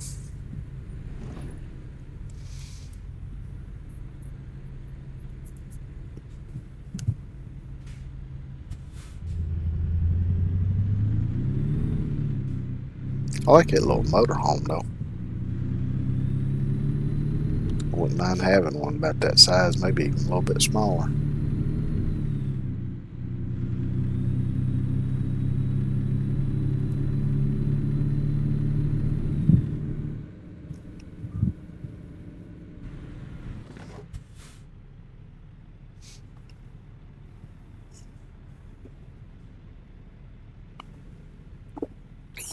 I imagine them things is very expensive too. Been a while since I've looked at any. Which I used to have a little pull behind camper I bought off a friend of mine. I didn't give a whole lot for it, but it was needed a little work. And I started working on it, but at the time I just didn't really have the time to invest in doing it, and didn't really even have time to go camping either. So Go straight on. somebody wanted it, offered me some decent money for it, so I said, go on, take it.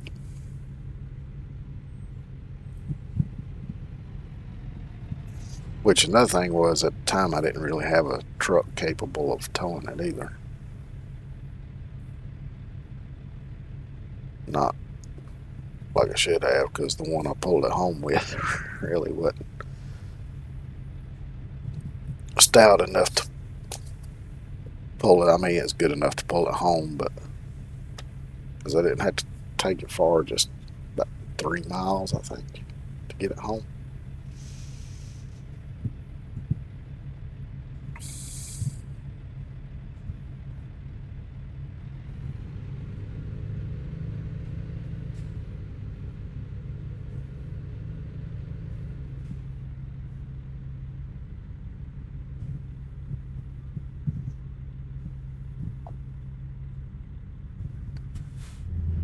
Which, now that I think about it, that was probably the least sketchy time that I towed something back home.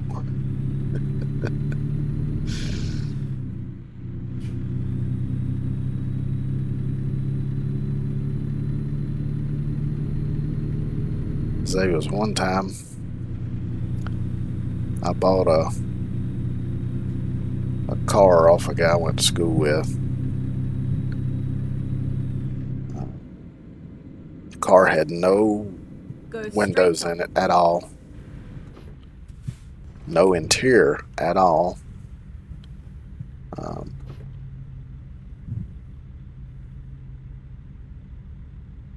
Most of the wiring had been torn out of it, because he told me before I bought it that the wiring had caught fire at some point.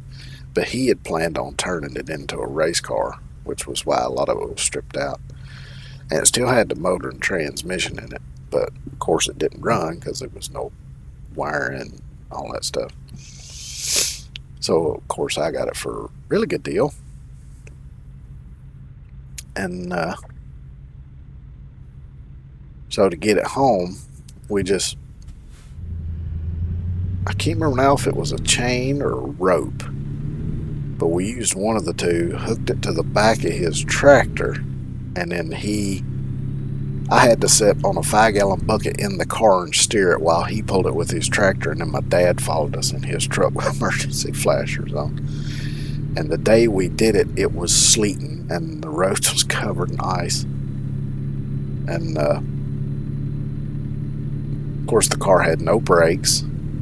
It had an emergency brake, but that was it. And it wasn't all that great.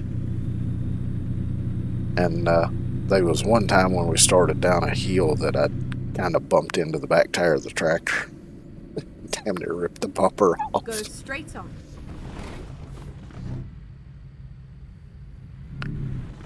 And then there was another time that I bought a non-running truck. About maybe 4 or 5 miles from where I live. And to go get it, I took my dad's truck. And this is while he was at work, because he used a company truck. And I took his truck, took a buddy of mine, went and just used a rope, tied the other truck to the back of Dad's truck, and I pulled it home while my buddy drove the other truck. And then the time I totaled that Datsun pickup that I had, while I was gone to get one of my buddies to pull it home, somebody came by and they flipped it back over on its wheels. The door wouldn't shut. Windshield had a big V crack in it. Back glass was busted completely out. The center tie rod was bent. So the 2 front tires were slightly towed in. Well, maybe a little more than slightly, but. And of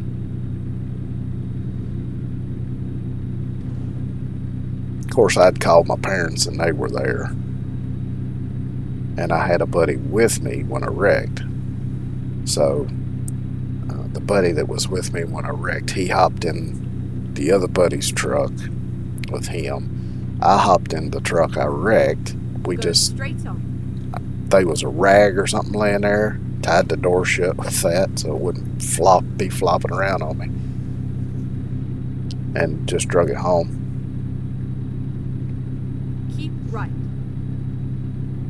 But that whole thing was kind of crazy.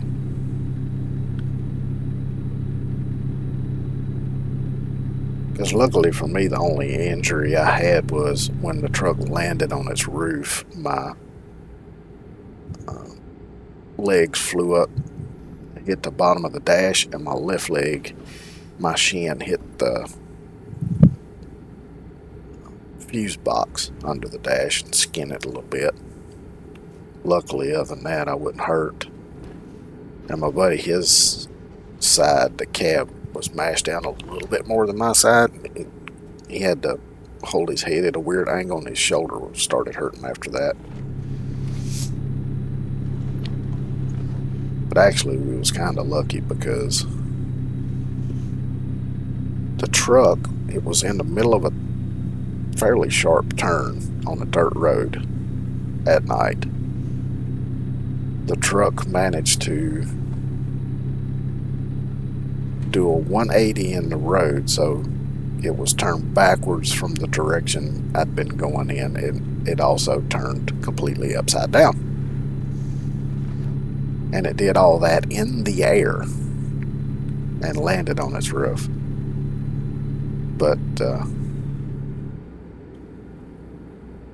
just to the other side, there was probably, I'd say at least a 70-foot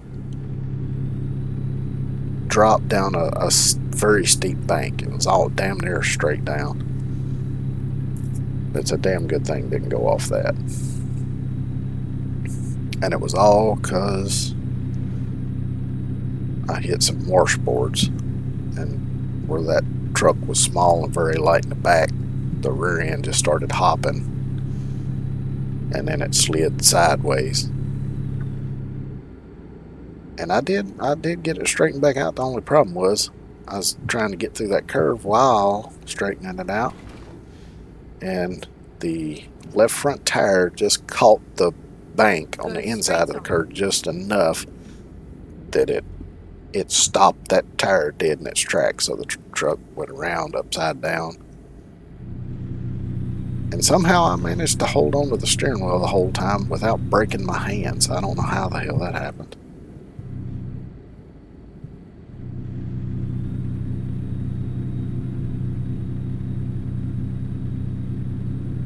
But it was close to midnight when that happened, and there was a couple houses nearby, but first house we went to, all the lights was off and we could hear the dogs barking, so we didn't go there. Luckily, the next one up the road, there was a light on and no dogs barking, so we went and borrowed the phone. I called the house, and my parents came out. Like I say, me and my mom went and got my buddy out of bed so he could come pull it with his truck. And they got it flipped back over while I was gone. Turn right. But not here, next right.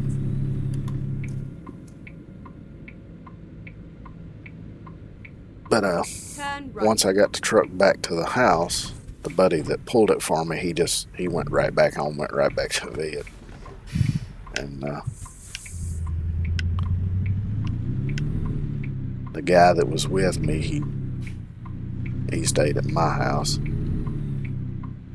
but he was feeling pretty rough. I think he was still a bit shaken up too, but he just kind of chilled on the couch and watched TV. Me, I was hungry, so I went and fixed me something to eat. As soon as I got done eating, I went back outside and started tearing the truck apart so I could rebuild it in the dark, 1 o'clock in the morning. I didn't give a damn.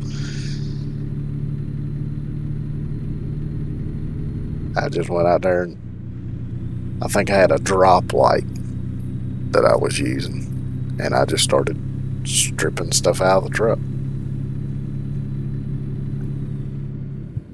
And I did. I rebuilt the truck and drove it for a while. And then a lot of other things started going wrong with it after that, which wasn't surprising considering I'd pretty much totaled it.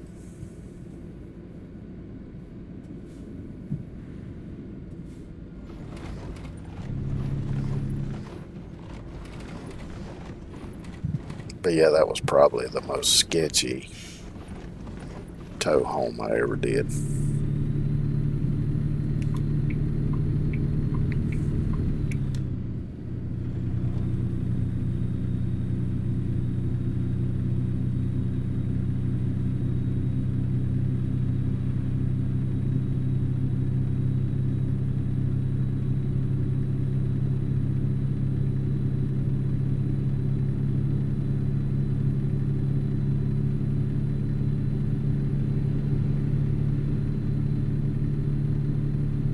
Of course, all that's been many, many years ago.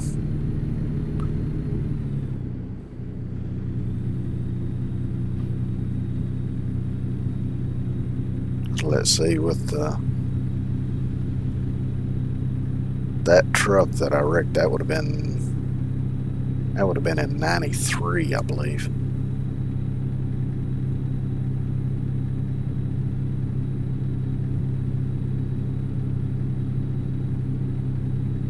And then the other two I mentioned were before that.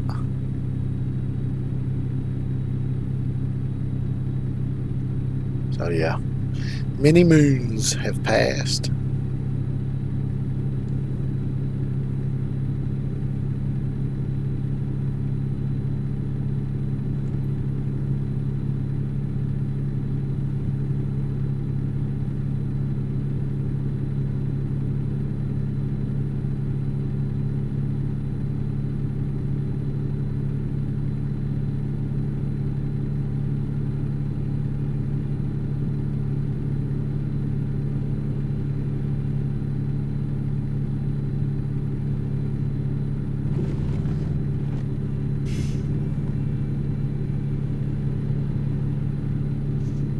Every time it does that, it sounds like paper's just going flying all over the cabin of this truck.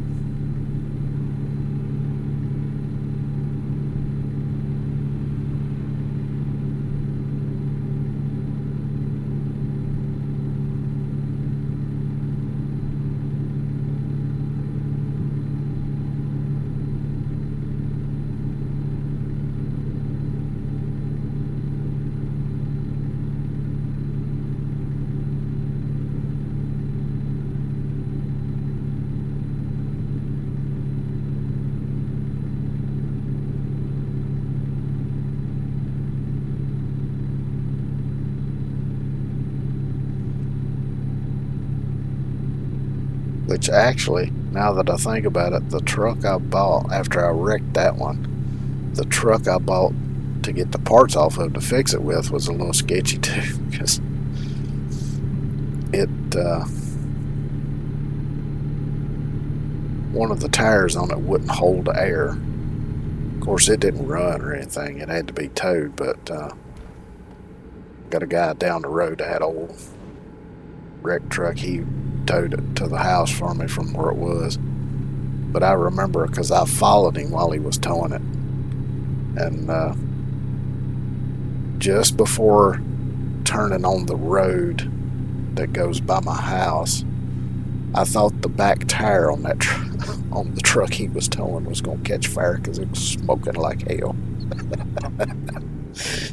But he got it to the house without the damn tire catching on fire.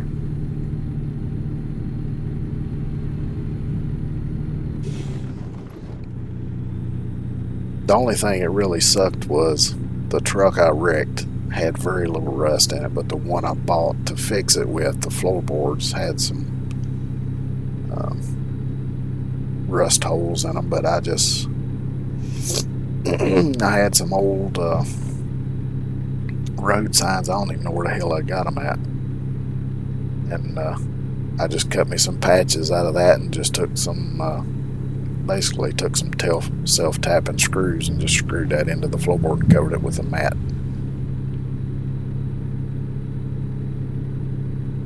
But also, I took the transmission out of the junk truck that I bought for parts because it had an extra gear compared to the one that was in the truck. So I swapped the transmissions. Alright, well, you have a good one, Can Raccoon.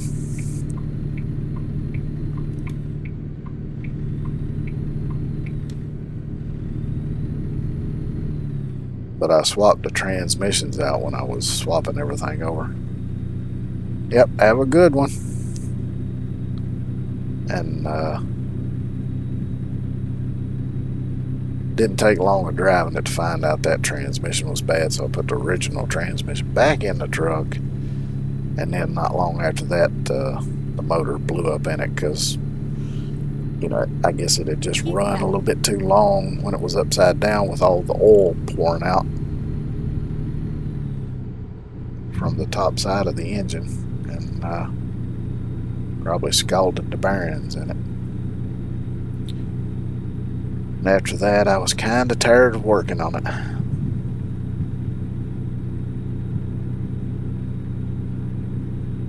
So I decided to sell it. And then right after a feller bought it, I found one in a local trade paper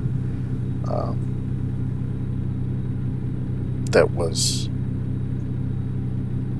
the next generation after that truck, and it was four-wheel drive, and it was kind of low mileage, had really good running gear and everything in it, but the body was just rusted off of it, and they didn't want a whole lot for it. And I was like, son of a bitch, because I could have bought that truck, jumped to the body off of that one, put my body on it, and had me a really nice little four-wheel drive truck. But I'd already gotten rid of it.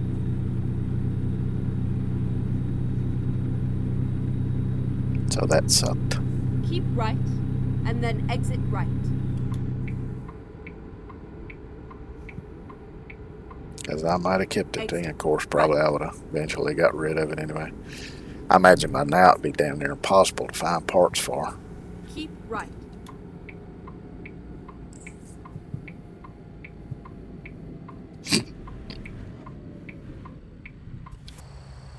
I'm gonna go external view for this.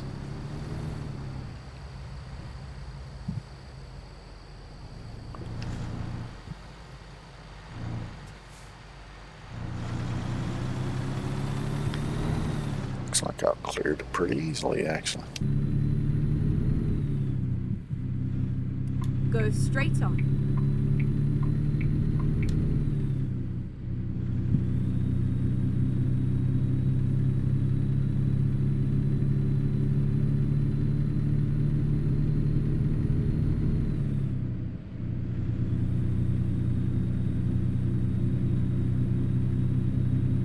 But I guess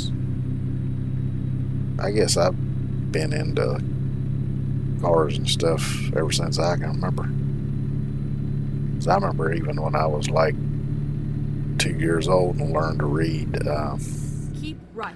Dr. Seuss books. My favorite out of the Dr. Seuss books was Go Dog Go, which was about dogs driving fast in cars.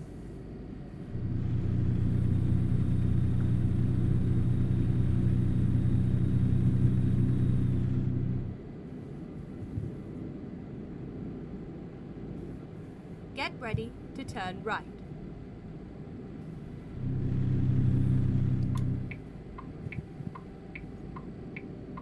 Turn right and then turn left.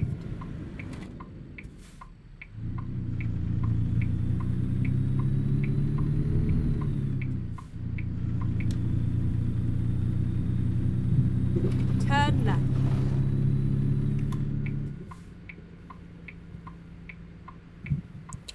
But I tried being an auto mechanic one time. Didn't work out too well. Of course, that was mainly We are finished. the fault of my supervisor, who was a massive prick.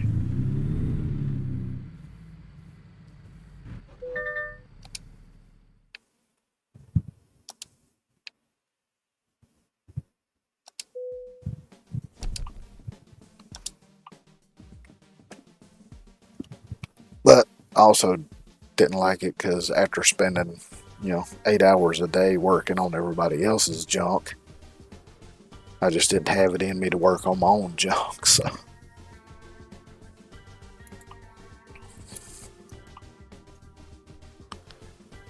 2146. Let's see what's next.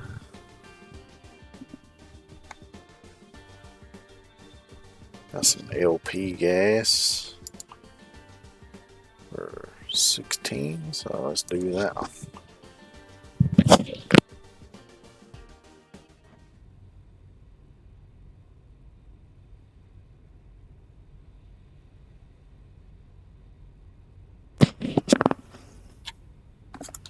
Time to hit the road.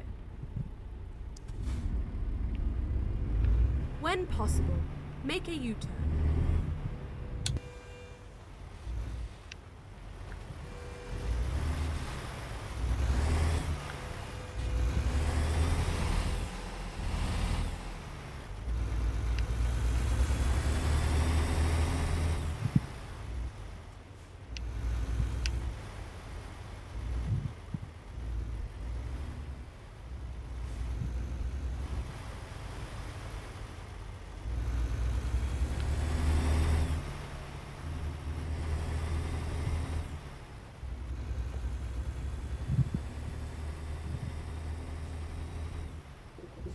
Turn right.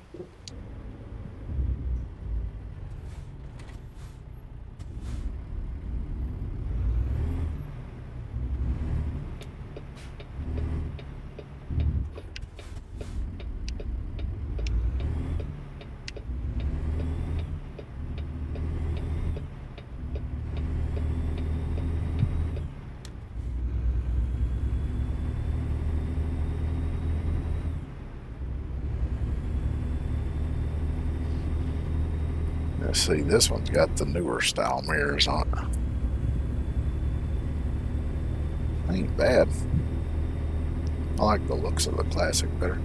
I'll have to see how they are when I actually get the truck. If they don't work too good for me, or I don't really like how they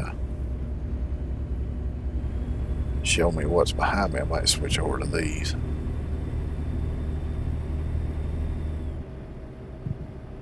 Of course, that shouldn't cost too much if I decide to do it. Get ready to turn left.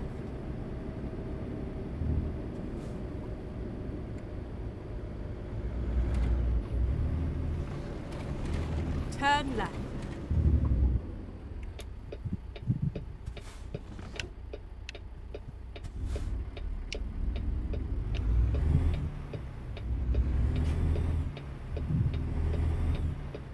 Now, of course, I would never recommend any of the crazy shit I used to do.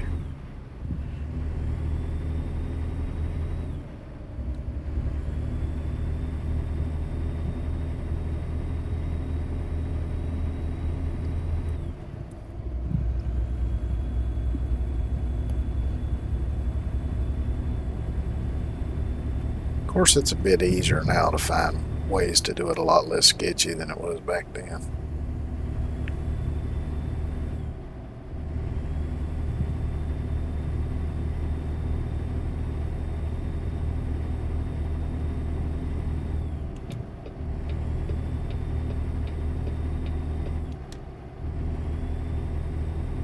Looks like I want to make an exit up here. Right turn, one of the two.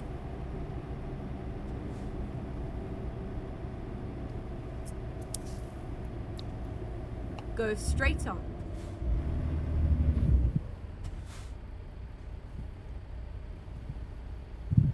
The only thing about this truck with the sun visor is it is kind of hard to see any traffic lights. That's good that they got that lower. But if I can't see it, I can just switch cameras.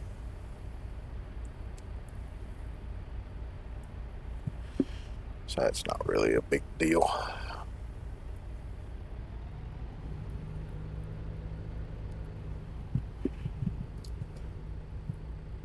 Only thing I tend to be a little picky about is my left side mirror. Because I like having it, being able to use the actual one on the truck instead of the floating one up in the corner. The right one I don't mind using because it's a lot easier than turning my head way over there. And I like having my left one in close enough to where I don't have to move my head much to see it, or just see it with my peripheral vision while I'm looking straight ahead. Keep right, and then turn right. Because the NPC drivers in this Turn game right. are crazy.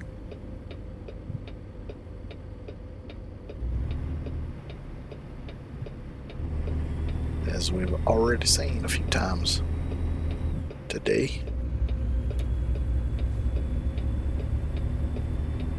Keep right, and then continue straight on. That's the plan. Go straight on. Cattle truck. Well, might not be cattle, might be any kind of livestock, really.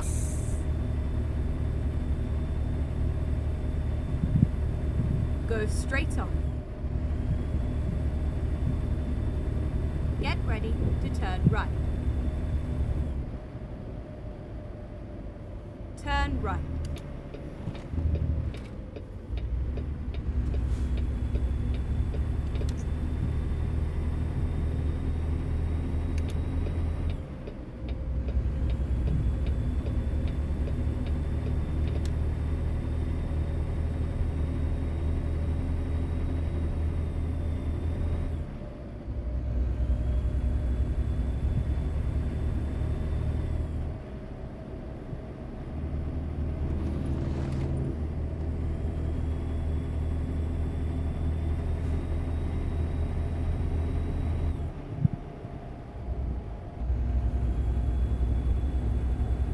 I'm gonna be able to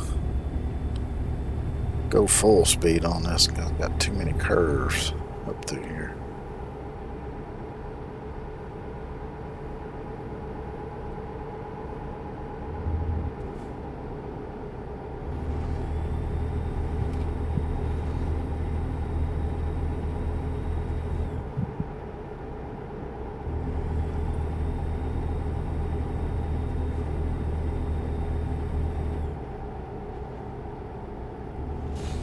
Go straight on. Okie dokie. Straight on it is. Go straight on. Yes, you said that already.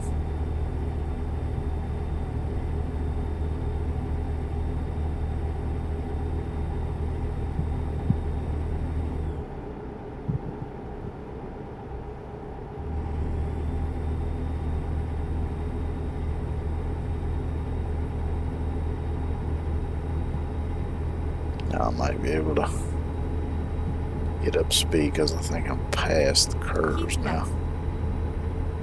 Or at least most of them.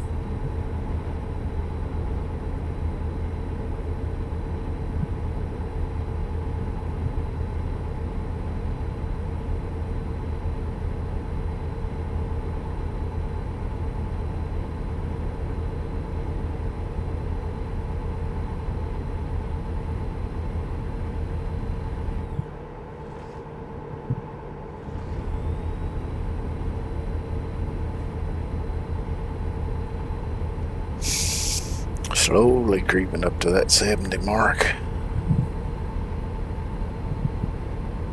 There we go.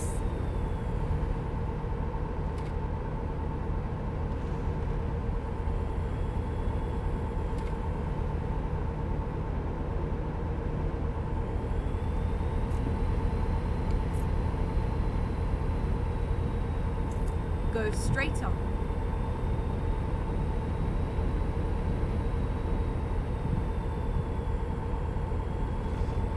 Keep right, and then continue straight on. A little too close there. Go straight I'm on. lucky to clip that truck with the back of the trailer. That would have probably given me a little damage at this speed anyway.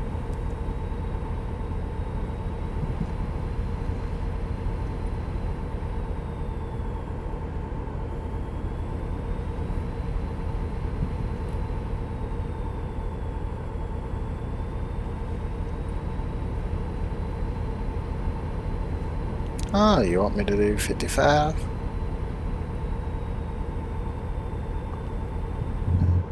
Kind of like Sammy Hagar, I can't drive 55.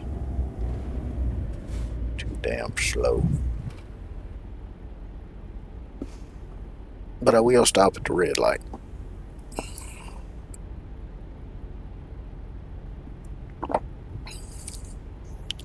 I don't want to be plowing into cross traffic at 70 mile an hour.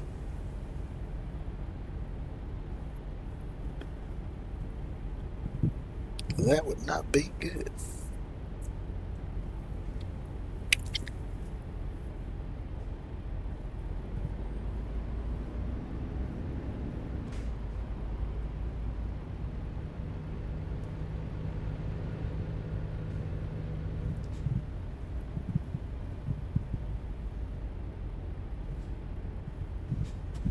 I don't know how long these red lights are in this game, but it seems like they're a tad on the long side.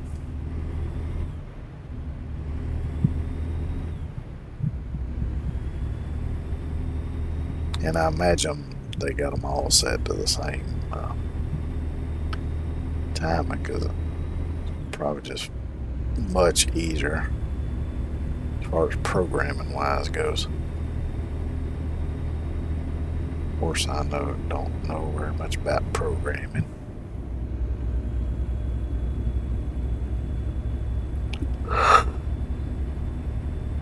I know the gist of it. But you show me a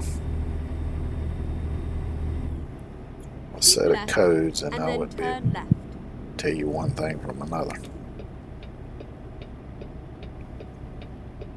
I might could make a educated guess depending on the the verbiage, but that'd be about it. I wouldn't mind learning, but I don't see it happening. Especially my short-term memory problems.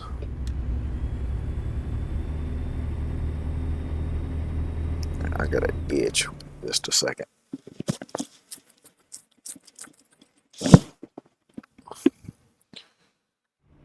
Jaw start itching right below my headphones.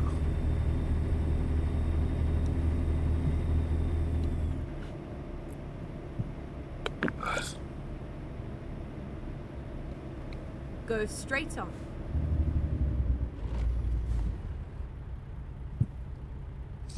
Straight on it is, and it looks like I'm going to have to take a left.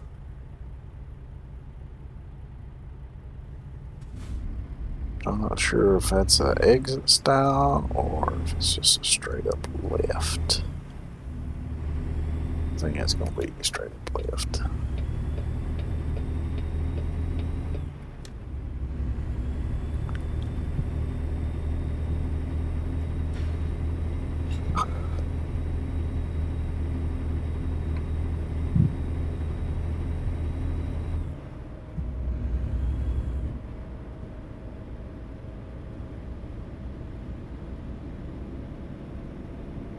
Keep right.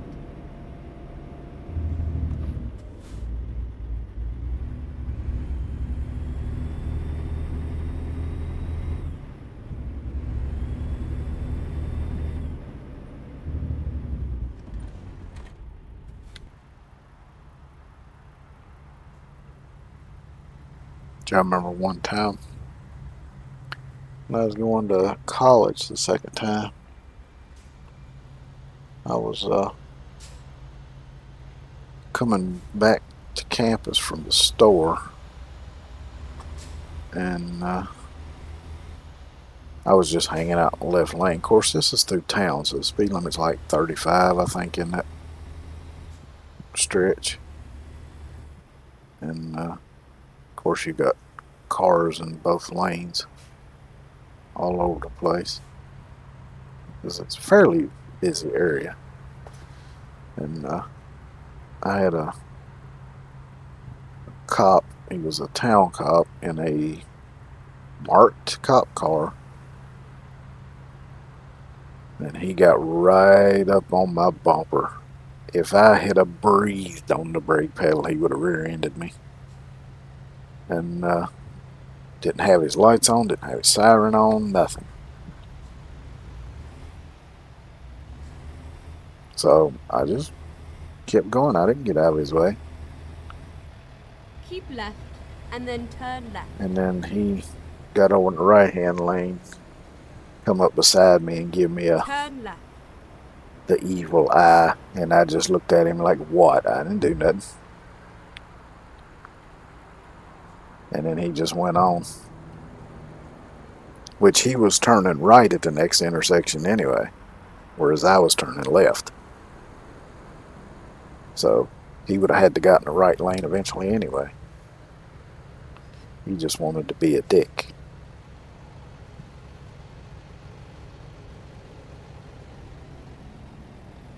Oh, you touched my trailer.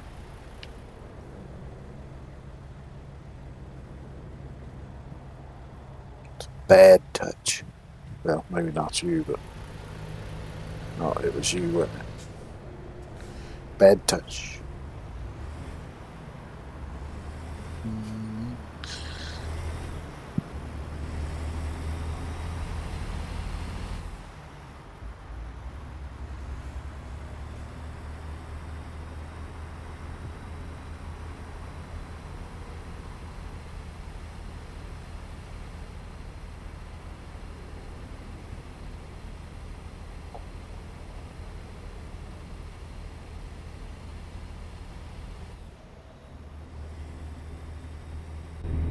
Keep left.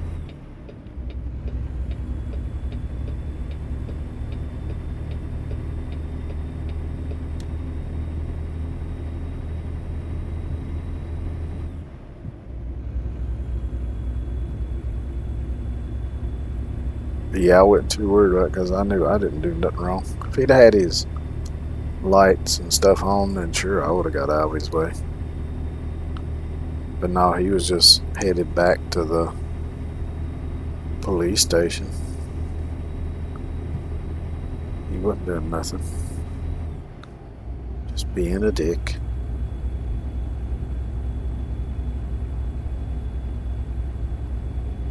So I figured I'd be a bit of a dick back to him. I thought about flipping him off when he pulled up beside of me, but I thought, no, if I do that, he's damn sure gonna pull me over. He'll find a fucking reason to pull me over.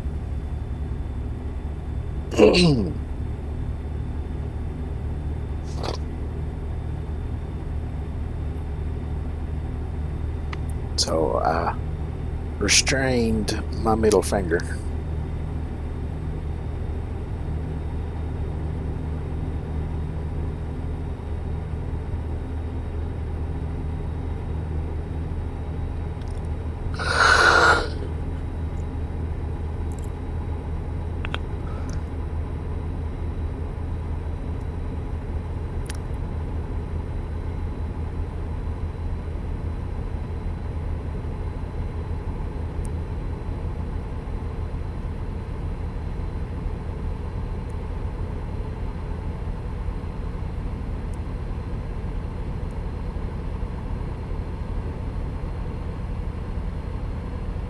At some point in time, I gotta learn to be a bit smoother with this joystick steering.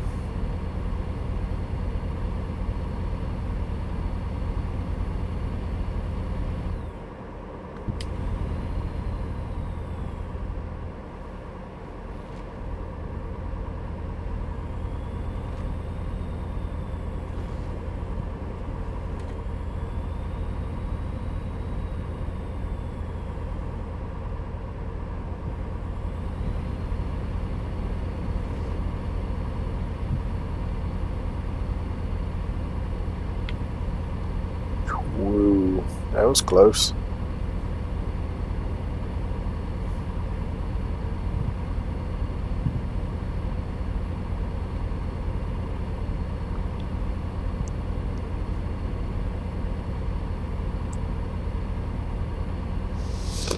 That could have been a disaster.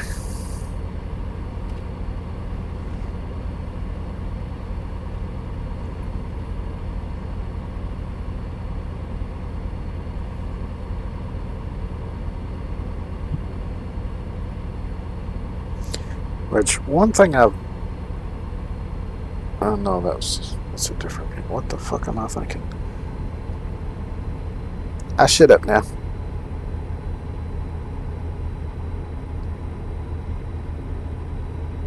Brain stop working.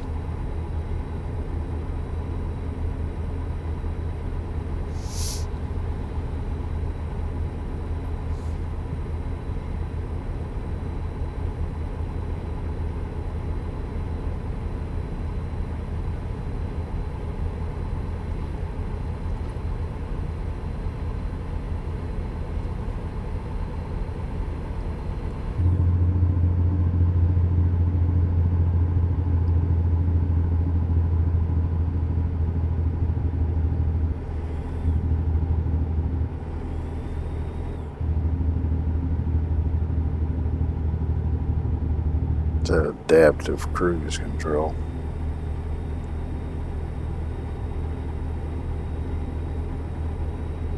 I was trying to keep from hitting the brakes so I wouldn't have to reset it.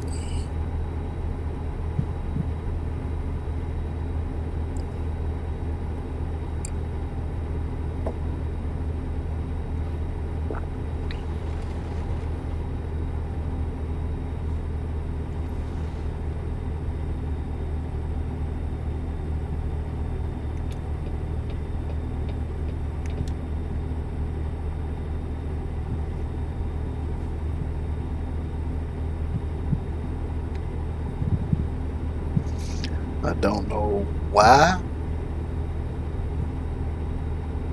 but I'm not surprised. A Creedence Clearwater song just popped into my head for no reason.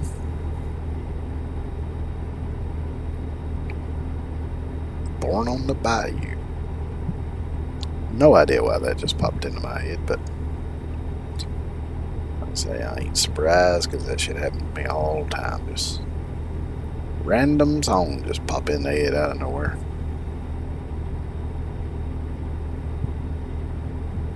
And it may be totally unrelated to anything.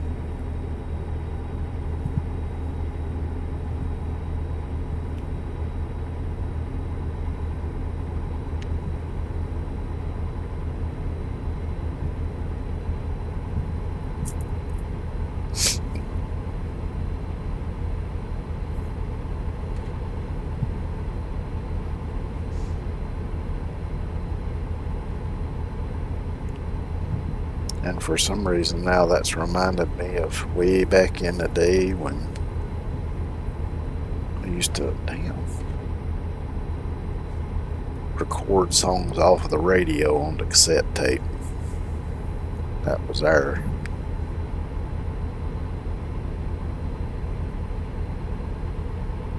MP3 downloads back in the Keep day. right, and then exit right.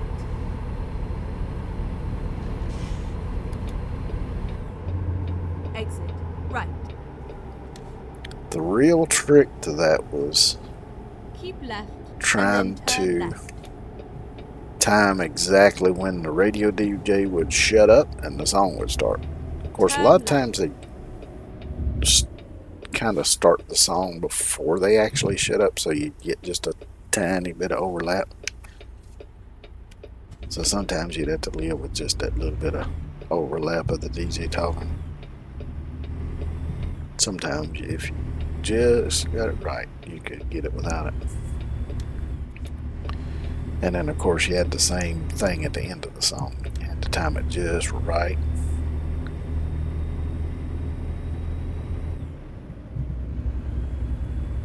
Matter of fact, it wouldn't even surprise me if in a box somewhere around here I don't have some tapes that I made back then. Keep right, and then keep right.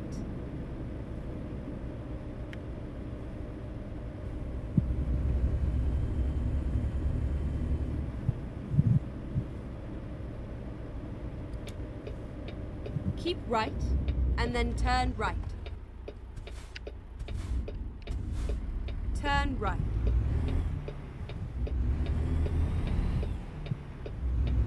Almost there now. Can see it on the GPS.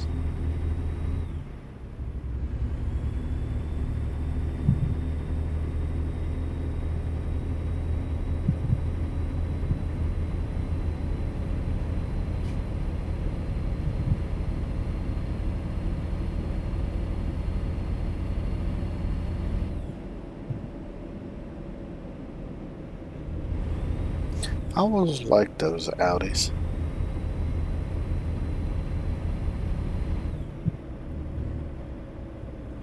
Go straight on.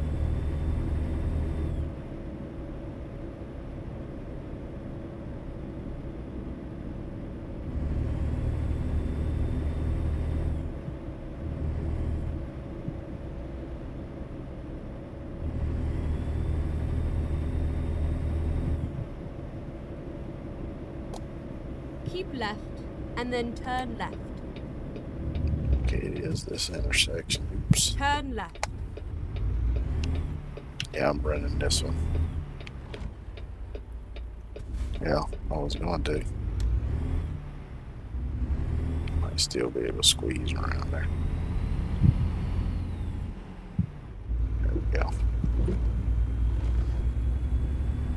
I had accidentally hit the brakes a little too hard and stopped before I wanted to. I was just trying to slow down a little bit so I could Get make the ready turn. to turn left. Oh well, I got through it anyway, so it's all good. Turn left.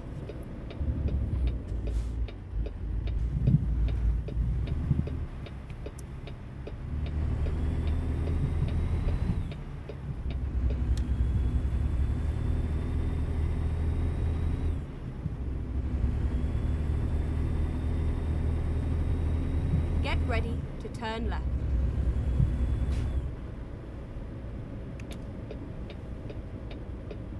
turn left.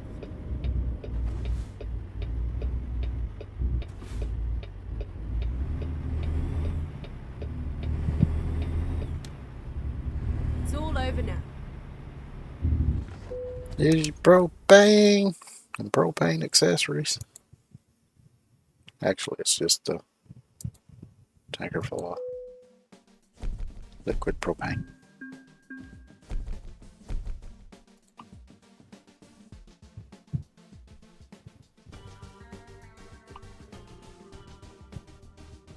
So what am I at now? 37,579.